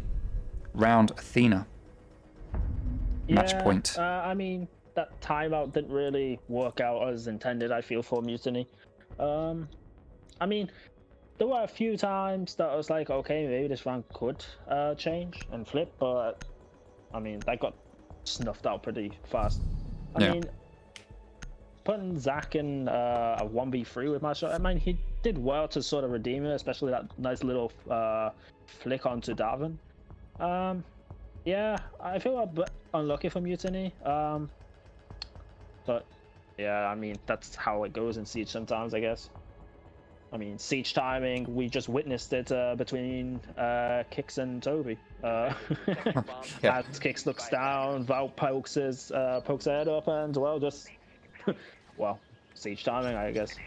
Yeah. So, well played. All right, well, match point is what we are on right now for Athena. It is 6-4, so we need to see Mutiny winning 2 rounds to take this to overtime to stand a chance of winning this match, or this map rather. Can they do it? Of course they can. It's possible. They went into the second half 3-3, so there's no reason why they can't come out of the second half 6-6. But there is a bit of a mental challenge here right now for them to try and bring this back. Let's see if they can make it pay off. They're going to go to Aviator in games. They've played this site twice already. They've won it once. Let's take a look at some stats for this site, because I don't think we've done stats yet for Aviator in games. 48% attacker favored, 52% defender favored. This map overall is 58% defender favored. So we would expect a 3-3 and a 3-3 at the end of each half. Let's see how that's going to play out here, though. I think for this site, Mutiny have probably had their chance. This might not go their way. I think Athena probably know enough by now about how Mutiny hold it in order to attack it. And we can see they're using pretty much the same setup, a Goyo shield. This time, though, they've used a magnet to deny that grenade, and also a Banshee to stop anyone from walking up there without Type Rose on know about it. So maybe that's a big enough tweak to the setup to stop Athena from taking control quite as well as they did the second time they attacked this site. But it looks like Athena aren't even coming from that side this time. They are actually just all coming over here from the north side of the map and pushing in from Trophy and Statuary side instead. Cheetah Den is going to keep peeking onto 90. Henry is going to watch Liquor window to make sure that no one can come back to that position. So he's going to be responsible for holding that off, but he needs to make sure that no one jumps out from the bathroom window underneath him or from the front door. Now, Cheetah Den is downstairs, and he could be getting ready for a jump out there of that window. He'll be expecting Henry to still be there. It's the kind of play that he would make. He is starting to make his way over there, but he is heading back. Maybe he's got a call saying that, Den, you don't need to do it. Over here. C4 gets tossed, doesn't get pulled, and Den does make his way back upstairs, and he's going to swap places with Aza for some reason. Maybe they feel that Aza is... oh, because he's got a C4, that's why. So he's going to place it, but he's not going to set it off just yet. He's waiting for the intel. That could be Kix getting in a bit of trouble here, waiting for a death by C4. As long as Aza GN manages to stay alive, Henry takes down Typhlo Ozon. Another C4 gets ripped. Goyo sets off his, but it doesn't get a kill. But he does get a kill with a bullet by shooting it right into the head of Nekwa. 4v4, and Aza is making his way back to site. Zach is here in Vault. We've got Den playing up here on this shield at the top of main stairs, and just Toby peeking the angles through the holes in the wall. Players are stacking up on landing now, trying to make their way into Aviator. And we are getting an Aviator push. It looks like no more games pushes, not on this round. It is Aviator with 3 players stacking up on the north side of the objective, and then Valley on the balcony side or the south side of the objective. Kix is in, planting behind that door. C4 gets ripped. Kix is going to back out as the C4 goes. That breaks that Goyo shield, and that's going to deny anyone from running out of vault as well. But Den is going to go for that flank. He's going to take down Henry. Is he going to be able to deny the plant? He's coming around to the doorway, but that doorway is being covered, and the plant is going to be successful. Den knows exactly where that plant is. He's going to come around and take down Kix. Davin Atkins, last man alive. He's going to get downed by Briss Zach. Henry B. Sorry. Cheetah Den doing a lot of damage, but Zach comes around from 90, I believe that was, to get the flank onto Davin. And Mutiny managed to put that round on the board, a very much needed round, in order for them to be able to stay in this map. Yeah, true. Yeah, well played from Mutiny, especially Robin going below, and a bit unlucky with that Nitro cell. Maybe if there was a bit more intel, could have took the Ash a bit early off the board. But still, well played, coming up red stairs, and flanking and taking one, and then smartly rotating back to site via main lobby. Yeah, but then holding main stairs, and well, holding studies and getting what felt like 3 picks. So well played from Den as well. Very good individual performance from him that round. But have to say, still well played from the entirety of Mutiny to play as a whole and play off each other. So fair play. Defenders, protect your bombs from being defused by attackers. All right. Okay, so Trophy and Statuary is going to get played again. The last site of regulation is going to be Trophy and Statuary. We've seen this played once already by Mutiny. They lost it. They are going to bring out Frost. Let's see what they'll be able to do. I feel like we're noticing a lot of Athena do something and then Mutiny do something. I don't know if that's my imagination, but it feels like that's what we're seeing quite a lot of here. I don't know why that is. Maybe it's a reason why the game is so close at the moment. It's all good. Makes it more fun for us to watch. And to be fair, a lot of what we're seeing, we haven't seen throughout the league so far. And I do like it when teams bring out something a little bit new, rather than the same old stuff that we've all seen 1,000 times before. So fair play to these guys for bringing something new to this, making it a much more exciting matchup to watch. All right, so... Oh, so go on, yeah. Yeah, I mean, we've got yet again another Frost play, so we'll see how much impact it has this time. But yeah, to touch on why it's so close, I feel like it's a very back and forth slug game so far. I mean, there's not really much to separate both teams. Both teams have individual players popping off. A bit more balanced, I feel, on Athena than Mutiny, but I think Mutiny playing as a team very well. So I think that's making up. I feel like they're playing just a tad better than Athena as a team. But maybe it's just that certain players like Den for that last round getting, well, almost 3 kills, getting the down, I felt, and, well, having a pretty big impact on the round by just, well, helping Mutiny out. All right, so things are starting to happen. We are 1 minute into the round. Henry is taking damage. Smoke grenades are going out. Henry is downstairs trying to take down that utility from below, allowing his teammates to make his way in through the wall. So Henry, I'm guessing he has done what he needs to. There's actually no holes here. I don't know if there has been anything placed. We are getting impact tricks here from Brisak, which is the kind of thing they used to do back on Synapse in the Nevermore final. This is the kind of play that we used to see from Synapse in the Nevermore final. To be fair, though, a lot of teams do this. It's just this is classic for Zach to play Maestro and Patrick this wall. So let's see what will happen here. Valley is waiting for the opportunity to get this wall open, but it is going to get impact trick. So the question is, how are they going to get past Zach? They got 1 minute remaining. Nekwa starting to peek. Now Aza is watching from a peek here from behind this bomb chassis. Was it Aza?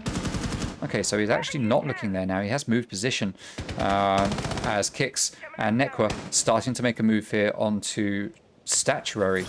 Oh, dirty little angle here from Just Toby. This is pure filth. That drone, though, is going to spot him most likely, and he is going to move position. Oh, he takes a couple of shots from Zach in the back.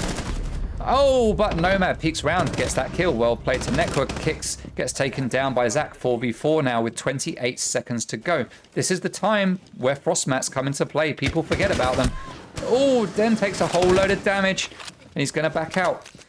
What will Mutiny be able to do here? Zach takes down Henry as he rushes his way into sight. That's a second. That's the triple kill for Zach. That's another one onto Davin. Valley is the last man standing, and we are going to go to overtime with 5 seconds remaining and a 1v3 being needed, 1v2 being needed. No diffuser in hand. He's got to get kills. Both players playing slightly away from where he is, and that is it. We do go to overtime. Finally, we get overtime on a map play zone. 6-6. I mean, you have to say props to Mutiny. I mean, props to Zach as well about just using the 81 rounds and that Maestro Aldo is just shredding the guys who come through landing statutory door and just, well, I mean, not sure what Athena was thinking about that. I mean, brute forcing onto site, fair enough, but it's an Aldo. It has 81 rounds. Yeah. Yeah, and I feel like there wasn't enough pressure from Master. I mean, you had one player push through there. It's like maybe with another player sort of pressuring Typhlosion in Cubby. Because there was 2 Frostmats there. It's like, yeah, you can't push into the small room, but yeah, a bit more pressure would have been maybe preferential for a Master push to sort of help a bit more with the crossfires and sort of help just Athena in general. So Mutiny are starting on defense in overtime, and they are going to head back to Aviator in games. Played here twice already. Sorry, 3 times already. They've won it 2 times out of those 3 times. Let's see if they can get lucky here and make it a 4. I say lucky. Yeah, luck can play a part, but I'm sure they've got the strategies. Athena had started to pick apart the strategies that Mutiny had been using on this site. But Mutiny managed to adapt quite nicely to it the last time, it felt like. So let's see if they can do so again. So what kind of setup will we get? We have pretty much the same as the last time. We do have the Goyo Shield, the Banshee, the Magnet. Makes perfect sense. It worked well. Just Toby, just doing the double reinforcements. We've got a hole open here. That's allowing you the long angle from over here in sight all the way back here into study. We've got a Magnet here, I notice, underneath the drinks in the corner. Double reinforcement. Signal Jammer to deny the wall. Signal Jammer here to deny this wall. And a hole which will allow a player in vault or behind a shield here to peek onto anyone coming in from balcony. But of course, holes work both ways, as we say, or as everyone says, and it does allow the attackers to shoot through here as well to take down the players in vault or over here playing in this angle. Now, Den is going to be holding 90, but he is going to back out as Henry Sink is going to look like, well, he looks like he was going to rappel up there, but he's decided not to. Den is going to lay down and predict that someone's going to rappel there, but he's not going to get a kill just yet. I'm surprised we've seen absolutely no spawn peaks. We haven't seen any crazy plays in the game today. I say crazy, we have seen some crazy plays, but nothing, no spawn peaks, no real aggressive stuff. It's been very tactical and considered gameplay, I feel. Alright, so that default cam is finally going to get taken down. Zach opening up the wall there to allow the impact tracking, or gas grenades at least, to go out. Loads of explosions in Classical Hall. Kicks trying to look through the hatch, just through the drone hole, see if he can get a pick, but there's nothing there for him. Henry just watching down Classical. C4 goes out, doesn't find the target. Guessing that's from Cheetah Den. No, he's got 1 C4 left in his pocket. It was actually Mute C4 that was just spent. 5v5, 1 minute remaining in this first round of overtime. Essentially, we are now in a best of 3 rounds on this map, as Valley is going to hold upside down rappel. Oh, he sees, did he see the toe? We see the toe, but we see the outline, which helps. He decided not to go for it anyway, as Henry takes down Cheetah Den. Was that through the drone hole? Oh my word. Oh, he goes running back through. Henry doesn't manage to get a second through there. And we are just going to be at a 5v4 with Mutiny now just hold up on site with Typhlosion playing just off. Oh, we have kicks in and planting. Is this known? Just Toby won't be able to do anything tonight. He's going to throw out the C4. Oh, but there is a kill. Kicks does get taken down by that C4 from Just Toby, but Henry manages to frag Azer as Just Toby takes one of his own. 1v3 post-plant situation as Davin is going to be successful here. The plant is down, but Valley on that upside down rappel does take out Just Toby just in the nick of time. Wins the round, and that is the first round of overtime going in favor of Athena, putting them on overtime match point. They just need 1 more round, whereas Mutiny need to win the next 2 if they want to win this map and take a lead in this best of 5 final. Yeah, I have to say, very well played from Athena to pressure 90, getting a few cheeky toe shots through the drone hole, and also very well played from Valley on study with that upside down rappel. You just abusing the pre-opened angles from Mutiny to just get a deep angle into into games.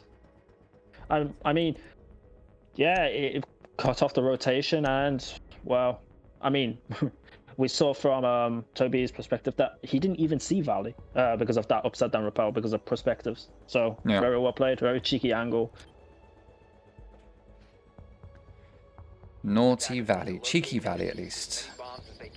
All right, so next site to get played on defense is going to be dining room and kitchen. Clearly the favorite site for Athena. They played it their first site on defense in the very first round of this map. They then played it straight after playing Trophy and Statuary when the site became unlocked. And now they're playing it here as their one and only defensive shot in overtime. So clearly this is their favorite site and feel like this is where they can do the most damage. They have played it twice and they've won it 50% of the times that they've played it. So let's see how this one's going to shape up. They just need to win this one and they take the map and go 2-1 up. However, if they lose this one, we get one last round and then it's everything to play for in a do or die situation.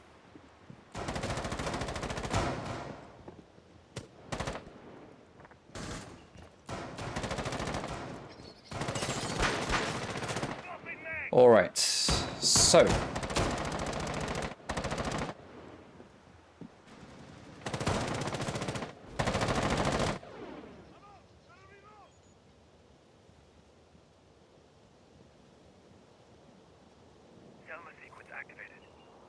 Okay.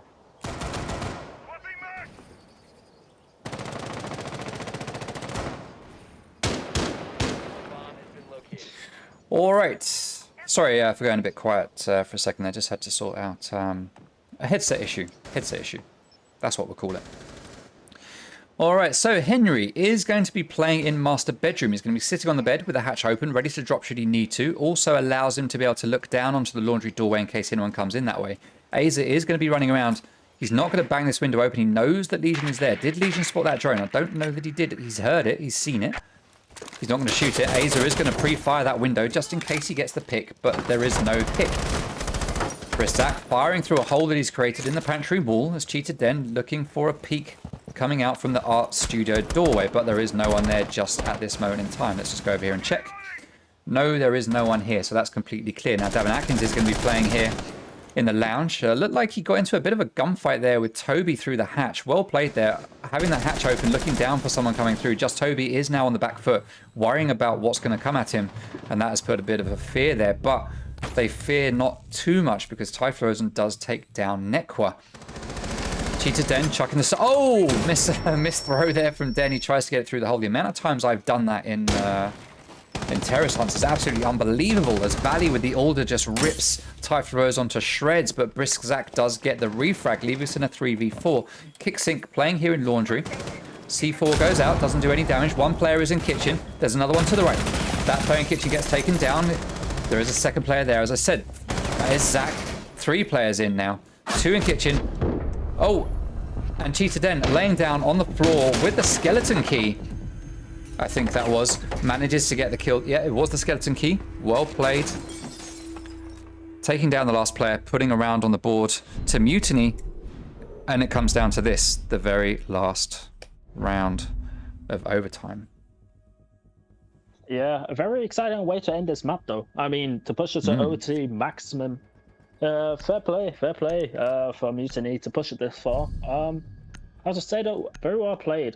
Very similar to how they pushed last time, bar from the Astro side.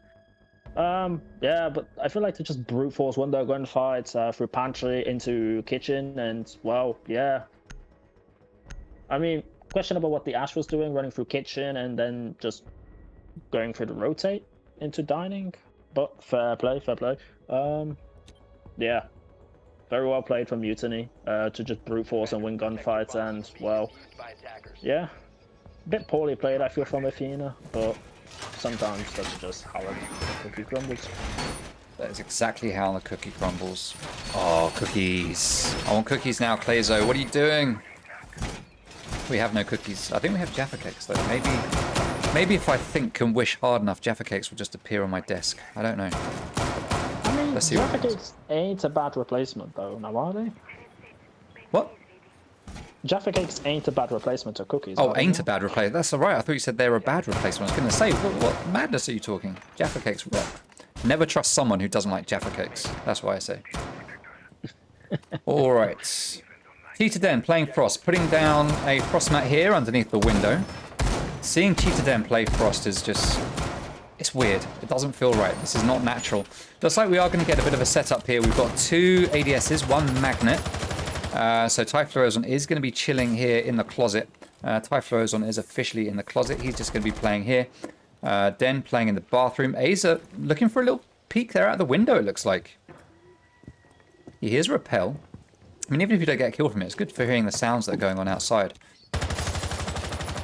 Toby playing on site along with Briszak with that powerful order yet again. Valley's going to be droning. Henry Sink playing here, looking for utility, but he's not really going to find much. He finds a bomb. Well played, Henry. He has located a bomb. That's an easy 10 points on the board for him, I think you get for that. Valley droning. Shields have been spotted and pinged. We know there's a Banshee. We know there's a Frostmat hard right at the door, so let's make sure no one walks into that. Athena, be very careful. Kix pulls out his utility. Looks like he's getting ready to try to take down that stuff that's there. Is it going to be successful? Does take down the Banshee. That's what he was going for. We still have a Frostmat to worry about and a second Banshee. But we've got Den behind this shield just watching it and peeking it. Nekwa chucking the stun. Kix is going to go for a second utility take, it looks like. That's the shield out of play. Banshee is still up. Zach gets taken down. Now that is big. That is a huge play. It was Zach that caused them some problems the last time this site was played, with that Alder just ripping everyone to shreds that walked through that doorway. So taking that gun out of play is a huge, huge plus for Athena right now. And this could be going Athena's way. 1 minute, 15 seconds remaining. Everything's kind of stalled at the moment. The defenders are just slowly waiting for stuff to happen. Attackers droning a little bit and getting ready to make their push. Where's Davin in all of this? He's nowhere to be seen over here. Is he coming up? Oh, okay. He's holding down the flank from here. All right. Upside down repel. We've got Cheetah Den. Knows that someone's there. This could be trouble for Davin. As Henry takes a bit of damage, takes down that Frostmat so that they can walk in safely, but they still have to worry about the Banshee slowing them down completely. Davin's still waiting for his moment as Nerdsync takes down Aza. 36 seconds to go. We have Diffuser in the hands of Valley. He is in sight and he is starting to plant. They've got site control of Trophy. Just Toby goes down, but Davin gets taken. And 2 quick kills there come out from the Sync boys. And the round goes to Athena, making it a nice, clean 8-7 victory to Athena, putting them 2 maps up in this best of 5. Well played to Athena and Mutiny for a great map there, taking us to maximum overtime. What more can we ask for? We now go to map number 4, which is going to be Oregon. We will take a break before we get there. Mr. Clazo, what do you make of that? Yeah, I mean, losing Zach early on, losing Maestro and the other, I feel it hurt him a bit, but I have to say, I have to commend the way Athena played that. I mean, it was very strategically and methodically thought through, with Davin on the flank, watching the rotate, so they can't rotate and just hold angles. They took trophy control, and from there they just held the angles what were needed, and just, yeah. As the other players were trying to rotate to assist sides, the angles were already being held, and, well, just lost a simple gunfight. So, I mean, it was unfortunate for Mutiny, losing the Azza and Zach.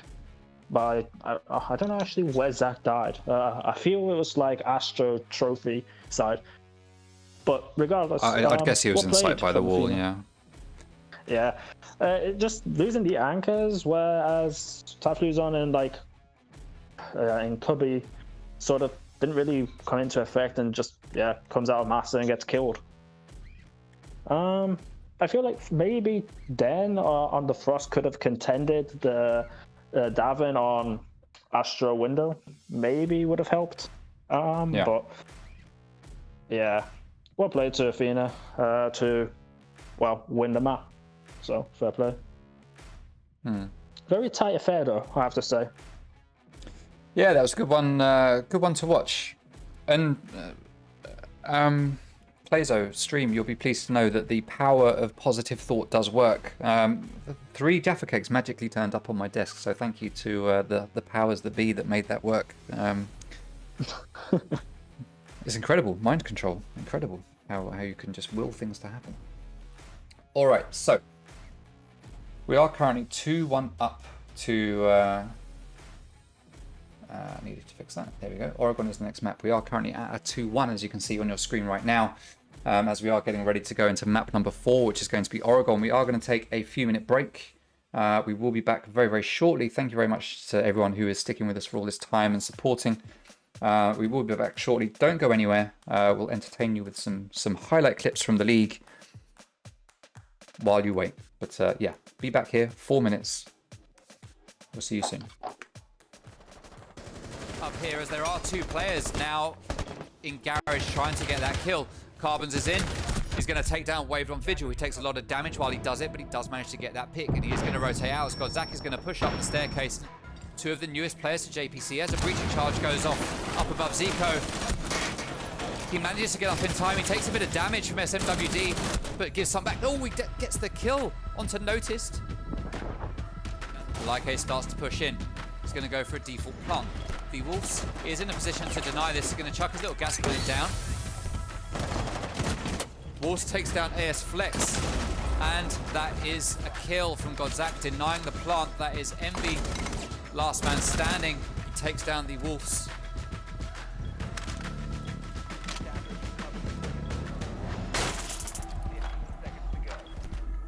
And Envy is going to go for the plant. Godzak is down below. It's a default spot. He could have shot him through the floor, but he's not going to. Envy stops and tries again. He comes off it again. The pings are just denying it. Godzak doesn't know what to do. Envy is planting, and with all of that delay,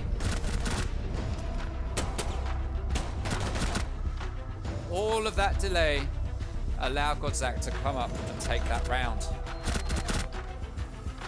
And Jay got boot is going to come round, move in. So proximity sensor goes off. Matt's going to have a good idea where he is. He hears the diffuser. He thinks it's in a default position, and it kind of is. He knows, he can hear the sounds. He sees him, he opens fire. Don't shake your head, focus on the gunfight, and he gets the win.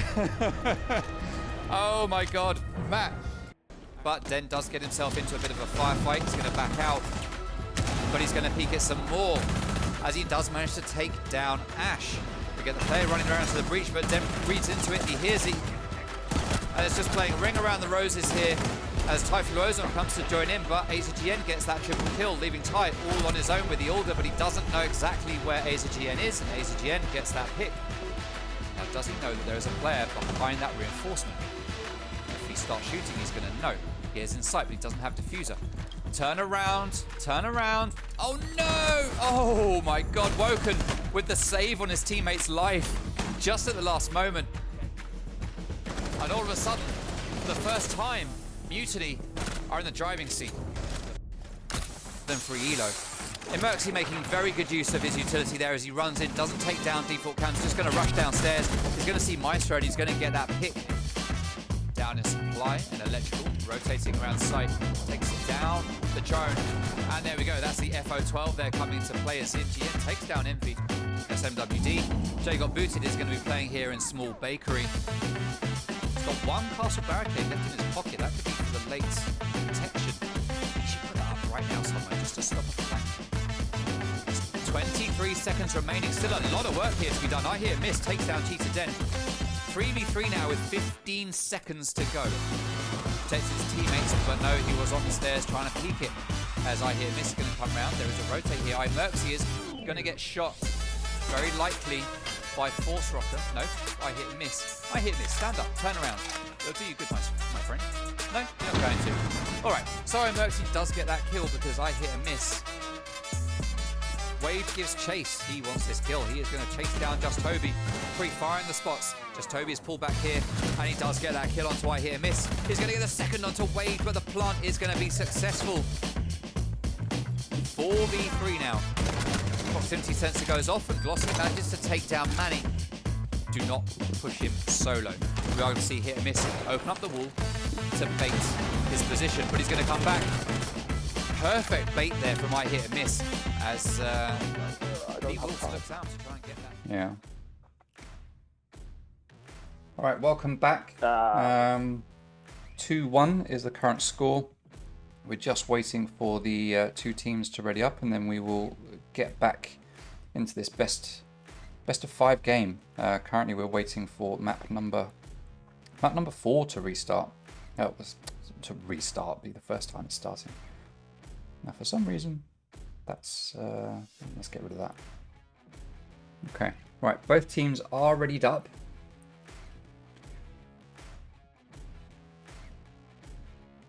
So I guess we will get going into Oregon. Let's just check everything.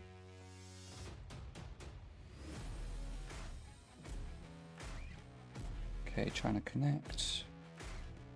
Interesting. All right.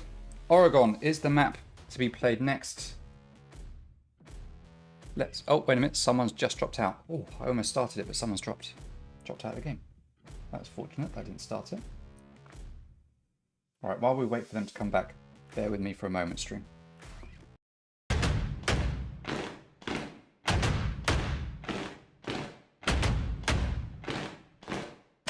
One of them is Jacob Booty playing on Sledge, watching the left side.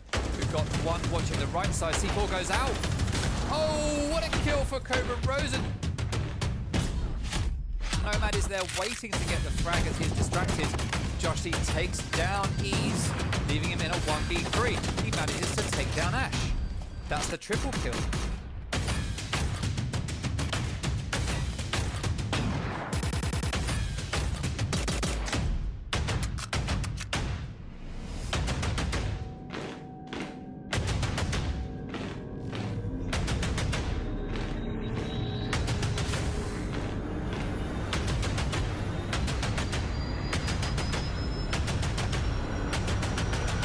Jake can do himself some damage here. Oh, well played to Jacob Booty.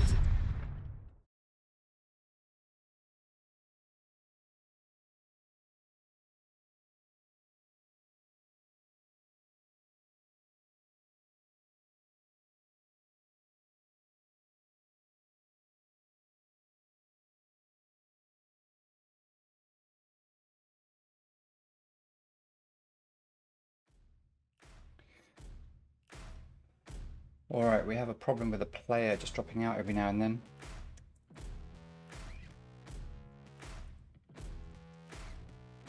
Oh. Alright, everyone is in, everyone is ready. Let's get going to Oregon. Map number 4. What do you think we're going to see happen here, Clazo? Oregon.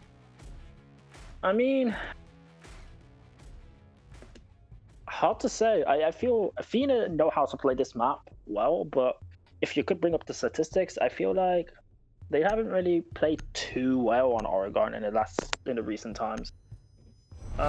Which I feel maybe favors Mutiny, I feel a bit, but maybe Athena have cleaned up their act, so to speak, on this map.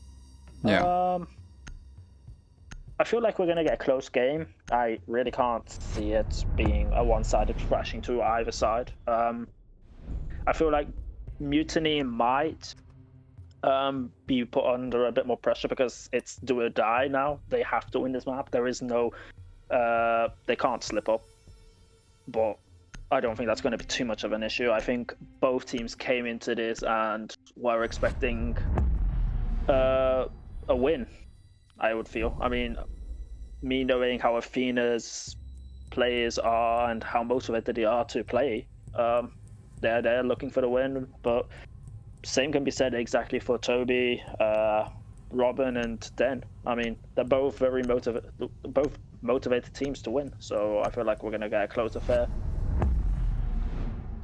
Another Clash ban. Clearly Athena just don't want to tackle Clash. Have we yet to see a non-Thatcher ban game? Yeah, Coastline. Coastline, that was it. Yeah, Coastline wasn't. Yeah. But I have to say though, Ying being banned, yeah, can be understandable. This map with Ying is a nightmare. horrible to play against the Ying. Same can be said about the Clash though. Mirror, yeah, I mean there are a few sites where the mirror can just be abused and it's very hard to just deal with a mirror in general. Alright, well, mirror isn't there, so no one has to worry about it. Ying, clearly Davin loves a bit of Ying, so that's the counter ban there. Clash is the counter ban for Toby, we've seen him played so much. And Thatcher is just a standard ban. Now, let me get my controller set up correctly, and let's see what kind of setup we are going to get here. We are going to get a single reinforcement there on the freezer wall coming up from Davin. Single reinforcement probably here as well. Often holes will get opened up, allowing you to look through to freezer from over here. We are likely to get reinforcements here. Yes, we are getting reinforcements. Den drone in sight. Henry chasing down that drone. He does manage to catch it. Double reinforcement from Nekwa. And a double reinforcement coming out from Henry, no doubt. Oh, wait a minute. Is Davin going for a spawn peek? What's he up to?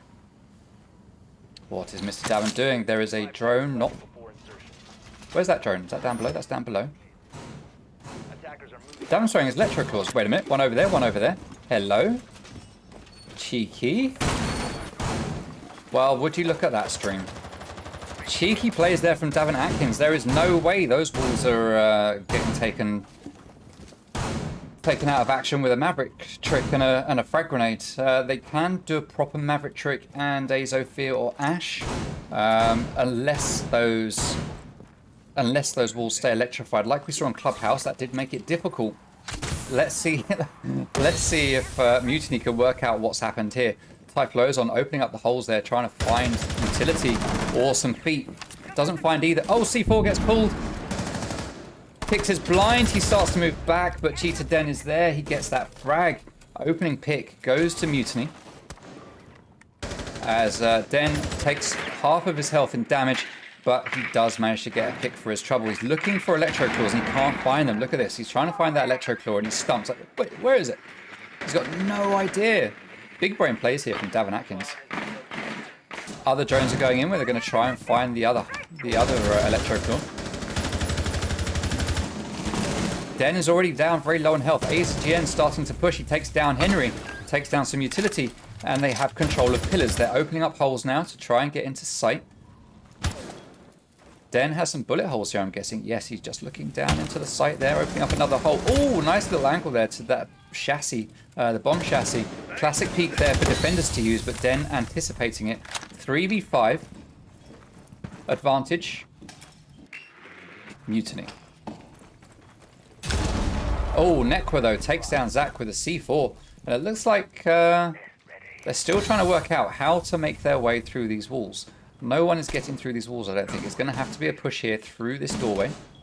Azer's starting to force his way in. He has control of sight. He's going to take down that Banshee that will allow Cheetah Den to walk in and start to plant in a default spot. But Malusi's there, comes down, denies the plant, but he does get shot in the back. As smoke goes down as well to the hands of Azer. And that's a fairly straightforward opening round for Mutiny. Azer just allowed to walk into sight and just shoot people in the back. Well played to Mutiny. Yeah, I mean, give credit where credit is due. Davin with the big brain play with the Kairi claws. But I feel like it's just struggling to deal with the aggression from Robin. I mean, he's playing Ash, he's just running in and, well, just peeking people half the time and then playing in, well, very awkward corners where you wouldn't expect an attacker to be. So fair play to Robin. But yeah, I mean, Mutiny playing quite well on the attack. It looked like a very default push though. Just go into trench, push into pillars and, well, just hold angles and, well, cover the plant. Although the plant wasn't covered quite as well as I would have expected, but I mean, the refrag was there and, well, the final kill too. So fair play to Mutiny. Bit unlucky and unfortunate for Athena, but still a long way to go. Yeah, there was nothing outstanding about the attack strategy. It was, like you say, just pushing through blue, take control of pillar, start to move into sight. And it paid off for Mutiny. They managed to make it work. But we are going to see Athena head back to laundry and supply room. They're not going to try another site. My guess is, yep, Davin is going to do the same trick again. It worked last time, at least in terms of denying those walls. They just need to work on how they're going to counter people that come in, well, from one doorway, basically. They denied walls, but couldn't stop people from just coming in from 2 doors, was how that worked. So, not quite what Athena would have wanted. I think Kicks getting picked off early certainly didn't help. I don't think they were expecting him to get blinded and taken down quite so soon. And then, yeah, Aza just managed to run in and take down everyone else. And that was it. That's all she wrote. A nice easy 3k for him there. All right, so Henry is going to sit behind this shield. Oh, nice shot there onto Sophia. Well played. Well played, Henry. Got a cheeky little pixel peek here onto the rear stairs, back stairs. Typhlosion is going to drone it out. And they're still going to be looking for these electro claws. We can see that both of them are up. They have been placed, and they are both up. Zach is on drone. No, he's not on drone, sorry. He is just laid down, watching. Who is on drones? One person's droning. That is Toby, sending the drone in. And they now have just 3 drones left in the pockets of Mutiny. Every single drone except for 3 have been taken out. Stun grenade goes down to burn the ADS. And now the utility is going to be used by Ash. That shield is going to go down, and Henry is going to have to back out and find a different position to sit in. He's going to move behind pillar and just watch it from the other angle. As Typhloes on a brisk Zach are still trying to work out how they're going to get this goddamn wall open. They cannot work it out.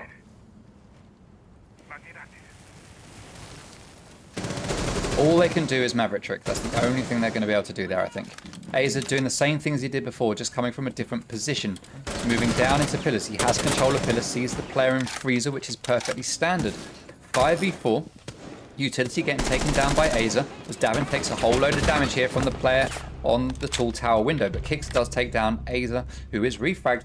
4v3 now, as just Toby is going to join his teammates on the back stairs. Drone's going out. Are they going to try to find these electro claws, or have they given up? I think they've pretty much given up now. They need to realize that they're going to have to find another way through. But without their main entry fragger, this might prove difficult. Now, Briszak can entry frag. Oh, well played to just Toby. Nice little shot onto Nekwa there, running out when he didn't really need to. And he did suffer for it. Toby now holding a standard angle there to the rotate. He sees the grenades, the gas grenade going out from smoke, which isn't going to do much. It's not... Oh, that is actually going to deny Typhlosion a little bit. We've got no smoke grenades left in the hands of Valley. C4 gets pulled. Just Toby takes down Henry in the freezer. But C4 does no damage to anyone. Plant is going down. It's not going to be denied by Valley. It's not going to be denied by Davin. They've got no one in freezer that can peek it. And that's the triple kill for just Toby. It looks like they didn't need Aza for this. Toby is perfectly capable of racking up the frags himself. Valley, last man, 1v2, SMG 11 in hand. Toby's going to try to peek it. We saw his head, he backs out. But Toby gets the 4K there with the AK-74, I believe it was. Great gun. And yeah, nice convincing take from Mutiny. This is shaping up to be very much a Mutiny map right now. Yeah, I have to say, well played. Looks pretty grim, I have to say, at first for Mutiny. But, I mean, Toby decided to step up the round and show that, okay, yeah. I mean, it's not all about Aza on the Ash doing everything for us. I'll go and get a quick 4K for the team and show people that I'm not just a support player. So, fair play. Yeah, just pretty much just using that AK and just shredding people. I mean, he was literally saw someone and shot their head. So, yeah, fair play from Toby. Well, push from him. Played very similar to how Aza would, just by pushing into a very awkward spot and just winning his gunfights. Also, a nice little flick onto the Wamai, I think it was, by Deep Bonker / Electro onto Nekwa. So, yeah. Fair play. Yeah, that was a good play. That was a good shot. Alright, so this time, Athena giving up on laundry and supply room. They're going to try something else. They've just decided that it's not worth trying it 3 times in a row. They are going to go upstairs and try to take on the dorms instead.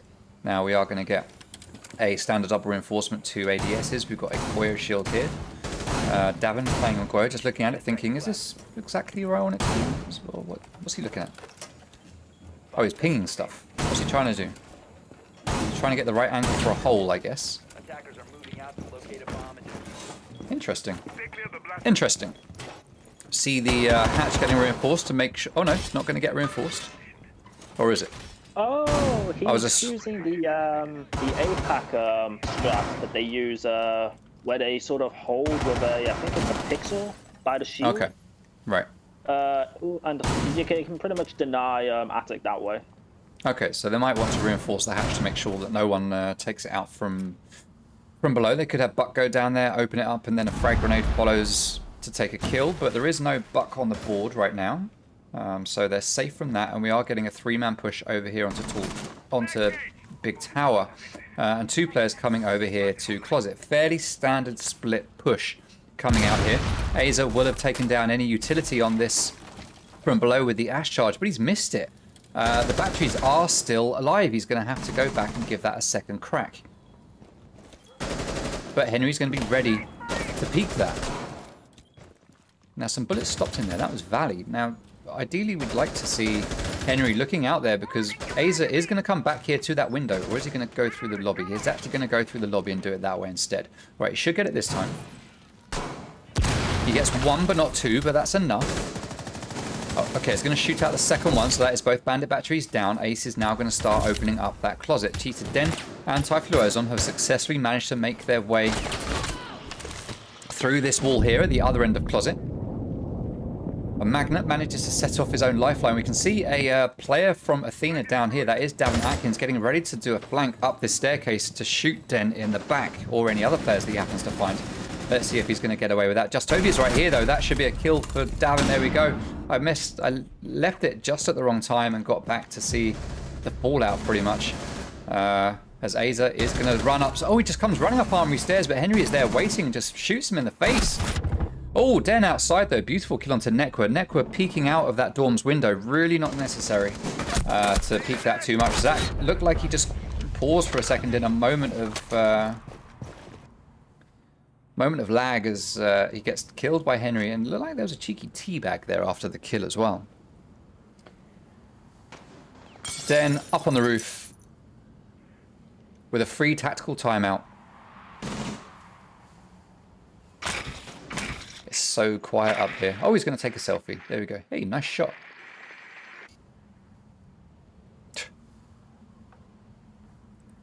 Yeah, I presume we're just going to see the rest of the round of him just sitting up here, and if anyone decides to pick, then maybe give him a freebie, which I don't see Athena doing. But yeah, if I'm going to analyze this round, I'd have to say, well played from Athena, but I feel it was more a detriment to how Mutiny played. I feel like flanks they're a bit messy on that set one. up. Yeah, I mean, they allowed Davin to push the kitchen into the corridor and just peek Toby in meeting. Not sure why there wasn't an air jab placed anywhere there. And then it's like, I saw also Azza just running from like armory stairs and just running it into trophy like haphazardly. So I don't know what they were thinking. I just felt it was just a very weak round for Mutiny, and well, I mean, I don't think there was anything special from Athena, but well played. Nonetheless, Athena's first round on the board. Yeah, it was a very standard hold from Athena, and they made it pay off. But it was just odd decisions and loss of gunfights, I think, really coming down to it there for Mutiny. So Dining Room and Kitchen is going to be the next site to get played by Athena. We haven't seen them play this site just yet. Let's take a look at some stats. So, stats. For Dining Room and Kitchen, 56% in favour of attack. 44% in favour of defence. This whole map overall, again, very evenly split in this league with a 49-51% split for attack to defence, respectively. Den sending me messages, no idea why. Den, I'm not going to be reading reading messages while I'm in a cast. That's for sure. Right, so Kicks is going to be holding here on 90. Showers 90 with a shield. Pretty standard. ADS, standard. We've got rotates here from security into sight. That is normal. Standard double reinforcement right here, but there is no hard denial of that wall here. Nothing to stop it from getting opened. ADS to stop any stuns. Well, to stop one stun at least. And this is the extent of the setup. I guess we've got a top floor hold as well. Yeah, we've got 2 players up here with the hatch open. Makes perfect sense. 1 reinforcement, some holes to shoot at people that come into the room. Signal jammer to deny intel. Rotates, reinforcements. Double reinforcement with the signal jammer. That's going to get taken down straight away by Typhloozon, who's just going to use his breaching torch, open up a tiny little hole, shoot down the signal jammer, and then Ace is going to come and open up that wall so they can walk on through. Now that's going to be held by Henry, who's going to sit here patiently watching and waiting for someone to come into the breach. A drone does come jumping through, gets taken down by Henry. He knows someone's going to be coming that way, but he's going to back out. What's Valley looking at? Valley's just sitting, looking at the gorilla, contemplating what he's going to do. Davin takes a little bit of damage, but he's going to get up close with his shotgun. C4 goes out. It's not going to find a target.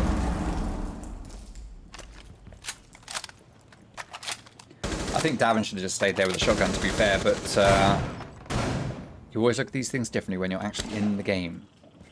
It's easy to analyze from here, but not so much when you're in the game. Now, there is a player on white. Cheetah Den is holding the wrong angle. Who is the player on white? Is it Davin? It is Davin. He's going to be playing Canadian. He sees Sophia and takes her down. That is Cheetah Den out. Davin gets the kill and then backs out so that he can live to fight another day. There is a player here on the 90. Nomad air jab takes him down, and then that is capitalized on by Just Toby, who picks up the frag. A nice easy kill there for him. Didn't really have to put much work into it, as Henry is going to be holding here. Tiny little angle onto that doorway. Then he's just going to drop out and give up the top floor. 50 seconds remaining. And top floor control is now in the hands of Mutiny. And they are trying to decide what they are going to do with it. Zach is going to open up this hole, this wall. No need whatsoever, just a utility dump waste. They need to be thinking about opening this wall rather than that one, to be fair. Aza gets taken down by shots through the floor. Nicely played. Was that Nerdsync? Necrosync, rather? I guess it must have been. He's the only one down here. It sounded like an alder that was going off. Valley sitting, waiting, watching that doorway with a tiny little angle. Zach is going to revive Aza. And it looks like it's going to have to be a hatch drop. They have no choice here. They can drop this meeting hatch. Zach's got diffuser, but he's got no way into sight because it's reinforced. He hasn't got the time. 3v3. Aza goes down. Toby gets a kill, but it doesn't matter. Impactless frags because Zach is in completely the wrong place to capitalize on it. Completely the wrong place. Unfortunate there for Mutiny, allowing Athena to take that win, making it 2-2. Yeah, I mean, I feel like Zach should have dropped meeting and opened meeting a lot earlier. Definitely, definitely. I mean, the amount of pressure he could have forced on Athena by opening that wall would have been, well, it would have helped the team a lot more, I feel. He was pretty much useless upstairs as Ace. But I have to say, well played to Davin on white. I mean, I'm not sure what Den was looking at, if there was just no intel, I guess, or he was afraid of the Jaeger in kids. But nonetheless, well played from Davin to get that cheeky pick. But unfortunate that he runs into the air jab and gets, well, killed for nothing and refrags. But, I mean, happens. Maybe he just didn't hear the air jab like half the time, I guess. Yeah. Not saying that Davin doesn't hear air jabs, I'm just saying that the game mechanics aren't always the best. Yeah. So they are going to switch it up and go to Meeting Room Kitchen. We don't very often see this site get played. We have seen it in the league before, and 67% of the times we saw it, it was won by attack. So this is an interesting play coming out from Athena. But when you look at what happened the first 2 times they went to laundry and supply room, it's no surprise that they're going to try something different. Overall, the stats of what's happened here on this site before in the league doesn't really matter much compared to your own experience of what happened on those first 2 rounds on laundry and supply room. And it's probably better to just take that gamble and head over to this site instead of having another crack at laundry and supply room, which failed. I was going to say failed so miserably. I don't know if that's unfair. That's probably quite fair, actually. It wasn't... I don't think it was even close. There was a lot of faith put into those fancy electro claws tricks. It was very good. It was very good, but they just couldn't stop the unstoppable forces coming through from pillars and just gunning everyone in sight. So meeting room and kitchen is going to get played this time. We have a reinforcement and a rotate. So that reinforcement on the right-hand side is going to stop people from being here and shooting through into sight through this split from garage, but they do have a castle barricade there as well. Got Typhoon Ozon is going to get to work on this wall, and straight away Nekwa gets taken down by Cheetah Den. Nekwa playing here on the freezer stairs. Cheetah Den just runs in and guns in. Well played to Den there. Nice early pick for him, putting the early advantage into Mutiny's hands. As just Toby's going to be droning downstairs on the basement. Typhoon Ozon droning the top floor. AZGN making his way in towards the tall tower. T1. Zach making his way to T2. He's going to drone it first. Cheetah Den on drones at the top of Armory Stairs and also on Security Corridor, just getting intel for himself and for his team.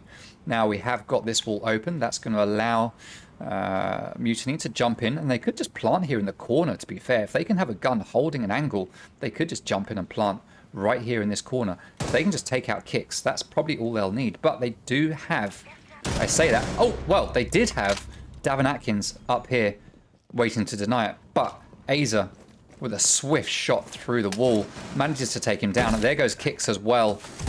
He gets finished off, and now they are free to just jump in and plant right there in that breach hole that's been opened up. Valley is going to push up on it, though, as Henry goes to the top floor to try and catch these guys by surprise. It's a 2v4, and this is going to be very, very difficult. Henry is down below. There is a player here in security. Henry sounds like he knows. Valley takes down one. Oh, no, Henry goes down to Cheetah Den, leaving Valley all on his own, but he isn't going to be able to stop a wild Aza running through the site with an R4C pointing at people's heads. He does get that kill, and that's a round on the board to Mutiny, making it a 3-2 in favor of Mutiny as we go into the last round of the first half. Yeah, I have to say, well played from Mutiny. Very dominant round, I feel. There were one or two kills that I'm like, well, I'd say the first two opening kills that I'd be like questioning is like, did Az actually know Davin was on that elevated angle? Was there a soft ping? Like, if that was, fair enough, fair played. If it was luck, then that's just how it goes. Unlucky. It sounded like it was just a very focused 2 or 3 bullets. So I don't know. What's the thing? Well, maybe we can ask that in a post interview. Maybe we'll see. Yeah. But yeah, a very dominant, very thorough round from Mutiny to just take that round away from Athena. All right, so this is our 4th map. In 3 of the maps we've seen so far, we have seen, in 2 of them, we have seen Athena go into the second half 4-2 down. And then in the 3rd one, which was Villa, the last map that we played, we saw them go into the second half 3-3 up. That's, well, it wasn't up, 3-3 split, nice and even. This time, they are currently at a 3-2 down. They just need to win this round to go 3-3. As we saw, this is a very even map when it comes to attack and defender favored in this league, at least, considering all the times it's been played in this league, and it has been the most played map in this league, so we do have a lot of data on it. So it's likely that I don't know what it's like. It is likely that we would get 3-3 at this point. Mrs. 2 is absolutely right. It is a 4-7-7-5-8-7. Well done, Mrs. 2. Well done. Welcome, Nursync, to the stream. All right, so Cheetah Den playing up here on this window. He just misses out on getting a kill there onto Nekwa, who starts running in. He opens up that door just a little bit too late. Just Toby is going to be playing outside double window. Or is he going to drop out somewhere else? Personally, I'm not a fan of this double window. I think things always go wrong when you go to this double window. I stay away from it. I've never found it to be successful for me. The only way it's going to work is if you're in a really good team that have managed to get so much focus over on this side of the objective that no one's even looking over here anymore. But so often people are just so focused on this window, it's very difficult to make a play from it. Now we're going to have Cheetah Den making his way up White Stairs, but the proximity sensor is going to give his position away, and he is going to back out. He's going to take down the utility on this wall. He's taken one bandit battery successfully, and Ace is going to start to open it up. Typhlosion is there with him, playing as Maverick. And they're going to hold an angle here, just in case anyone walks up to it. Now, common play here is for a C4 to just come flying out through the hole that gets made, but it's not going to happen because Henry does not have C4s. It's not what Jaeger carries, so he is instead going to sit here. He's going to get droned. They know he's there, so he's going to back out. He was going to hold that angle, waiting for someone to push in, but he is going to back out instead. We've got Valley playing up here, just at the top of the stairs by the doorway. He's going to take out that drone, and he's going to get ready for someone to push in through that breach. Second wall is now getting opened. Kix is going to be able to hold this from Attic as Davin comes up laundry stairs for a flank onto armory stairs. And Nekwa is holding the angle here from Kids onto the trophy door. Davin takes down Cheetah Den with that flank. Well played. That's Den down here. That's Sophia out of action. And Davin is going to make his way down to the freezer to rotate back up the other staircase and then come back up White Stairs to support Valley. All right, Just Toby, very low on health now, is focused on this window, and I just don't see this going well. Especially if Athena know that he's there. Typhlosion just pre-firing through some walls, playing in trophy, waiting to find a pick. Looking behind him just in case, but there is no one coming that way. Zach firing onto Kix there in the attic. He takes a bit of damage. He sees smoke out the corner of his eye. He turns, but doesn't manage to hit the shots. Zach does take down Nekwa finally though, and he still has diffuser. 15 seconds remaining, and he is in the closet, but he does go down. Typhlosion is going to pick up that diffuser. It's on to him to jump in and try to plant. He is in the middle of a smoke grenade, but he's the last player standing. He's not going to be able to get the plant. He is going to be able to take down smoke. He gets that kill. He's got 2 more to find, but he's not going to find one because Kix is there waiting in attic with the AUG, taking the headshot, finishing off the round and putting one on the board for Athena, making it 3-3. Well, yeah, a very good round, especially from Davin, especially on that roam. Yeah, making it very difficult for Den below to sort of use that verticality. I have to say though, well played from Athena as a whole. I mean, they played off each other, covered each other's angles well, and made it a real pain for Mutiny to sort of get some sort of crossfires and win some sort of site control. I feel like the only thing I could really critique was maybe have put a bit more pressure from the double windows, maybe sort of to alleviate certain angles and sort of get in Athena's head that, okay, someone might jump through double window and sort of stir something up. But yeah, losing as at the beginning of the round was not helpful. Kind of put Athena in a driving seat for that round.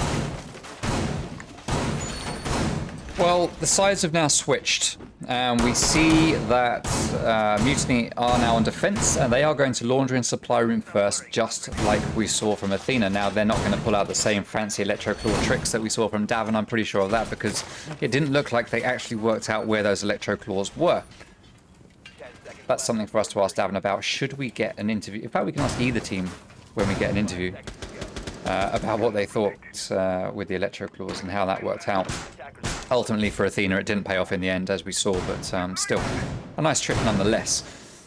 Now, Zach is going to be upstairs in meeting, opening up some holes there in the top of the stage wall. That allows you to look onto the hatch from up here. Sorry, from down here. So if you're playing down here, you can look up through onto the hatch if anyone comes up through this way. Also, at the same time, if you're upstairs, you can look down through the hole in the floor, down onto the back stairs to cover. Now, Henry Sink manages to get the early kill onto Aza. He pings the walls to let the teammates know that it's opened up. Utility gets taken down by Davin and Henry, and they start to move in. And it looks like we are going to get a push down the back stairs. We've got 2 players stacked up here on blue. Valley's going to be coming in this way, along with Zofia. So Valley will be responsible for planting. Looks like he's playing as Ace, is he? Yes, he is. We've got meeting room control now for Athena, with 1 player on drone standing up between T2 and T3. Sorry, T1 and T2. That is Davin Atkins going to start making his way down to join up with Henry, and they are going to work on getting this hatch open. I expect to see a Maverick trick here as Kix takes down Cheetah Dem.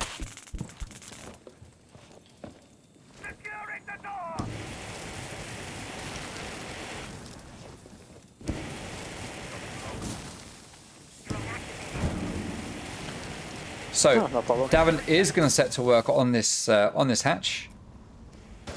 He is more effective with his Maverick tricking than Nekwa. They've decided Nekwa is just not going to be playing Maverick anymore. He is much better on Nomad. He has played her so many times. He has played Nomad the most out of any operator and out of any player in the league. Nomad in this league up until today has been played 96 times in the league. Nekwa has played her 69 of those 96 times. So yeah, he is a Nomad main, certainly in this league for sure. Alright, so Zach is going to be holding the default position in the freezer with just Toby holding behind the rack. Now, standard play here is to push in and do a plant here, but you do have to watch out from these players in freezer. All it takes is for a swing from here, and that plant is denied. So you need to take care of this player in freezer if you're going to try for a plant here. There's no point smoking it. You just blind shoot into the smoke, chuck a gas grenade, chuck a C4, whatever. Doesn't matter. It's not going to pay off if you don't take out this player over here. So that's something to be very, very careful of. It is a 5v2. Just Toby and Brisk Zach are the last two players standing. Zach is going to be responsible for denying this plant. Just Toby just has to hold. The plant is going down. Nomad is trying to peek Toby. But Zach and Toby managed to get the double. But there we go. We see Davin come in from the other side of freezer and shoot Zach in the back while Kix takes down Toby. No points for Ace. Was the plant successful? Don't think so. I'm not sure it was. I don't think it was. So no points for Ace there, I believe. I'm pretty sure it didn't go down. But yeah, we'll find out when I gather the stats later on. But yes, sorry, go on, Glazer. I guess so. I don't really want to point out a player again for making a mistake, but it's Azza again dying on the entry, 30 seconds into the round. Like, fair enough that Athena reading into it and getting that man advantage, but can't happen 2 rounds in a row. It's not helping the team going that early on with a man disadvantage. But I feel like even that round wouldn't really have affected too much of the round. I feel like Athena knew what they were doing. They had that meeting control open hatch, and they just had sight. They just pressured sight.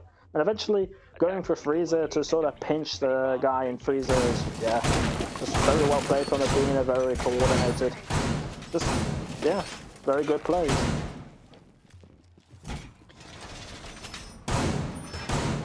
So Mutiny are going to have another stab at Laundry and Supply Room. So at the moment, this site is just proving challenging for defenders. I think we probably saw Mutiny having an easier time on attack than Athena had on that last round.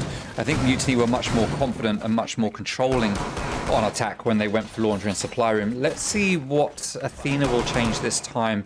I mean, we say, why would they change? It worked. Why do they need to change? Well, they could do things faster, be a bit more efficient, and adapt to what they saw last time that managed to really hold them up. So it'd be interesting to see how Athena tackle that. Now I noticed that Davin has 5 blowtorch canisters. I'm pretty sure when I played Maverick last night in a custom, he had 6. So I don't know if I don't know. That's weird. That's weird. I'm sure he's supposed to have 5. I was surprised when I saw 6. All right, so Den playing down here on. Sorry, go on. It is supposed to have 6, but I'm curious why he used it. Yeah, but it's the round. He had that in prep phase, I'm sure. Anyway, it doesn't matter. Cheetah Den just bouncing around by the doorway, trying to shoot a drone. Eventually, I think he did manage to get it. I looked away from him, so I'm not sure if he did actually get it. But he is going to stay here on pillars, holding this angle. I do like this new red dot sight. I've never liked the red dot sight, but this one I do like. This is a good sight. They've taken a sight away from Mira now, I hear. What's that? What did they take away from her? Was it the 1.5? Yeah. Yeah. Right, so Aza holding in freezer. He is the freezer man. Typhloozon is going to be holding here in laundry room. Just quick zooming onto absolutely everything as Just Toby is going to be playing behind the bomb chassis with that fancy diamond camo on his gun. Valley and Kix yet again are responsible for taking control of blue, with Henry here on the back stairs playing Ash as he is likely to do. Ash has been played in this league 114 times. Fun fact for you. Played by Aza GN 50 of those times, the most. The operator that's played Ash the most, even more than Henry, which is quite a surprise. Because Henry does love his Ash. But we are in a 4v5 as Network does get taken down. Magnets are getting pinged. They know exactly where it is. So they know that if they chuck a grenade in there, it's not going to do anything. And it can't be peeked from that doorway, which Valley was trying to do. They see another magnet. He takes a shot at it, but I'm not sure if he actually destroyed it. I don't think he did. Typhlosion remains in launch and supply room, getting this long angle onto the doorway here. That's a nice position to play. Don't know if he saw that player drop from the hatch. Gas grenades go out. That's not really going to deny anything. No, you could walk in there and still go for a plant. 4v5, 25 seconds remaining. Again, the key things here are the player in freezer. You've got Cheetah Den watching this hallway. This is a strong setup here for Mutiny right now. They've got 5 players sitting here watching, knowing exactly where they're coming from. And that is the first achievement of the game. That is overcooked. Davin Atkins kills himself with his own grenade by possibly holding it too long or just misthrowing it. Either way, Henry gets taken down. Kix gets taken down. Valley gets taken down. Everyone gets taken down. And the round goes to Mutiny. Finally, someone has managed to win launch and supply room on defense. Yeah, I have to say, well played to Mutiny by playing actually passive and not over peaking and overextending. That really did help that round, I feel, because it forced Athena just to peek them, and well, it didn't work out too well. I mean, Davin killing himself with the grenade, whether that was just through him overcooking it and making a mistake, or whatever happened, yeah. Unfortunate. Also to note, as playing a little bit of Ring Around the Rosie, I think it was with the Ash on Pillar. It was a bit comedic. But as a whole, Mutiny playing it well, playing it passive, and how you should be playing, downstairs.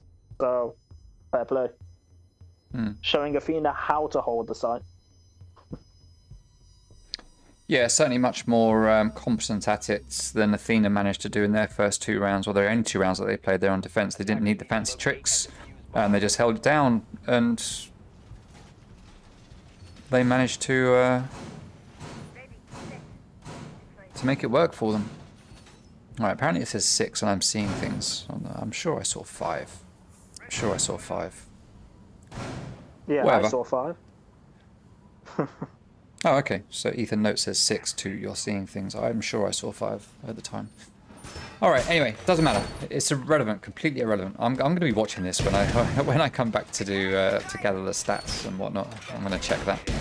Not that it matters. It's done now. All right. So dorms. Next site to get played by Mutiny. Let's see what they can pull out the bag here. Now, we did see an incredible game on Oregon between Mutiny and Apollo. We saw it go to an 8-7. It was a max overtime game. And what a game it was. It was so close all the way through. And then Toby managed to clutch it up in the very last dying moments of that final round, that round number 15. With a fantastic win. If you were here for the opening ceremony, you'll have seen it in the video. It was in the opening video. So this is a decent map for Mutiny. They can play it. And at the moment, they're playing it very well. And playing Athena at their own game. 4-4, everything balanced out. And we are getting a very fast assault coming out here from Athena. They've already got tracks going down here into site and trophy. Davin's already here in master bedroom with control. Electro Claw tricking is happening from Typhlosion. So the signal jammer has been taken down. It's been replaced with an Electro Claw now, which is going to deny that closet wall from getting opened even more. Henry is down below. There's not much he's going to be able to do about it. He's going to try to have a look, see if he can get it, but Zach is going to be looking to try to get a pick. He does take down the Electro Claw. He sees Zach. He's going to open fire on the floor, but there is a player down here in meeting that Henry's going to need to watch out for. We've got just Toby here on 90. Cheetah Den going to be coming around to try to get that kill onto Henry. I don't think that Athena know that he's here, but Henry has dropped out of classroom, so he is going to live to fight another day as he heads up to the games room here, opens up the window, and there is no one actually in games. Hello there, says Sophia. I like that. So Kix has that long angle open into the attic, where there is currently no one playing. Now Typhlosion could go in there, but he's not going to because there are traps in the way. Kix is going to start applying pressure. And he's going to go on drones as Den is playing down below the attic, throwing C4s but not finding any targets. Pretty sure that was him throwing one. Yes, it was. Davin holding the angle here into the attic from Armory Corridor. closet wall is now opened up, and Henry can start making his way in. But they do have Aza here playing Canadian, waiting to get anyone that walks in through that breach, through this hole set up here in the wall. He does take down Valley. It's a 4-4, as it is a quick refrag. Kix starts to push in, along with Davin playing on Gridlock. Aza goes down, 4v3. 35 seconds to go, and that's the player downstairs taken down. Davin is starting to plant. 4v2. Zach isn't in a position to deny. C4 goes out to deny the plant. Zach does deny Ace, does deny Ash by shooting him in the face, leaving Nekwa and Typhlosion in a 1v1. Diffuser not in hand. Nekwa has a rough idea where Typhlosion is, who is taking damage. He's going to give chase. He's got the diffuser. Is he going to go for the plant? He is going to go for the plant. Typhlosion is going to hear it. He doesn't know exactly where it is. Nekwa comes off it. No! Oh! Oh, if he'd have stuck it, I think he actually would have got away with that. Oh yeah, that's a shame. Well, round to Mutiny. Yeah, well played from Ty to win that 1v1. Yeah. Could have gone realistically either way. I feel like, yeah, he could have stuck it. But in hindsight, maybe he didn't know how close to Kaid was. No. I presume he heard Kaid vault closet into sight, and it's like, yeah, okay. But I'm just like, it was very well played from Athena. It looked like an Athena round, to be honest. Oh, yeah. But I have to say, well played to Mutiny for bringing it back. Yeah.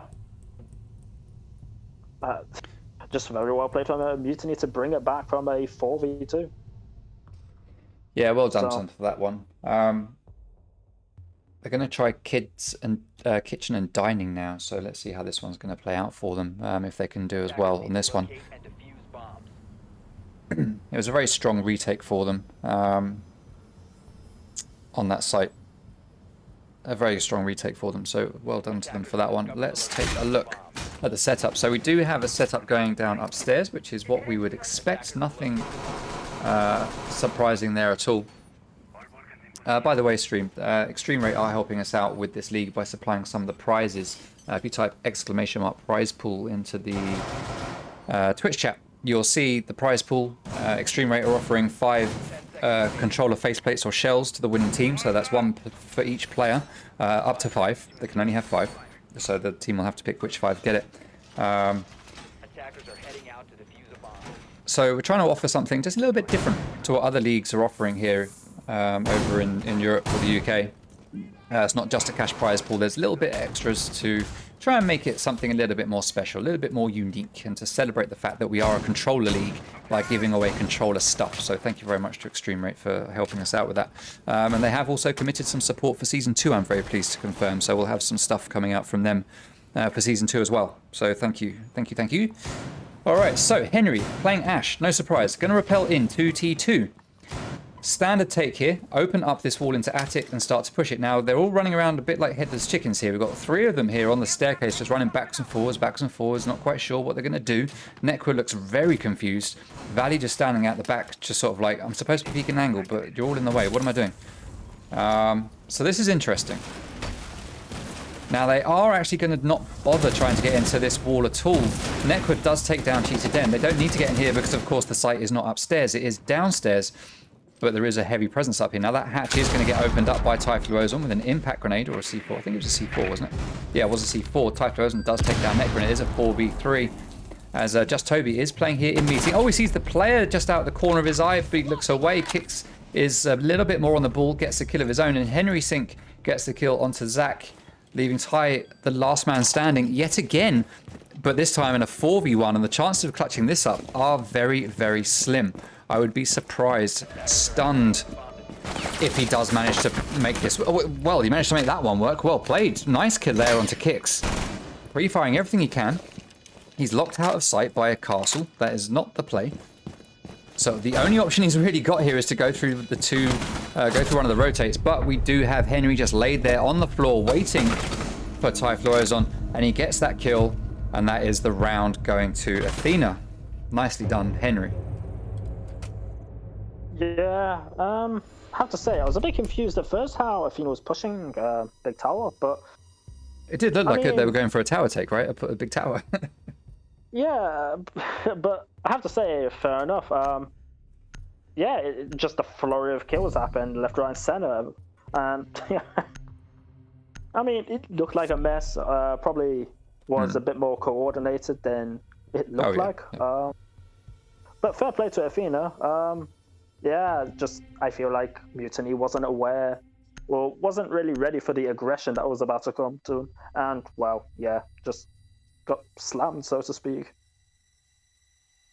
But still, Toby's sort of making it a bit more interesting with that nice little warbang. Oh yeah. But yeah. couldn't read into who was it lying on the floor? Kicks, I think. Henry. Henry. I think. Yeah. But Right, we are going to well played on bringing it back to 5-5. Yeah, so whatever happens here, we are going to see at least 2 more rounds play out on this map. At this moment, will we see overtime? I don't know. It looks like I think we possibly could. You know, we could possibly see an overtime here. It wouldn't surprise me. But let's see. Let's see what happens. Laundry and supply room is going to get played again here by Mutiny. Let me reset some stuff. There we go. Will we see a map number 5? That is the question. If Athena win this one, I've just realised I haven't put the bans up. There we go, bans are up. I am slacking. If Athena win this, then they win everything. If they don't win this, then we go to map number 5, which is going to be Theme Park. And Theme Park could be very interesting. Alrighty, so Pix and Valley are going to be pushing from blue yet again. Got one player on the tall tower, nothing unusual here. This is what we'd expect, and this is the kind of take we were talking about just in that last round, but this time they're not going to be going for attic because it's not needed. But Davin is just clearing from T3 all the way down. Henry is starting to make his way in to get ready to go to those back stairs. Network will be following him very shortly, I expect. He's playing just outside, but he will be following. Air jab's going down to deny the flanks. Typhloozon is there in kitchen. I don't think anyone spotted him. They've just run through. Wait a minute, no, he wasn't there. He was downstairs. Right, it looked like he was upstairs, thanks to the outlines. Cheetah Den is playing down below. I do that quite frequently where I think, wait a minute, is he there? Or is he on another floor? I can't tell. The outlines are so vivid, it makes me feel... the fact that it's an outline should tell me that they're probably not exactly where I think they are. So Zach playing this standard position again, where just Toby was before. We don't have the player over here in Freezer, but we do have a rotate here that's been opened up. So Den is going to be holding behind this nice shield, watching down the hallway, and he can just move back here and go to this doorway should he need to. So this is a good play, but Typhloozon playing that long angle there from over here at the back of the Freezer, manages to take down Nekwa, and that leaves us in a 4v5. Electro Claws are getting spotted. They know where the utility is. We've got an ADS, we've got a Magnet, we've got a Banshee, we've got an Electro Claw. Everything is just stacked up there from the defense. We've got one Magnet, ADS, Banshee, drone underneath. There's possibly a Magnet just under there as well. That's one ADS burnt out for a bit. Oh, there we go. Grenades go out. We've lost a lot of utility there. The only thing left standing is that ADS, which is going to recharge. It has recharged. That Magnet has recharged as well. But the Banshee is dead. We've got 2 ADSs here and a Banshee here in the hallway. Aza has taken the place here in this Freezer. Oh, Zach with the kill onto Davin through the Maverick hole in the wall. Well played there to Zach. 3v5, and it looks like this could be a Mutiny round. 30 seconds to go. Mutiny would have to throw pretty hard right now for Athena to win this. Zach in a good position here. We've got the player over in Freezer in a very strong position to deny a pretty default plant. That's Valley taking down Aza. I think that's the Freezer player. Just Toby does get the refrag. Freezer, we still have Cheetah Den. He is coming around now to stop the default plant, but that is Kicks taken down by Toby. Henry, yet again, last man standing. He's not going to be able to get a single kill as Den and Toby both rush out to try and get the pick, wanting to pad those stats. And that is another round going to Mutiny as they go to match points. 6-5 in favor of Mutiny. One more round is needed, and we go to 2-2 on the map scores. Yeah. Well played from Mutiny yet again. Very similar hole to how they last time held downstairs. So, I'm not sure if Davin got scared by Zach just shotgunning him for a Maverick hole, but fair enough. I don't think he could predict that. But fair play. I have to say though, well played for Mutiny as a whole. Also, Den upstairs, the unknown wild card that round could have changed it if he decided to flank tower and cause an absolute hassle, but he chose the better of it and go through freezer, and well, although he wasn't really too much active in the round, still the rest of the team on site could just deal and just hold angles and pick people off. So fair play. So we're going to see Dorms get played again by Mutiny. This is their second time coming to this site. They won it the first time they played here. It's just become unlocked for them. Let's take a look at the stats for Dorms, because I don't think we looked at those earlier. We have looked at other sites. Maybe we did, actually. Dorms are 43% attacker favored and 57% defender favored. So at the moment, I would say that Mutiny have had their chance on this site. I think we could see this go Athena's way. Yeah, we saw one win on defense from Mutiny, one loss on defense from Mutiny, 2 wins on defense, 1 loss, 1 win. By rights, this should be, I think, an Athena round, but let's see how it's going to play out. I mean, we've seen it already successfully defended once by Mutiny, and I think, to be fair, it was very, very close. It could have been anyone's round, as we talked about at the end of it. So if Athena work around whatever got in their way last time, we should see this be tipped a little bit more in Athena's favour. I think it was more a case of Mutiny on the back foot than Athena for some of the round. So let's see how it's going to play out this time round, with Zach playing upstairs with a shotgun, waiting to get the kill on the player down below. He's going to put down his signal jammer. And that's not going to deny the ace Selma. That is still going to open up the wall. Now, it will deny a second Selma that goes up on the other side, should Valley decide to throw down a second one.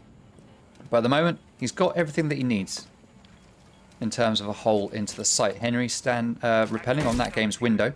Oh, we're going to get an angle opened up here into freezer. Into attic. That's nice, that's nice. Typhlosion, though, does gain an extra angle to watch down into that armory hallway. C4's going to go out, but there is no one there for it to kill. There it goes. Oh, yeah. Yeah, it would have got Kicks, but Kicks managed to back out just in time as Henry takes down Aza with the nice headshot. That is Jaeger out of play. Just Toby at the moment with a 10-6, top fragging for his team. Well played to Just Toby here. As Kicks is sitting in trophy, Typhlosion still holding down in attic. All on his own, just trying to hold players back. Davin rappelling up to the roof. Looks like he's probably going to be rotating around to join Valley and Henry. Very possibly. No, he is coming to attic to go for that window. Alright, Typhlosion is watching it. Gridlocks are going to go down, so they're just going to get shot out as Davin jumps in and Typhlosion manages to down him and get that kill. But he is very quickly refragged by Zofia, being played by Kicks just outside the hole in the wall. 4v3, 40 seconds to go. Cheetah Den laying here in the rotate, just waiting for a pick. Knowing that someone is going to come bounding through that hole at any moment. And Athena don't seem to know that he's there. They need to get some droning on the site here. They've got 2, 3, 4, 5 drones left in their pockets or out already that they can use. They know that Den's there. He's given away his position by opening fire. 20 seconds to go. Oh no, the smoke grenade. Oh, I thought the smoke grenade had dropped through and was going to go off down below and not there, but it did go off, denying Den's field of vision. C4 goes down, does take out Valley, and I just missed it. Henry and Kicks rush in and get a couple of kicks. Just Toby is the last man standing. Henry is starting to plant. C4 is going to deny it. A huge play from Toby. They managed to pick up the diffuser to try and get it again, but they didn't manage to get it in time. What a win there for Mutiny as they take the map. 7-5. Well played. Indeed, well played, Fan Toby. Stealing that round from Athena. Stealing that map, in fact, from Athena. That was a guaranteed overtime. That just didn't kill that.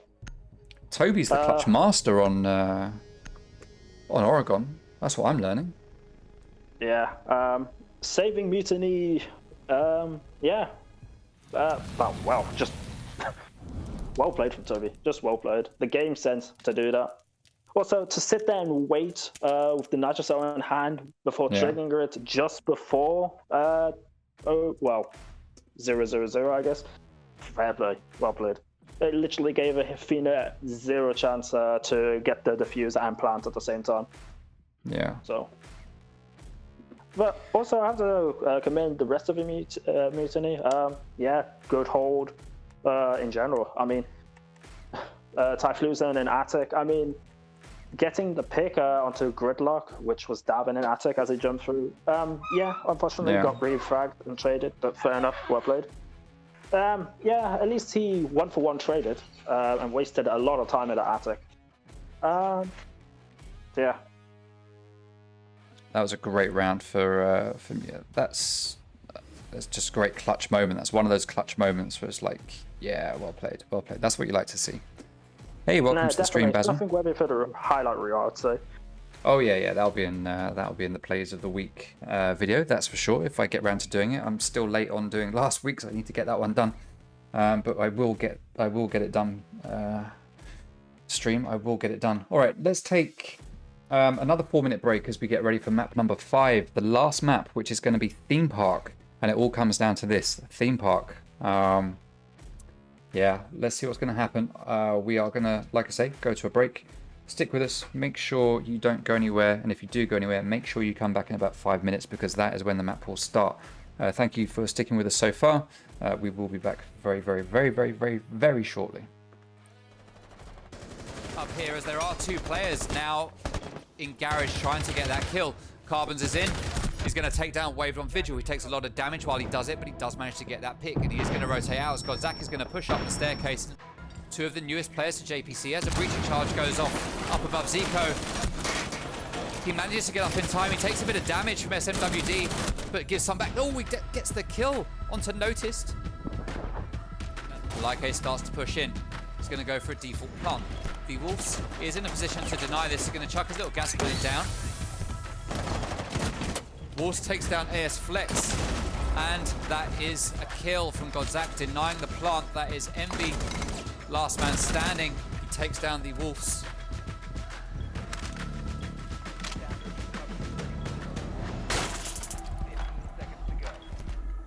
And Envy is going to go for the plant. Godzak is down below. It's a default spot. He could have shot him through the floor, but he's not going to. Envy stops and tries again. He comes off it again. The pings are just denying it. Godzak doesn't know what to do. Envy is planting, and with all of that delay,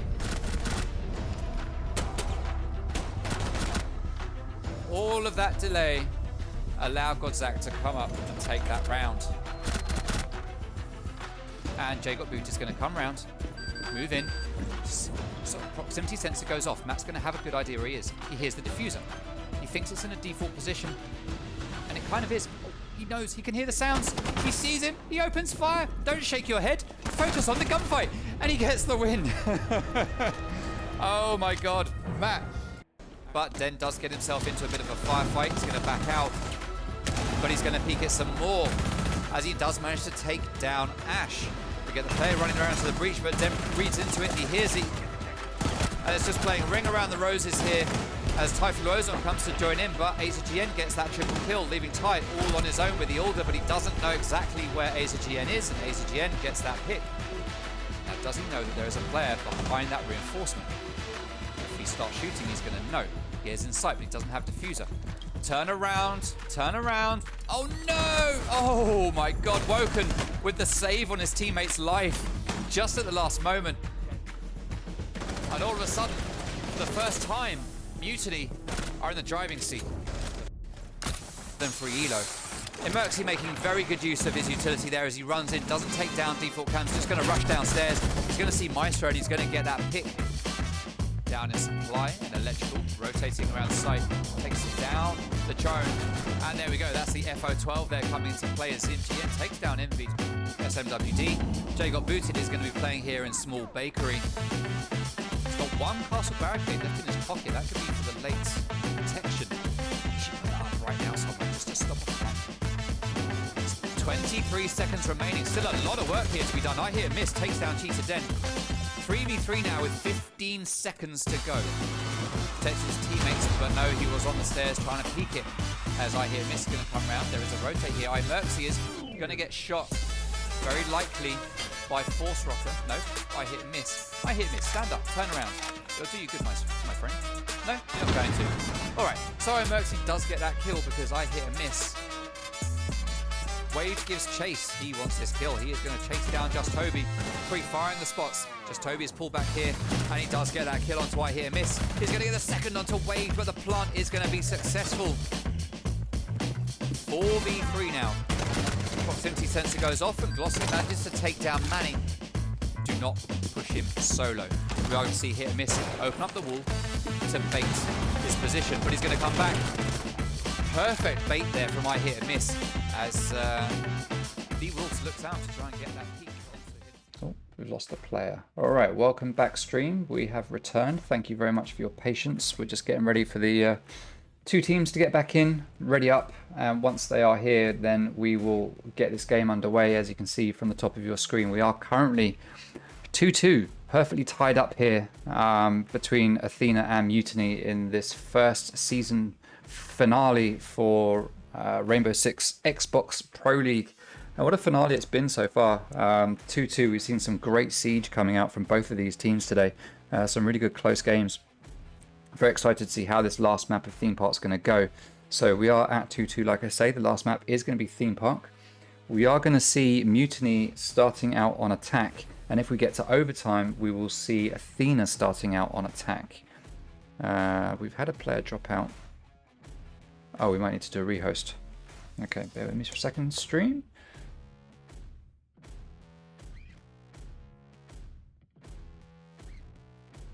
Just need to see what's going on. I think we might have to rebuild the server because the player's just dropped out. It looks like we can't get an invite back. You've got to love the invite bug where you can't invite people and have to rebuild servers. So it looks like we're going to have to do that. Yeah, we are going to have to remake the server. All right, while I do that, Clayzo, can you keep the stream entertained, please? Of course I can. Hey, thank you. So, chatter, how are we doing? Everyone enjoying the stream? Anyone got any so-called burning questions they want me to answer? And you can answer them 3 minutes later. Yeah, I know. Because of the delay. Brilliant system. You gotta love the delay. So useful, but it is frustrating. Might be quicker to just at me through DMs. Yeah, if you've got a question for Clayzo, just at him. Yeah, just at me. Well, to be fair though, we can type back and get an answer quicker. All right, so we've got the server up and running. Let's get an invite out to the players, and then once they get in, I think we'll be pretty much good to go straight away. So that's Athena, I think, invited.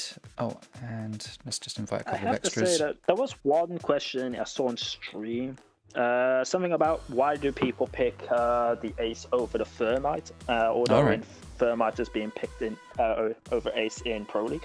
The reason why in Pro League they pick the Thermite is because of the breach hole size, because vaulting into site is, well, it's a death sentence generally. I mean, if you get caught whilst vaulting, you just slow, you're easy, your hitbox is very sluggish, so to speak. Whereas if you can just bolt into site, I mean, it makes it much harder for the opposition holding the angle to, well, flick and readjust onto your aim. Of course, PC, you have a mouse, so it's fairly easy to readjust. Which you would think maybe if they played on console, it'd be a lot harder to readjust. But I mean, I guess that goes both ways for both players on the that are running in and to readjust and reacquire each other. So to answer that question, that's probably why people prefer the Ace on console. Is just probably because the gun is super powerful, whereas Thermite's gun is well, it has a slow rate of fire, although it hits like a truck. Certain people just don't like playing it. I personally do, but if you're gonna pick between guns, you're hard to find a better gun than the AK-12, because it is statistically the best gun in the game. So if you're gonna choose Ace, then it's probably better to choose Ace for his gun and for the versatility of having a Selma charges, hard breaching. Yeah, the AK-12, it is a good gun, and then of course I think a lot of players like comfort in the fact that they can open stuff up from a distance without having to get up close to the wall in this world where, you know, impact tricking is a thing, C4s flying over the top of the wall is a thing. I think people like also that comfort factor of being able to open walls from a distance. I think that probably helps. Yeah, I mean, there's also the one factor of having the Selmas is the fact that you could, in theory, have 3 portable. I say portable, but you can make 3 makeshift mirror holes by shooting the second Selma charge and effectively making line of sights wherever you need them. So yeah. Oh yeah, it's much more versatile. Yeah. All right, everyone is back in the lobby. Let's just see if everyone is actually ready. Thank you very much, everyone, for sticking with us for so long. Hopefully you're enjoying the games. We do just have one map left to do. I put on the screen there that we talk a little bit about Season 2. I did mention it earlier. Let me just very briefly update on Season 2. Oh, actually, I might not get time. All right, let me check. All right, Mutiny are ready. Let me just check with Athena. So for Season 2, we'll be taking a 4-week break after this pretty much and coming back for league stages. We won't be doing it in groups this time. We will just be having 8 teams and just having them all play each other once rather than doing groups of 4 with each team playing each other twice. It does mean we get an extra week of league stages and then we'll go into playoffs. And we'll do the same thing we've done this time, which will be a double elimination. Playoffs over the course of 3 to 4 weeks. We'll see how it pans out. All right, everyone is back in the game. Everyone is ready to go. Let's get going. Over to theme park, map number 5, the very last map that we will see here today. And let's see how this one's going to play out. Is it going to be Athena or Mutiny? The last 4 maps have just basically been gearing up to tiring the teams out, and it now comes down to who's going to win one map.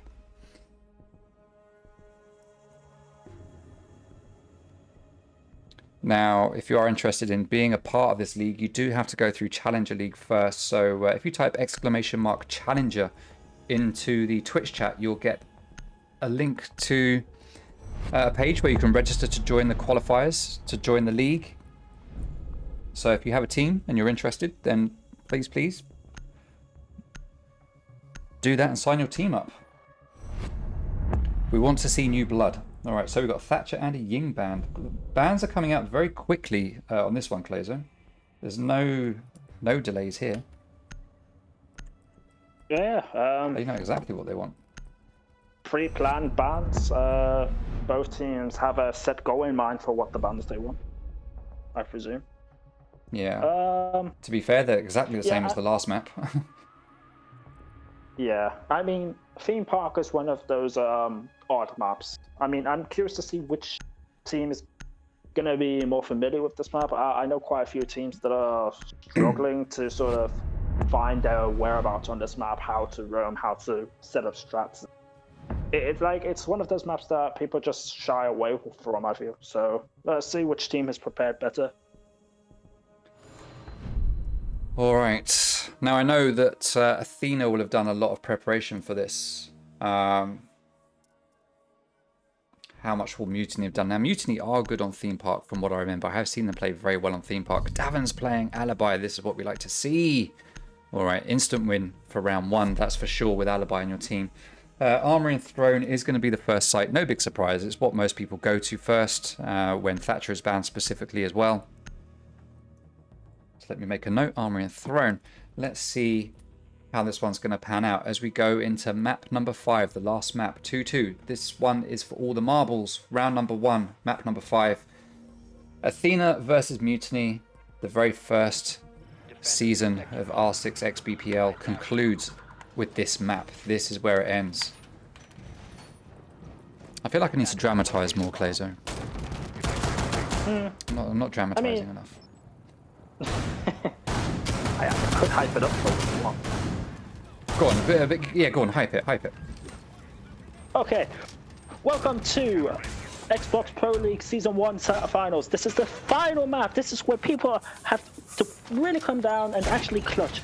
This is where it all matters. People need to step up. They need to show what their worth is. show what the team is worth. This is where all the money comes down to, where all the talking and bragging points come down. Come on, both teams are going to show the best they got. Both teams are hyped up. Both teams are ready for this. Both teams really want to get that money and the prize pools. Thanks to Extreme, what's it called? Extreme Rate? Extreme Rate, yeah. Yeah.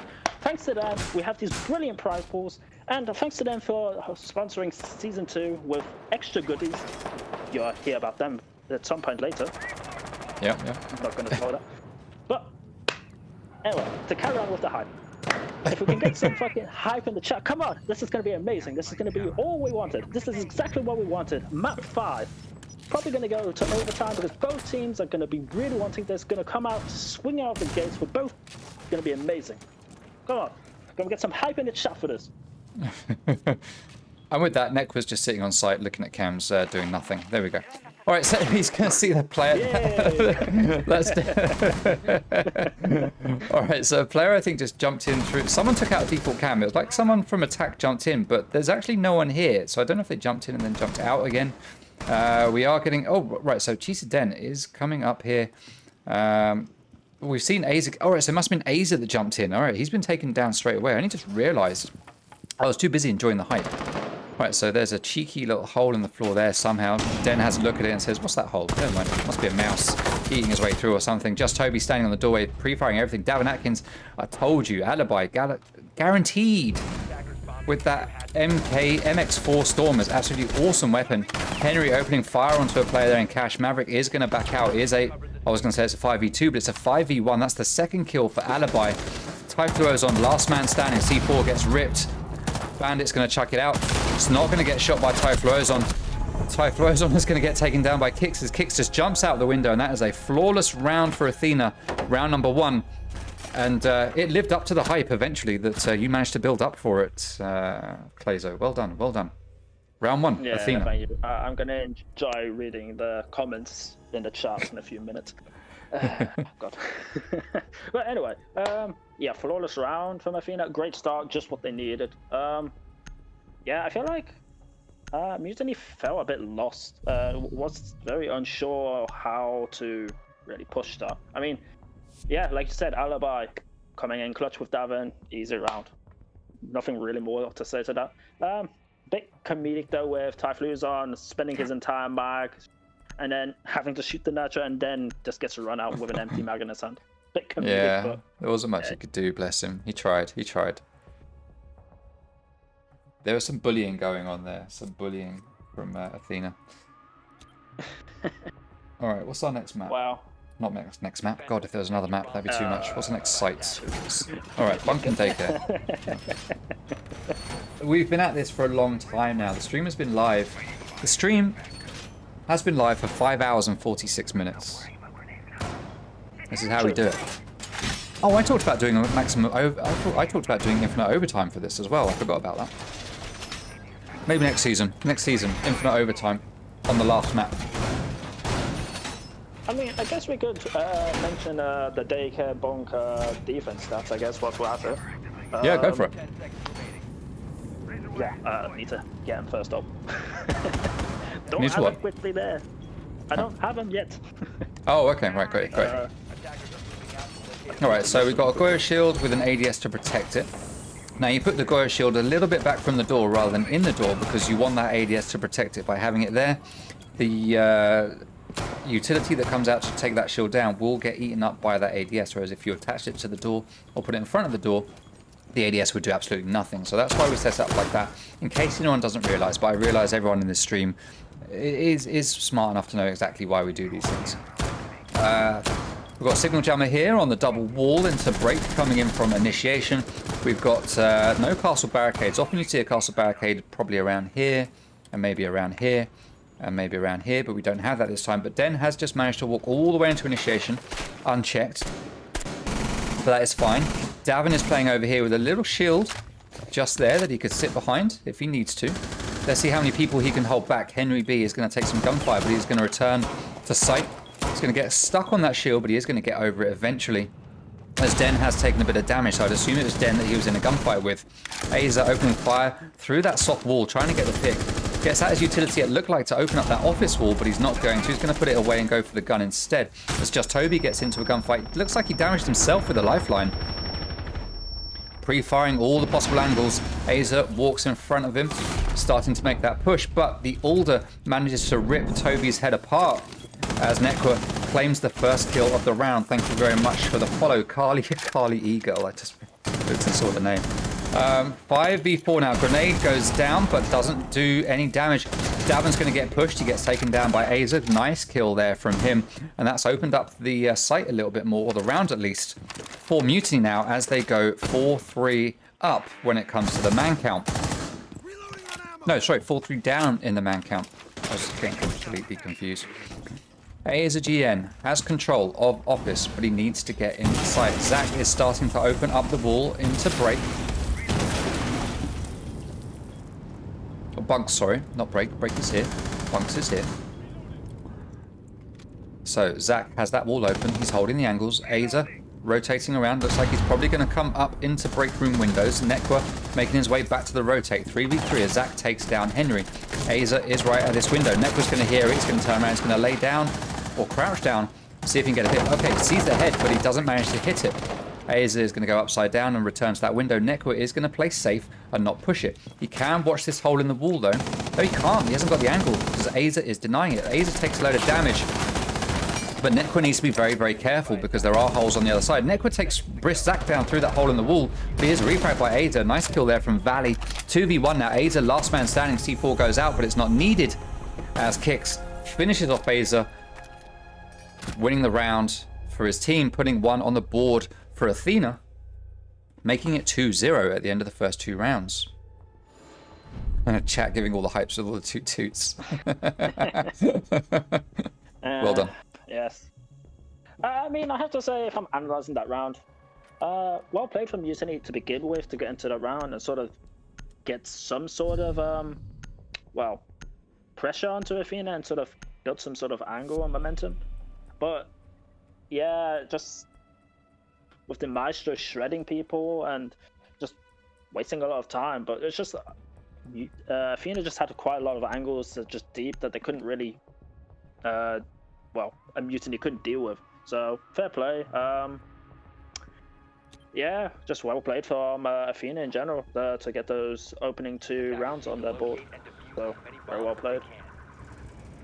So interestingly, we're seeing Athena go to lab and storage, and we're getting Valley playing on Frost. So not many people play this site. I think we've only seen it played in 1 game, maybe 2 at most. And one of those games was when Mutiny was memeing. Well, not memeing, but just not playing a very serious game. So the stats for it probably don't really count too much. But it has been played once before. And I did bring it up on screen, and I didn't actually talk about it, but let's bring it up again. Lab and Storage has a 50% win rate for attackers and a 50% win rate for defenders. This map is overall defender favored. It's one of the more defender favored maps that we have seen here in this game today. 40% attacking favored, 60% defender favored. So starting on defense does give Athena, based on the stats of this league, a big advantage here. And this site, 50-50 win rate. Let's see what's going to happen. Now, the thing is, playing this site, because no one ever plays this site, it's going to be a bit more tricky for Mutiny to know how to attack it, because you've got to work out the method of attack, what the setup is, all on the fly, because you play it so rarely, you just don't know off the top of your head what you're going to do. On a lot of sites, you know where things are going to be, you've got a routine that you work through, but you can't do it on a site like this that doesn't get played much. So let's see how this is going to pan out. We can see we've got the 2 cross mats under the window, so if anyone tries to jump in and take out Valley, they are going to fall foul of one of those mats at least. Well, they can't even jump in if they know that he's there, because you've either got to look at him to shoot him, or you've got to look down to shoot the frost mat. He's got 2 ADSs to protect him and a shield, so Valley is going to be holding this site very, very, very hard. And they've left this other side completely clear, but that's probably okay. This floor here is all destructible. It's not destructible here, not destructible here, but it is destructible here where it's brown with these arcade machines on. And of course, this floor here is destructible completely. As you can see, Sledge has done a lot of work. That is Den playing on Sledge. He can open up some holes just around the corridor to make sure there's no one roaming around here. Henry is just playing down there in split. Hatch is reinforced. Davin Atkins playing downstairs at the bottom of yellow stairs. Just Toby in the bathroom. Davin getting ready to push in there. Does he know that Just Toby is there? I don't know if he does. He's going to make his way up yellow stairs. Just Toby playing in bathroom.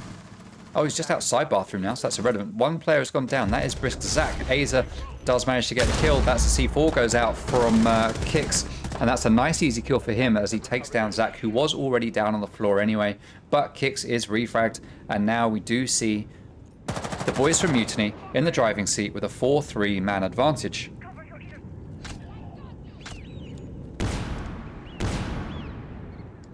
All of the holes now are opened up in Cafe. There's not really much more vertical destruction to be done here. I think they've pretty much ripped up everything they need to. Henry is going to be playing downstairs in the hallway between there and bathroom. Valley's still on site. Grenades all going off. That shield's been taken down, but the frost mats are still up. And that utility is going to get soaked up by the ADSs. He's got one left. We can see one flashing blue and one static blue. The one flashing is recharging. It takes 10 seconds. Typhlosion isn't going to be able to just jump in. He's stuck. Valley takes some shots, but as Typhlosion jumps in, he falls into the frost mat. Valley finishes off the kill. Diffuser is down just outside sight, or in sight rather. And that is round going to Athena. Great play from Valley, just sitting there in the corner, holding firm, knowing that there isn't really much the attackers can do because they can only push him from the bathroom. So well played there to Athena. Great hold on lab and storage. Yeah, I mean, the roam clear upstairs was pretty efficient. I mean, they lost one person, but they got 2 picks for it, Mutiny did. So well played in actually dealing with the roam pretty well. But I mean, having those 2 ADSs and 2 frost maps by Drug Window, it was a nightmare. And as you saw, I'm not sure quite who it was, jumped in and it's like... It was Ty, Ty. Yeah, it was just, no chance. I mean, yeah, it looked pretty solid and convincing as an Athena round. I mean, the roam game was a bit weak from Athena, but I think they prioritized the bunkering on site. I mean, they had people spread out, but close enough to actually help and enforce each other on site. So, well played to Athena. Not really much Mutiny could have done different there than maybe deal with the offside shallow roamers, so to speak, but well played. Unlucky for Mutiny, well played from Athena. Yeah, that was a good round to watch. I enjoyed that one. Alrighty, so round number 4, Athena taking the early lead. Is this fatigue setting in for Mutiny, or is it just that Athena have prepped better on Theme Park? That is the question. That is the question that literally no one is asking, except for me. So we can talk all we want about that in post-match interviews. If Mutiny win this, we can ask them if fatigue has set in at all. Well, we can ask both teams. We can ask them the same sorts of questions. All right, what is happening here? So, Armory and Throne getting played yet again. We've got Davin upstairs on Alibi. Late setups, just reinforcing the hatch now. Zach is going to drone this and say, hey, there's someone here reinforcing. Quick, run in, you'll get a kill. Quick. Oh, you missed it.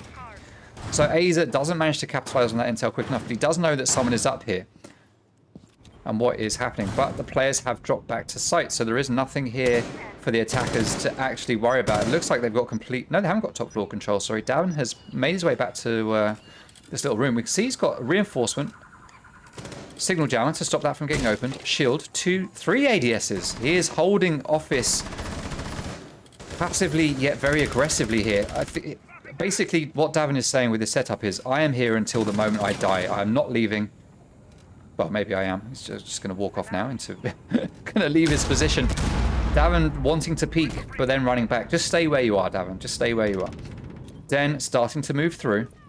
Oh, he sees the head of Jaeger, but he doesn't take the chance, and he misses every single shot that he takes. Eventually... Oh, bullets from down below. Cheetah Den just spots them just in the nick of time and backs out. And Davin is going to stick here firmly in this vault. Now, the reason for doing this is, of course, because a part of the attack on Armory and Throne Room is to do a lot of damage in the office to the floor, so you can move all of the anchors out of position. But by Davin playing here. With all of this protection, there's not much he can do. Now, we do have Maverick here ready to trick this hatch, but we see Valley down below, waiting, looking up through that hole. Does he have a C4? He does have a C4. Does he have a C4? No, he doesn't, so he can't C4. He could see through the through that hole, possibly. Wait, where's Davin gone? Davin's backed out. He didn't stay until the moment he died. He has actually left. Davin, you big coward. You should have stayed there till the last moments. Disappointed. All right, anyway, never mind. 45 seconds remaining. Top floor control has been given up to the attackers. And they haven't really done enough to capitalize on it. They've made some holes, but they're not using them to their advantage. They have all gone downstairs and now started to try to push to site. Den is making his way and forgetting that someone is always sat in the back corner there. Somehow, though, he still manages to kill Nekwa. Why hasn't Valley killed him? Where's Valley? Valley was here.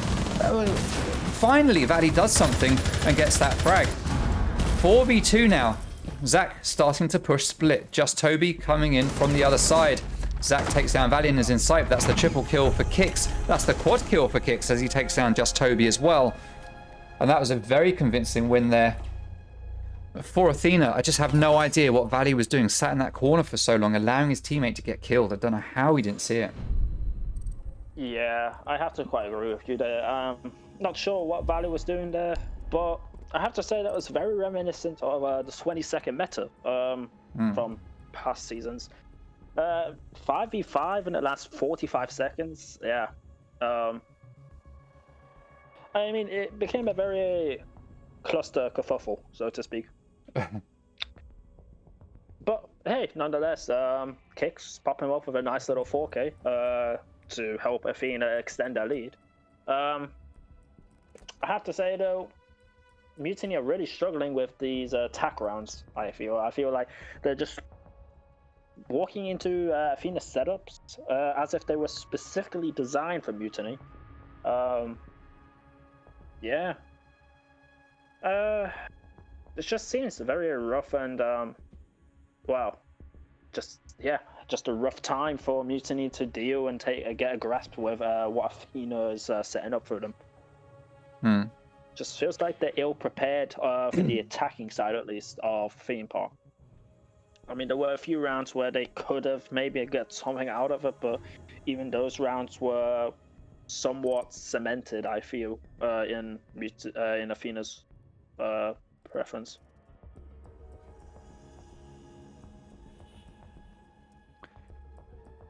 Okay, so we have had a call for a pause because one player dropped out.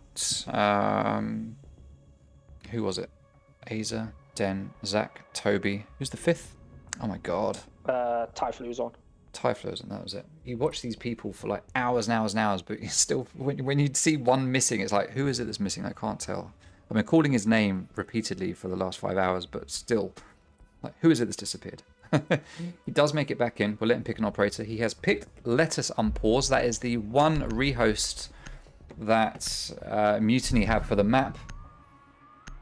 Some leagues are saying that pauses don't count as rehosts. I still count them. The reason that rehosts were limited to one was to stop the amount of time people would call fake tactical rehosts. And just to stop games from going on forever and ever and ever. Just because we can pause now, I don't really see that that's a difference. People can still use it for a fake tactical rehost or repause. Repause? What am I talking about? For a fake tactical timeout. So I see it still counts as a rehost. Now, for some reason, my name has got stuck up on the top of the screen there for some reason. That's not good.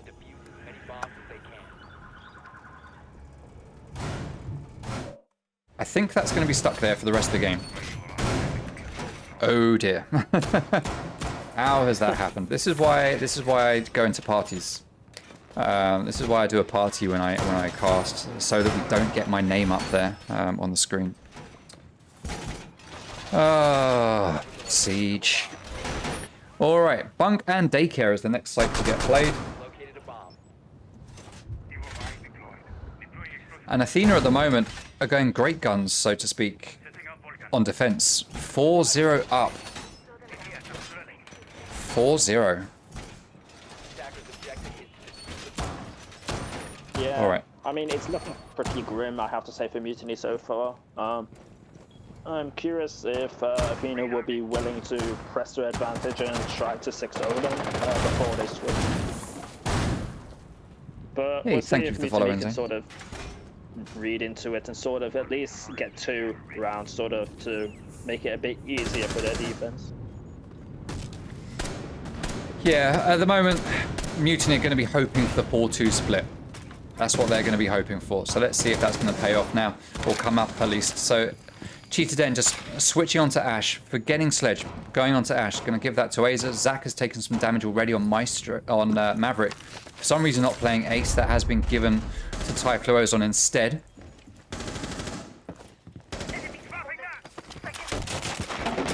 Den is going to start making his way through. He's got drones giving me intel, and this is what Den does very well, is just face check, act on info, move in, and just shoot at people. He is very good at that, and that's what he's decided to do. But I guess Mutiny are at a point now where it's just, right, let's just go in, let's just play aggressively, and let's just frag these guys and really put in a bit of a show for the end and see if we can just win this with pure overpowering them. They will have realized that Athena are playing very strat heavy, very defensively, very passively. And they're going to try and play into that by just forcing them into positions where they don't want to be. Now, Davin is coming up here for a late flank, it seems, up the Dragon Stairs. Looks like he gets spotted as he does back out. He was opening fire. Aza Jin has followed him down. Cheetah Den has followed as well, and they're going to be trying to find Davin. Playing here, 190. He's going to get droned. He's got one player pinching from each side. He manages to take down Sledge, but he does get taken from behind by Cheetah Den. So well played there to Davin, but also especially well played to Cheetah Den and to Aza for that pinch onto Davin. They did lose a man in the process, but at least they managed to even it out. Henry takes down Brisk Zach. That's some not quite so important utility off the board on this map. Ace is a little bit more important than Maverick right now, I would say. But it is a good gun that is out. C4, sorry, Selma, not C4. Gets thrown onto the bunks, sorry, yeah, the bunks wall. Henry playing behind the bomb on the couch, just peeking that hole that's getting opened up. Just Toby gets taken down, and the aggression coming out from Mutiny isn't paying off in this round, as they are 4-2 down when it comes to the man count. Cheetah Den is going to lay down, but it's been read into, and that is Athena winning it with 2 quick frags.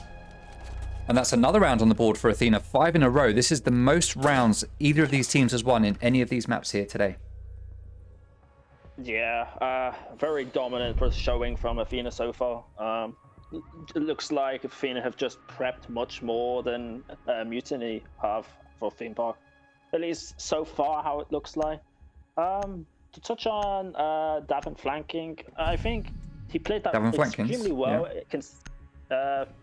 I feel like Davin just played it extremely well in the situation that he was in. I mean, he got pinched, took a chunk of the timeout, and still got a pick to trade 1-for-1. Yeah, nothing you can. I mean, you could ask him maybe to kill both, but I mean, let's be realistic. Played it as best as he could. Fair play. Little notes that Mutiny need to watch flanks a bit better. But I feel like Athena's players across the board are just doing extremely well because they're doing exactly what they needed, like some 10 kills. I think everybody on Athena is powerful, so they're all doing their own thing, holding the angles. So fair play. It's just, I feel like, yeah, what I've been saying for the last few rounds is like Mutiny are just struggling to find how to read Athena and how to pick apart their defenses. It's just rough going, I feel, for Mutiny. 10 seconds remaining. Yeah, this is going to be a tough one for Mutiny to come back from. Even if they win this one round, they've still got to win 4 more to level up with Athena when they switch over onto defense, which obviously isn't impossible. Athena have just won 5 in a row on defense. There's no reason why Mutiny won't be able to do the same. But will they, like you say, have they put in the prep that Athena have clearly put into this? I mean, we're getting the same strat coming out here from Valley, so clearly they feel that's good and that's going to work. Nekwa playing over here in barrels, Henry in throne. Kix is going to move in there to support him. We've got a rotate here, laying down rotate for Davin to use to go to go from Locker's area into site. Sorry, not into site, but into Armory. Nice one for Davin. Aza now starting to push in based on intel from the drones. And we've got a big setup here in Throne Room, even though that's not the site. So it looks like we are trying to deny here Mutiny from coming through Throne, coming through barrels, opening up holes in the walls here. These are reinforced as well, because opening these up gives you lines of sight into the site through this doorway. You can use Sophia or Ash to open up this wall here. That gives you more line of sight and access. And they've just done a complete extended hold over here into Armory and Throne to be able to deny that. Now, Zach does manage to pick up a kill onto Kix.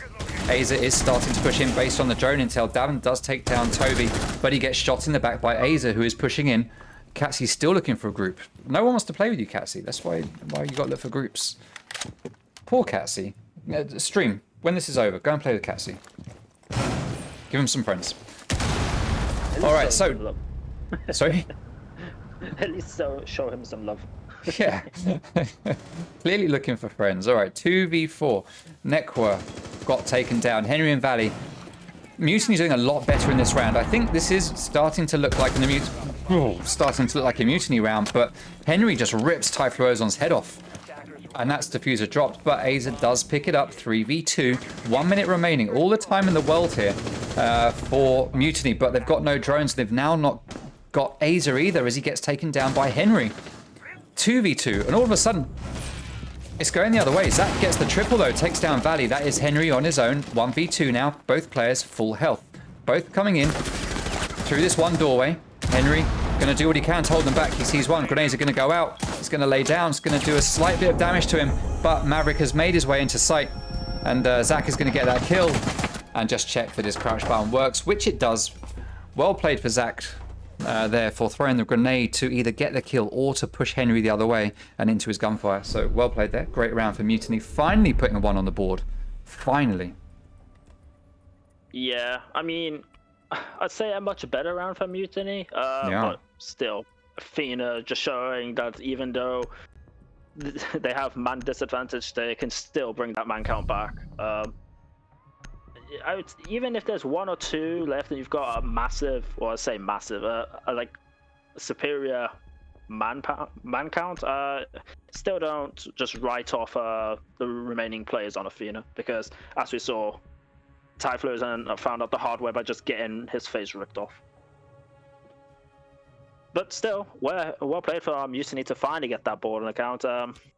Bit late, I would say, but maybe this is the point, the turning point, so should I say, that they can actually build momentum on and maybe replicate the, well, Athena did pretty much on their defense, but only time will tell. All right, so the sides are now going to switch, and we're going to see how Mutiny managed to do on defense here. We've seen Athena go 5-1 up at the end of their first half, where they started on defense. Let's see what exactly Mutiny will bring out of the bag. 10 seconds left. Right, see now I'm looking, we are still in prep phase. Davin Atkins has 5 5 seconds to insertion. 5 blowtorches.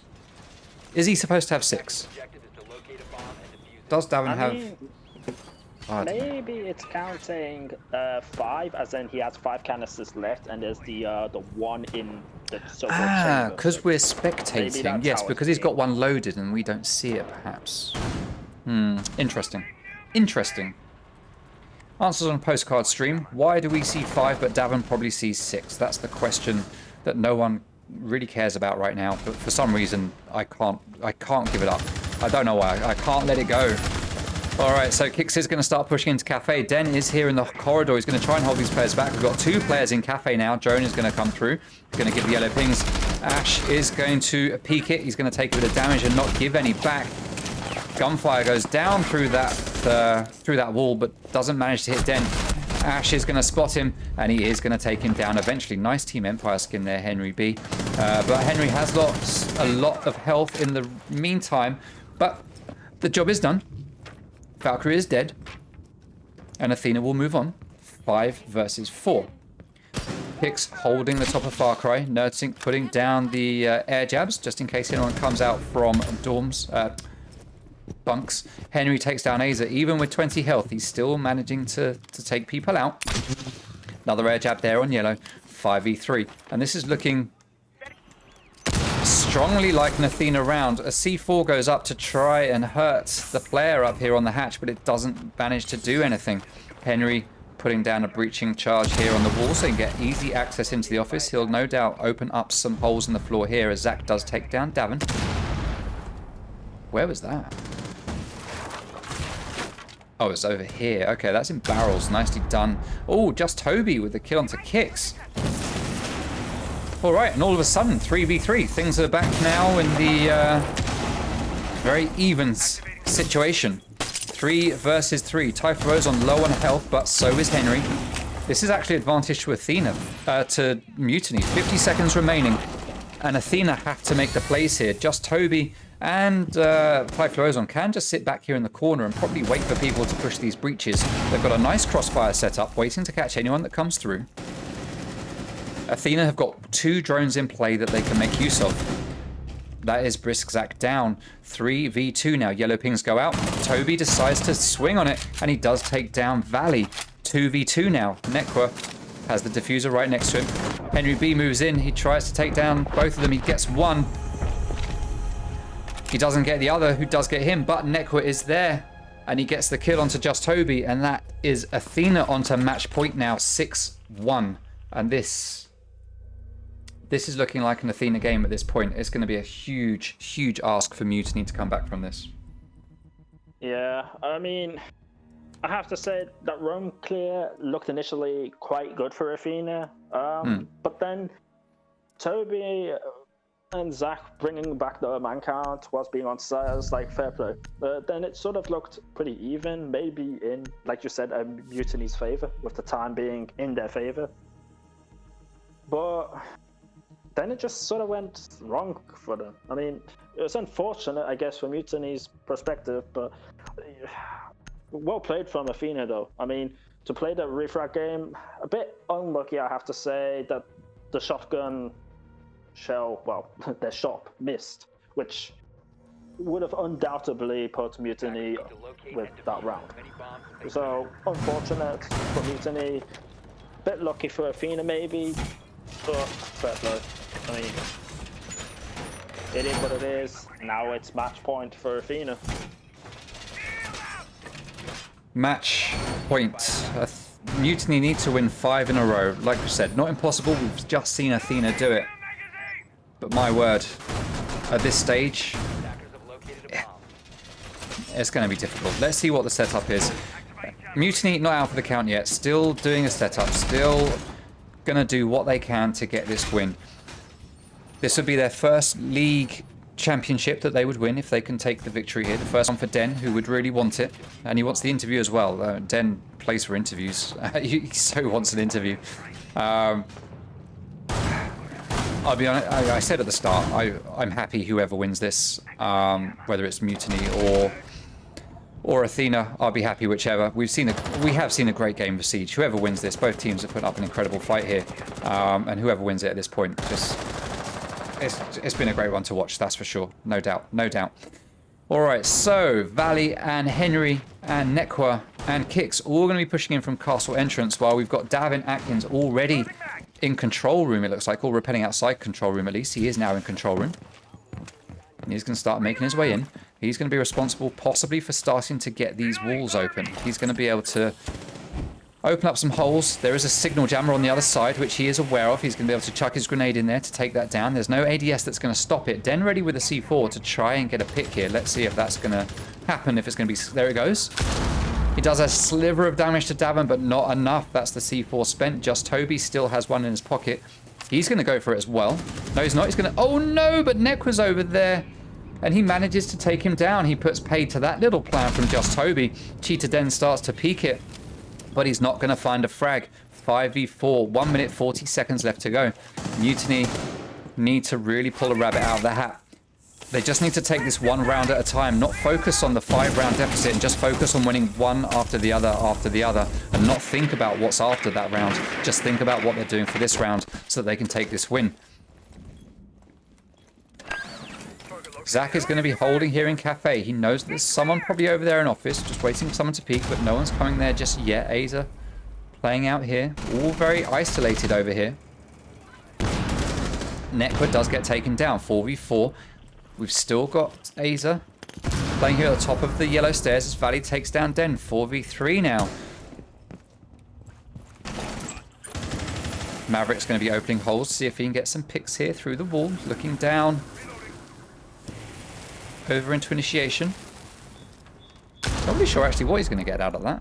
That doesn't really open much up for him. Interesting.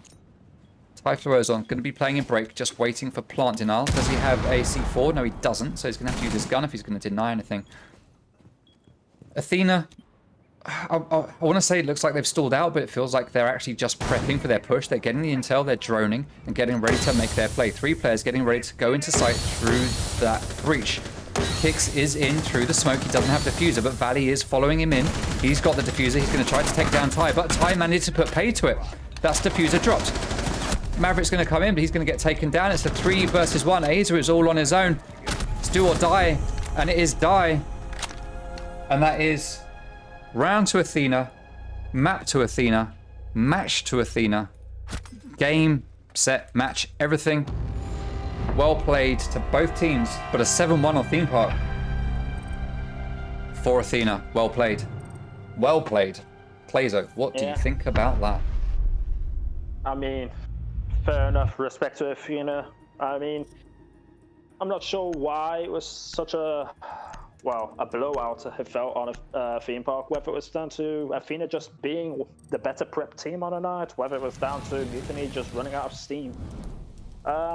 I don't know. I guess we'll find out maybe in the interview when with Davin if they just whether how he felt about it.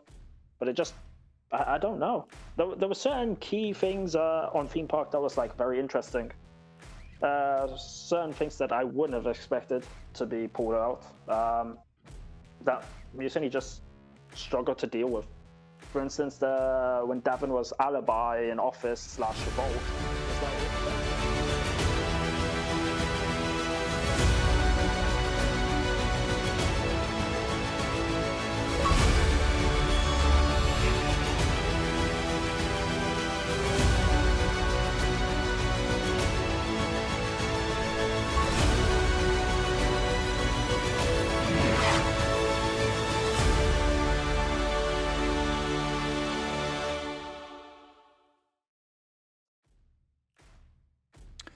All right, so shall we get Davin in and do our little post-match interview? We don't want to wait and lose all the enthusiasm that he's going to have after taking this win. So let me invite him in to the call so that we can have a little chat with him and see how he is feeling about this.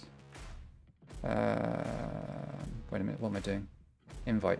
So add Davin. Where is he? There he is. Create group. I just did this earlier, and now I'm getting confused. All right, so that's that set up. We've got Clazo back. Let's get the call going out to Davin. He should be joining us any moment. Davin is there, I think. Davin, are you there? Can you hear us? I can hear you. Can you hear me? Yeah, we can hear you. We can hear you perfectly. Well, congratulations. You win Season 1 of Rainbow Six Xbox Pro League. How is the team feeling right now?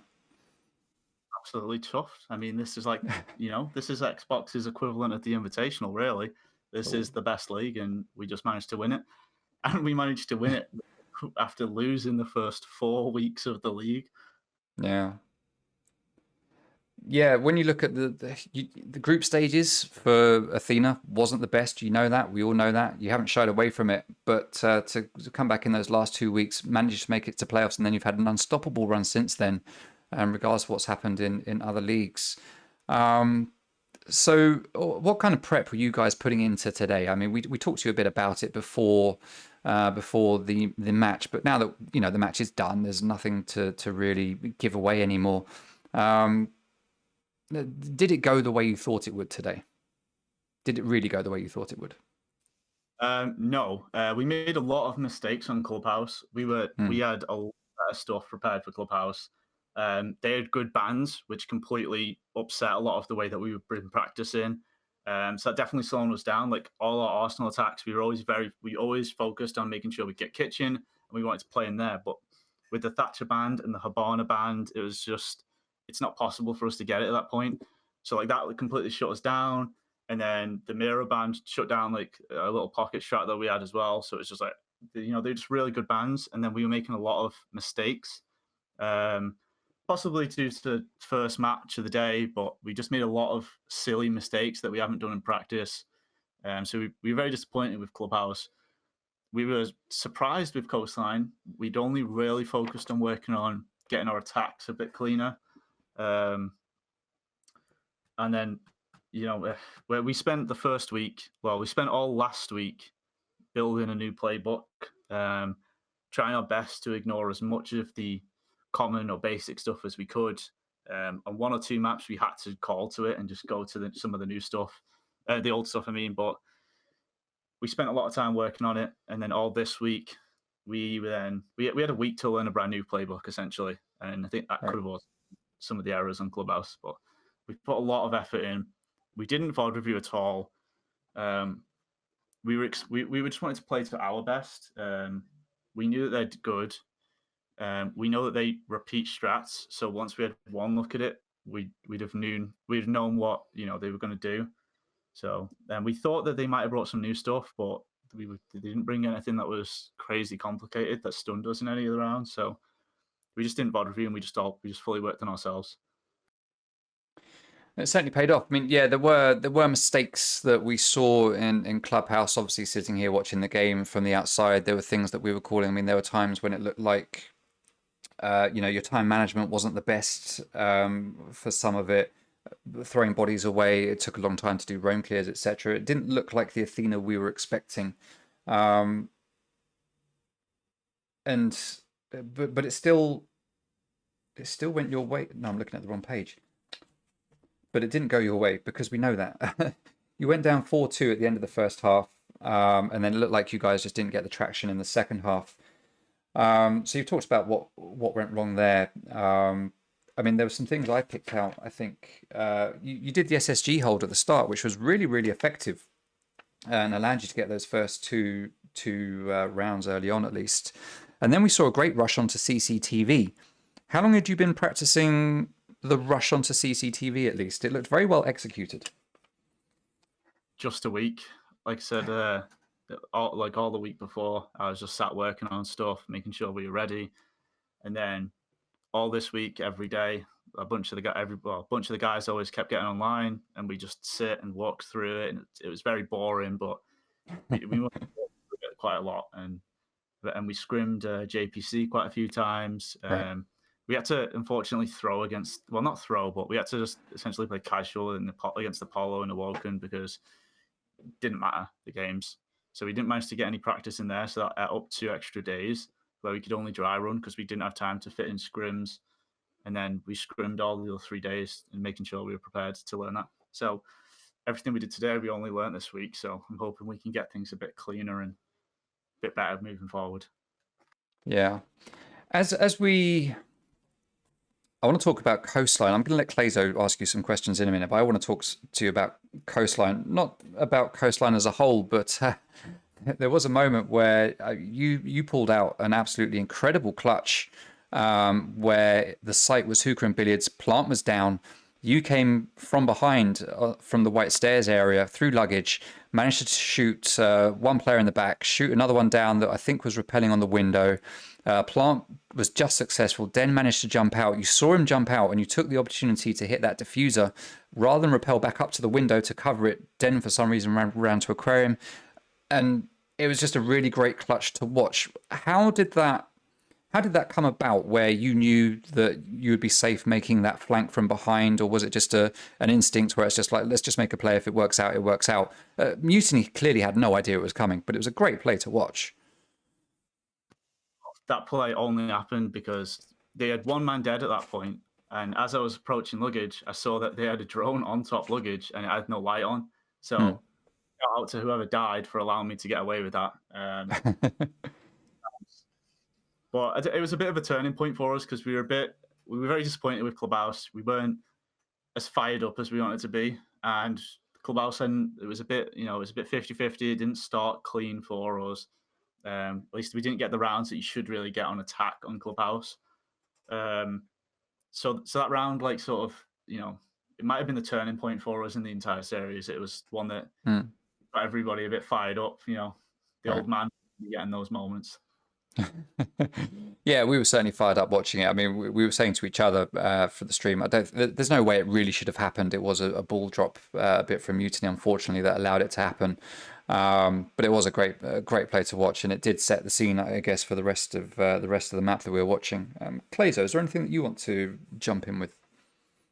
Yeah, sure. I'll then touch about how Oregon. Yeah. You started Oregon, I say badly, but I mean, you had a few big brain moments with the Kaid placements that we did catch. Although it's not exactly new because everyone knows about it. But did you? You seem like you were struggling with the Arsenal hold. Is that Arsenal or whatever? The downstairs hold. You lost twice. Yeah, you lost that twice. It's like. Could you identify what was going wrong for you there? Was it just the fact of just unable to hold angles, or was it just the aggression from, I guess, Mutiny that you couldn't deal with on that downstairs hold?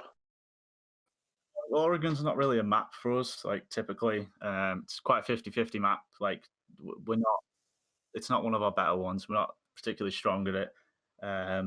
What we're doing wrong is we probably should have stacked more utility to hold pillar, because we kept losing pillar, like, very, very early, which kept costing us. If we'd banned Maverick, maybe that would have helped, but then we'd have lost the walls to the Thatcher to stop the Kaids.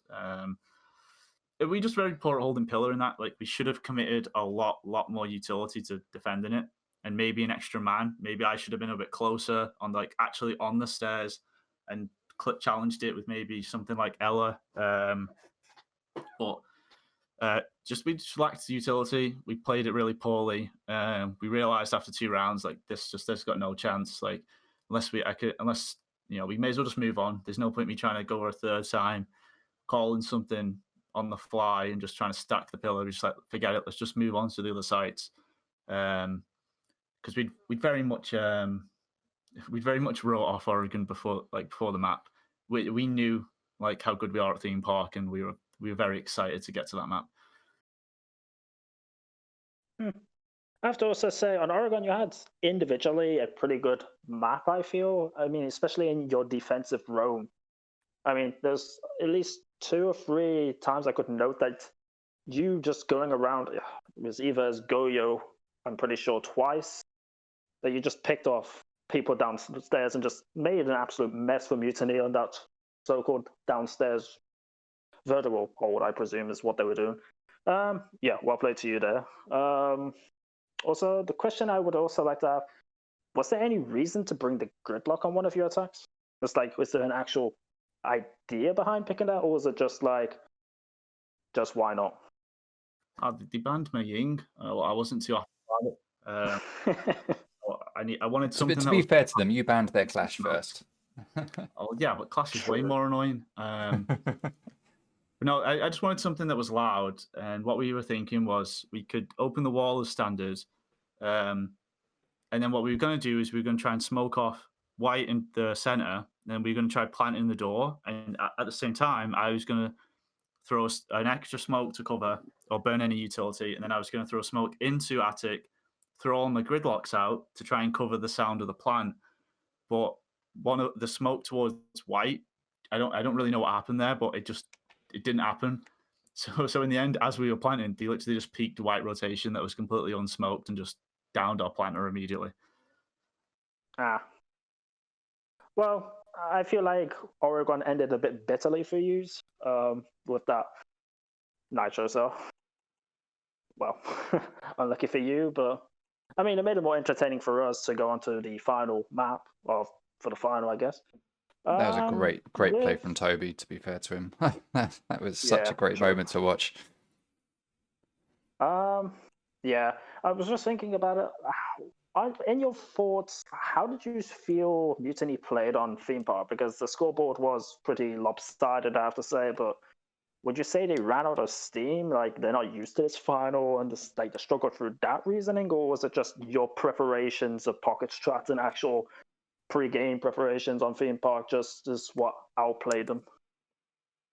I think it was more to us, to be honest, because if you look at the rest of their maps, like all the other 4 maps, they didn't play poorly at all, and they were competitive in all 4 of the other maps. But then, like I said before, we very much wrote off Oregon, and we were ready for theme park because it's statistically one of our better maps, and we knew that we had all this stuff, you know, like the alibi and the shield and stuff, and we'd done it against JPC with a random pickup, and it was working very well against them, even with a random fit like emergency pickup player. So we knew we had something that was going to work and going to work well. We were just very confident. Like we knew our strats were good. We knew they were going to work. And then once we got to round 4, well, about round 5 really, because we knew that we could repeat Armory because it's a good enough strat that it can be repeated. The daycare strat is quite versatile and adaptable on the fly, so we knew we could do that one again. And then at that point, we just after we were 5-0 up, and I think 2 of them still hadn't got a kill at that point. We were just very excited. We could have went to initiation and pulled out the last round and went for the potential 6-0, but we were excited by the fact that we got a frost mat kill in the round before, so we wanted to go back to Drug Lab again and go for it again. Valley By wanted any some more chance, frost is mats. that by any chance have you called that say what's it called, drug like Heisenberg? I'm pretty sure I remember you wanting to call a strat for drugs Heisenberg at one point. I'm curious if you actually still stuck to it. Not that one. There's another one that's called that, but Little insight for the future, eh? Indeed. All right, so Well, I yeah, think I'm done. That's everything. I think, well, I mean, I wanted to talk about frost mats, but I mean, you beat me to it. So I don't really know what else there is to ask. I mean, you guys, obviously, you're into season 2 now, which we're looking to take about 4-week break, and then we'll start with season 2 and get things going there, where we'll move to like a best of 1 format. We're going to make some changes for season 2, so you guys will be there for that. I guess what is next to look out for Athena over the coming few weeks? What are you guys up to? What leagues are you in that we can watch you, and what have you got? What's looking good? Well, we're still in the XL qualifiers, so we need to get through that. So that might be a bit of a downtime because it's only qualifiers right now, so it's not like serious level games at this point. We're still in the EXL, still very early days in that. Like I said, we had to throw the Awoken game, but I'm very confident based on the position and the way that is done that we'll still make the playoffs. It's just a bit of a grind from this point on. Unfortunately, we had to make the decision to essentially throw the Apollo game and play half-heartedly and play with weaker roster and stuff to try and win today. So we think that by doing that, we've sacrificed the season of Cell. So we'll be out in group stages there, but that was something that we thought, you know, it's worth sacrificing Cell this season and really focusing on winning this league. Hey. So we're probably out in Cell, and then we're just going through qualifiers and the nice league grind in the EXL. Okay. All right. Well, thank you for the insight. I guess there isn't really much more to say. I mean, GG to you and Mutiny as well. I mean, it's always easy to say that you guys put on a great game, but of course it takes 2 people or 2 teams to make a great game, and Mutiny played a part in that, putting up a great fight for the first 4 maps at least. Map 5 just was an unfortunate thing where it was just a little bit more one-sided than I think we would like to have seen, but it is what it is. We are where we are, and Athena are the season 1 champions, so thank you very much for the work that you've put in and for doing that. Congratulations on winning the prizes. I've now got to go through and remind myself exactly what it is I'm supposed to do to hand over to you, so that you've got everything that's coming to you. Is there anything you want to say to the stream or Mutiny before we close the interview? Well, I think Mutiny know that it was a good game, and despite some players on that team, like there's never any like serious, it's never any bad blood between ourselves and Mutiny. We very much get along mostly. We like all the guys at Mutiny. I don't know if they're sticking around. I'd very much like them to stick around. I think they're a good team. They're a fun team. They're not particularly toxic. They should definitely stick around if they're still considering what they're doing. And the fact that they got to the final shows that they're easily, one of the top teams. There's no reason for them to give up or change teams. I think they should stay where they are and play as they are. It was a good game. And again, for everybody else that's watching, Challenger League sign-ups are open soon. You should definitely go and sign up. So that way you guys get to experience one of the two finals. It's very fun. Yeah, thanks for that plug on Challenger League yet again. Yeah, people have still got a week to sign up. So, yeah, get on that, people. All right. Thank you very much, Davin. Again, congratulations. Thank you for your time. Thank you for the interview. Thank you for playing a part and giving us a great game. We look forward to seeing you back in Season 2. See you in Season Take care. 2. All right. See you later. Bye. So, Mr. Clazo, that's it. That's the end of Season 1. Thank you very much to you for playing a part and helping me out today. Normally I do these on my own, as most people know, but today I thought it'd be cool to have an analyst, and thank you for coming along and helping. Hopefully you're going to stick with casting in some other leagues, and hopefully you've enjoyed it as much as I do. I mean, I did enjoy it. It was fun co-casting and analysing with you. Was very enjoyable. I mean, to be fair though, we did get treated today to a blockbuster grand final with 4 or 5 maps, so they're not all like this. Entertain the show. Yeah, true. But you've got to take the good with the bad, I feel. Not every final, not every game is going to turn out into an absolute blockbuster. So I think we have to thank both teams for putting up such an entertaining game and for making this final definitely worth the while. Yeah, definitely. It's been good. It's been a long journey for me to get here. I'm pleased that we've made it. I'm glad it's over as well, and that I've got a 4-week break to prep for a Season 2, where we'll look at some rebranding as well as changes to rules. So we'll come back with a slightly different style for Season 2, I think.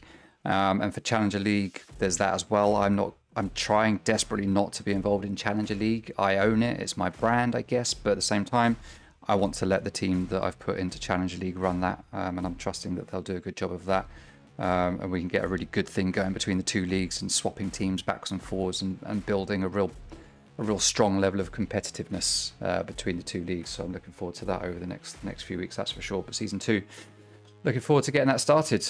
Next for me, I think, is going to be working on the highlights video from today, that's for sure, and stats and all the other things that I've committed to doing. So make sure you keep an eye on that, everyone. Keep following the Twitter, where we'll be giving updates on things that are happening. Also, make sure you follow the R6XBPL Twitch channel. Rainbow Six Xbox Pro League is going to stay here on my channel for the next season at least, but Challenger League will take place on the R6XBPL Twitch channel. So the way it will work is I will cast the Pro League games on my channel from 6:30, and then when the time comes to switch over to the Challenger League game, I will raid the R6XBPL channel and drop everyone that's in there over to that to watch the next game, should they want to. So make sure you follow that channel, and make sure you stick around and support Challenger League as much as you guys have supported this league as well. Thank you to all the followers, thank you to the subscribers, thank you to everyone that has brought people into the streams, whether it's by hosting or raiding, particularly to Jinx today. Revolve does it as well, AS does it. Thank you very much, guys. I know a couple of other people have done it, but those are the key ones that have done it regularly, so thank you very much to you guys. It is appreciated. Thank you to Extreme Rate for supporting the season with the prizes and putting forward the faceplates that you can see on the screen right now as an example of an Extreme Rate faceplate. So thank you very much to you guys, and thank you to committing to support me in Season 2 as well, helping to make this league one of the more standout leagues that we've currently got in Europe and the UK. So thank you very much to you for that. Clazo, before we go into the game highlights and close the stream, is there anything you want to add? Just to add on to where you were saying, I mean, I want to thank everybody who came to watch today and, well, was willing to spend a bit of their Saturday watching the grand final between two thrilling teams. Also, I'm going to thank you for having me on, for giving me this opportunity to analyze and co-cast with you. That's all right. I know it's a bit out of your depth, I guess, so to speak, because you generally stole it, but I hope everyone has enjoyed today, and well, I hope they come back in future to enjoy more content like this. Yeah, All right. Well, thank you very much, everyone. Thank you, Clayzo. Thank you to the teams. Thank you to Mrs. Toot for moderating and keeping stuff going, and for keeping me in Jaffa Cakes. Very much appreciated. And we'll go into the game highlights from today, and look forward to seeing you all supporting Challenger League and Season 2 of Pro League when it starts up in 4 weeks' time. Thank you very much, everybody. Let's end the stream. He sees Jaffa right looking there. the wrong way, and he takes him down. And is denied. It is a 2v3. That is Valkyrie taken down as in a 4v3. Just Toby evens it up though and makes it a 3v3 as Netqua picks another kill up. Oh, nice one there onto Ace. Oh, well played, Toby. Nice. I think he's got kicks rather. He has come too far. Oh, but he reads into it. He takes down Den. Well played by Kicks. Did he know kill there onto Sing Sing as he peeks that doorway, and he gets the double onto Davin Atkins, and very quickly it's about to be Mutiny's map. If Henry doesn't make this work, he manages to get one. He's got 2 left to find. Sitting around between Sunrise and Blue Bar. He knows exactly where Nomad is and takes her down. Well played there to Aza. To Toby, who's got a teammate there with him. Oh, and Kicks with a lovely headshot there onto Just Toby. Heavy plant denial for the default plant, and a beautiful kill there onto Netqua from Den, just spotting. Davin is in sight. He takes down Bandit from behind. He has no defeat. Oh! Netqua with the big play there. 2 players. He's going to come around. He knows there's a player here. He sees him lay down, and that is a nice kill there for Henry as he takes down Just Toby, backing up Davin, who some positions Typhos starts to plant, but he gets downed. Henry finishes off the kill. Brisk Zach right here. He's going to run in, and he does manage to take down Netqua with a beautiful headshot. Bouncing around. It's the double. He's going to go for that triple, but he doesn't get it. It's Kicks that gets it. Again, but he's a little bit late to the party. Or he might not be too late though. He opens fire onto Kaid, manages to take him down. Diffuser is around as Davin starts to push in, and he takes down Typhlo Ozon. Peeks his way around. There is and we are going to go to overtime with 5 seconds remaining and a 1v3 being needed, 1v2 being needed. No diffuser in hand. He's being damaged. One player is in kitchen. There's another one to the right. That player in kitchen gets taken down. There is a second player there, as I said. That's him in the face. Oh, Den outside though. Beautiful kill onto Netqua. Netqua peeking out of that dorm's window. Who is the player on white? Is it Davin? It is Davin. He's going to be playing Canadian. He sees Sophia and takes her down. That is Cheetah Den out. Davin gets the kill. He is in the middle of a smoke grenade, but he's the last player standing. He's not going to be able to get the plant. He is going to be able to take down Smoke. He gets that kill. He's got 2 more to find. Starting to plant. 4v2. Zach isn't in a position to deny. C4 goes out to deny the plant. Zach does deny Ace. Well, he managed to make that one work. Well played. Nice kill there onto Kicks. Refund jumps in, and Typhlo manages to down him and get that kill, but he is very quickly wins field of vision. C4 goes down, does take out Valley, and I just missed it. Henry and Kicks run. Huge play from Toby. They managed to pick up the diffuser to try and get it again, but in a 4v2 as Henry is unlikely to get revived at this point. Netqua comes out of the bedroom, but his surprise is now opened. And looks like we are getting ready for a drop and a rush into sight. The players are in. Let's watch the action. Ace is in, takes that from that push slightly. 15 seconds to go. But the attackers can make their way through here.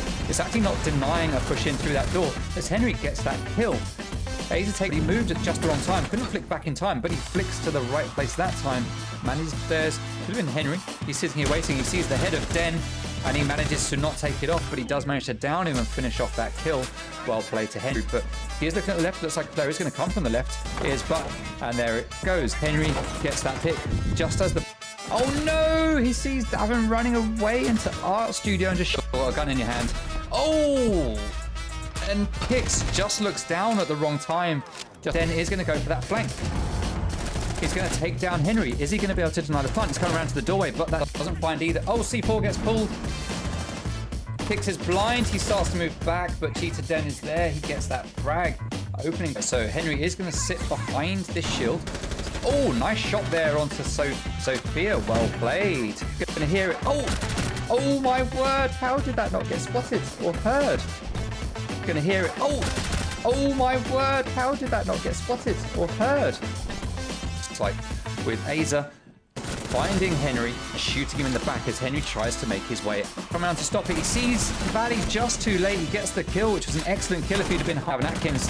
Oh, he managed to get the cheeky double there as he comes in from behind an aquarium. The diffuser has been planted. He's going to hold this window, looking down. He sees the rappel. and he manages to take down Nomad. He gets blinded at the last moment, but he does get the kill. No idea anything's happening here. And there we go. That is just Toby taken down. Well played to Darren for the headshot from Valley. Alibi best op until Ozone turns up and shoots her in the beam. But let's see if he can make this happen. We just need to see Ace play it sensibly. How high is Zach's sensitivity? All right, then knows exactly where that plant is. He's going to come around and take down Kicks. Davnak starts to plant in default spot. But Malusi's there, comes down, denies the plant, but he does get shot in the back. As Smoke out their main entry fragger, this might prove difficult. Now, Briszak can entry frag. Oh, well played to just Toby. Nice little shot onto Neck with mostly up on the top floor. It looks like they are actually already making their way back. Henry takes down Ozone. He gets a second onto Zofia. Sing Sing gets the kill onto A, sitting there right behind him. We see there's one more player in logistics. That is Davin. He manages to take one down, but Cheetah Den is there to get that refrag. Sorry, Cheetah Den doing a lot of damage, but Zach a little bit, but he manages to get that kill. It's like, oh, you can't see. Oh, he got it. There he would have been half a second earlier. That would have been rounds, and he takes down Henry. Oh, Aza. That's the down, but doesn't do any damage.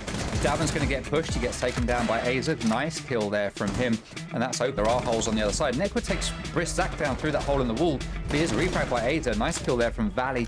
2v1 now. Aza last match does manage to get the kill. That's the C4 goes out from Kicks, and that's a nice easy kill for him. As always sat in the back corner there. Somehow though, he still manages to kill Nekwa.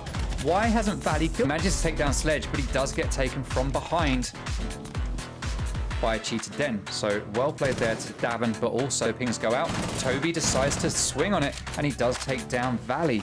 2 for it as well. No, he's not. He's gonna, oh no, but Nekwa's over there, and he manages to take him down. He puts pay to that little plan. Aza is starting to push in based on the drone intel. Davin does take down Toby, but he gets shot in the back by Aza, who is pushing in. Catsy's still looking. He's doing a lot better in this round. I think this is starting to look like a mutiny round, but Henry just Malusi. He sees Jackal looking the wrong way, and he takes him down. And is denied. It is a 2v3. That is Valkyrie taken down as in a 4v3. Just Toby evens it up though, makes it a 3v3 as Network picks another killer.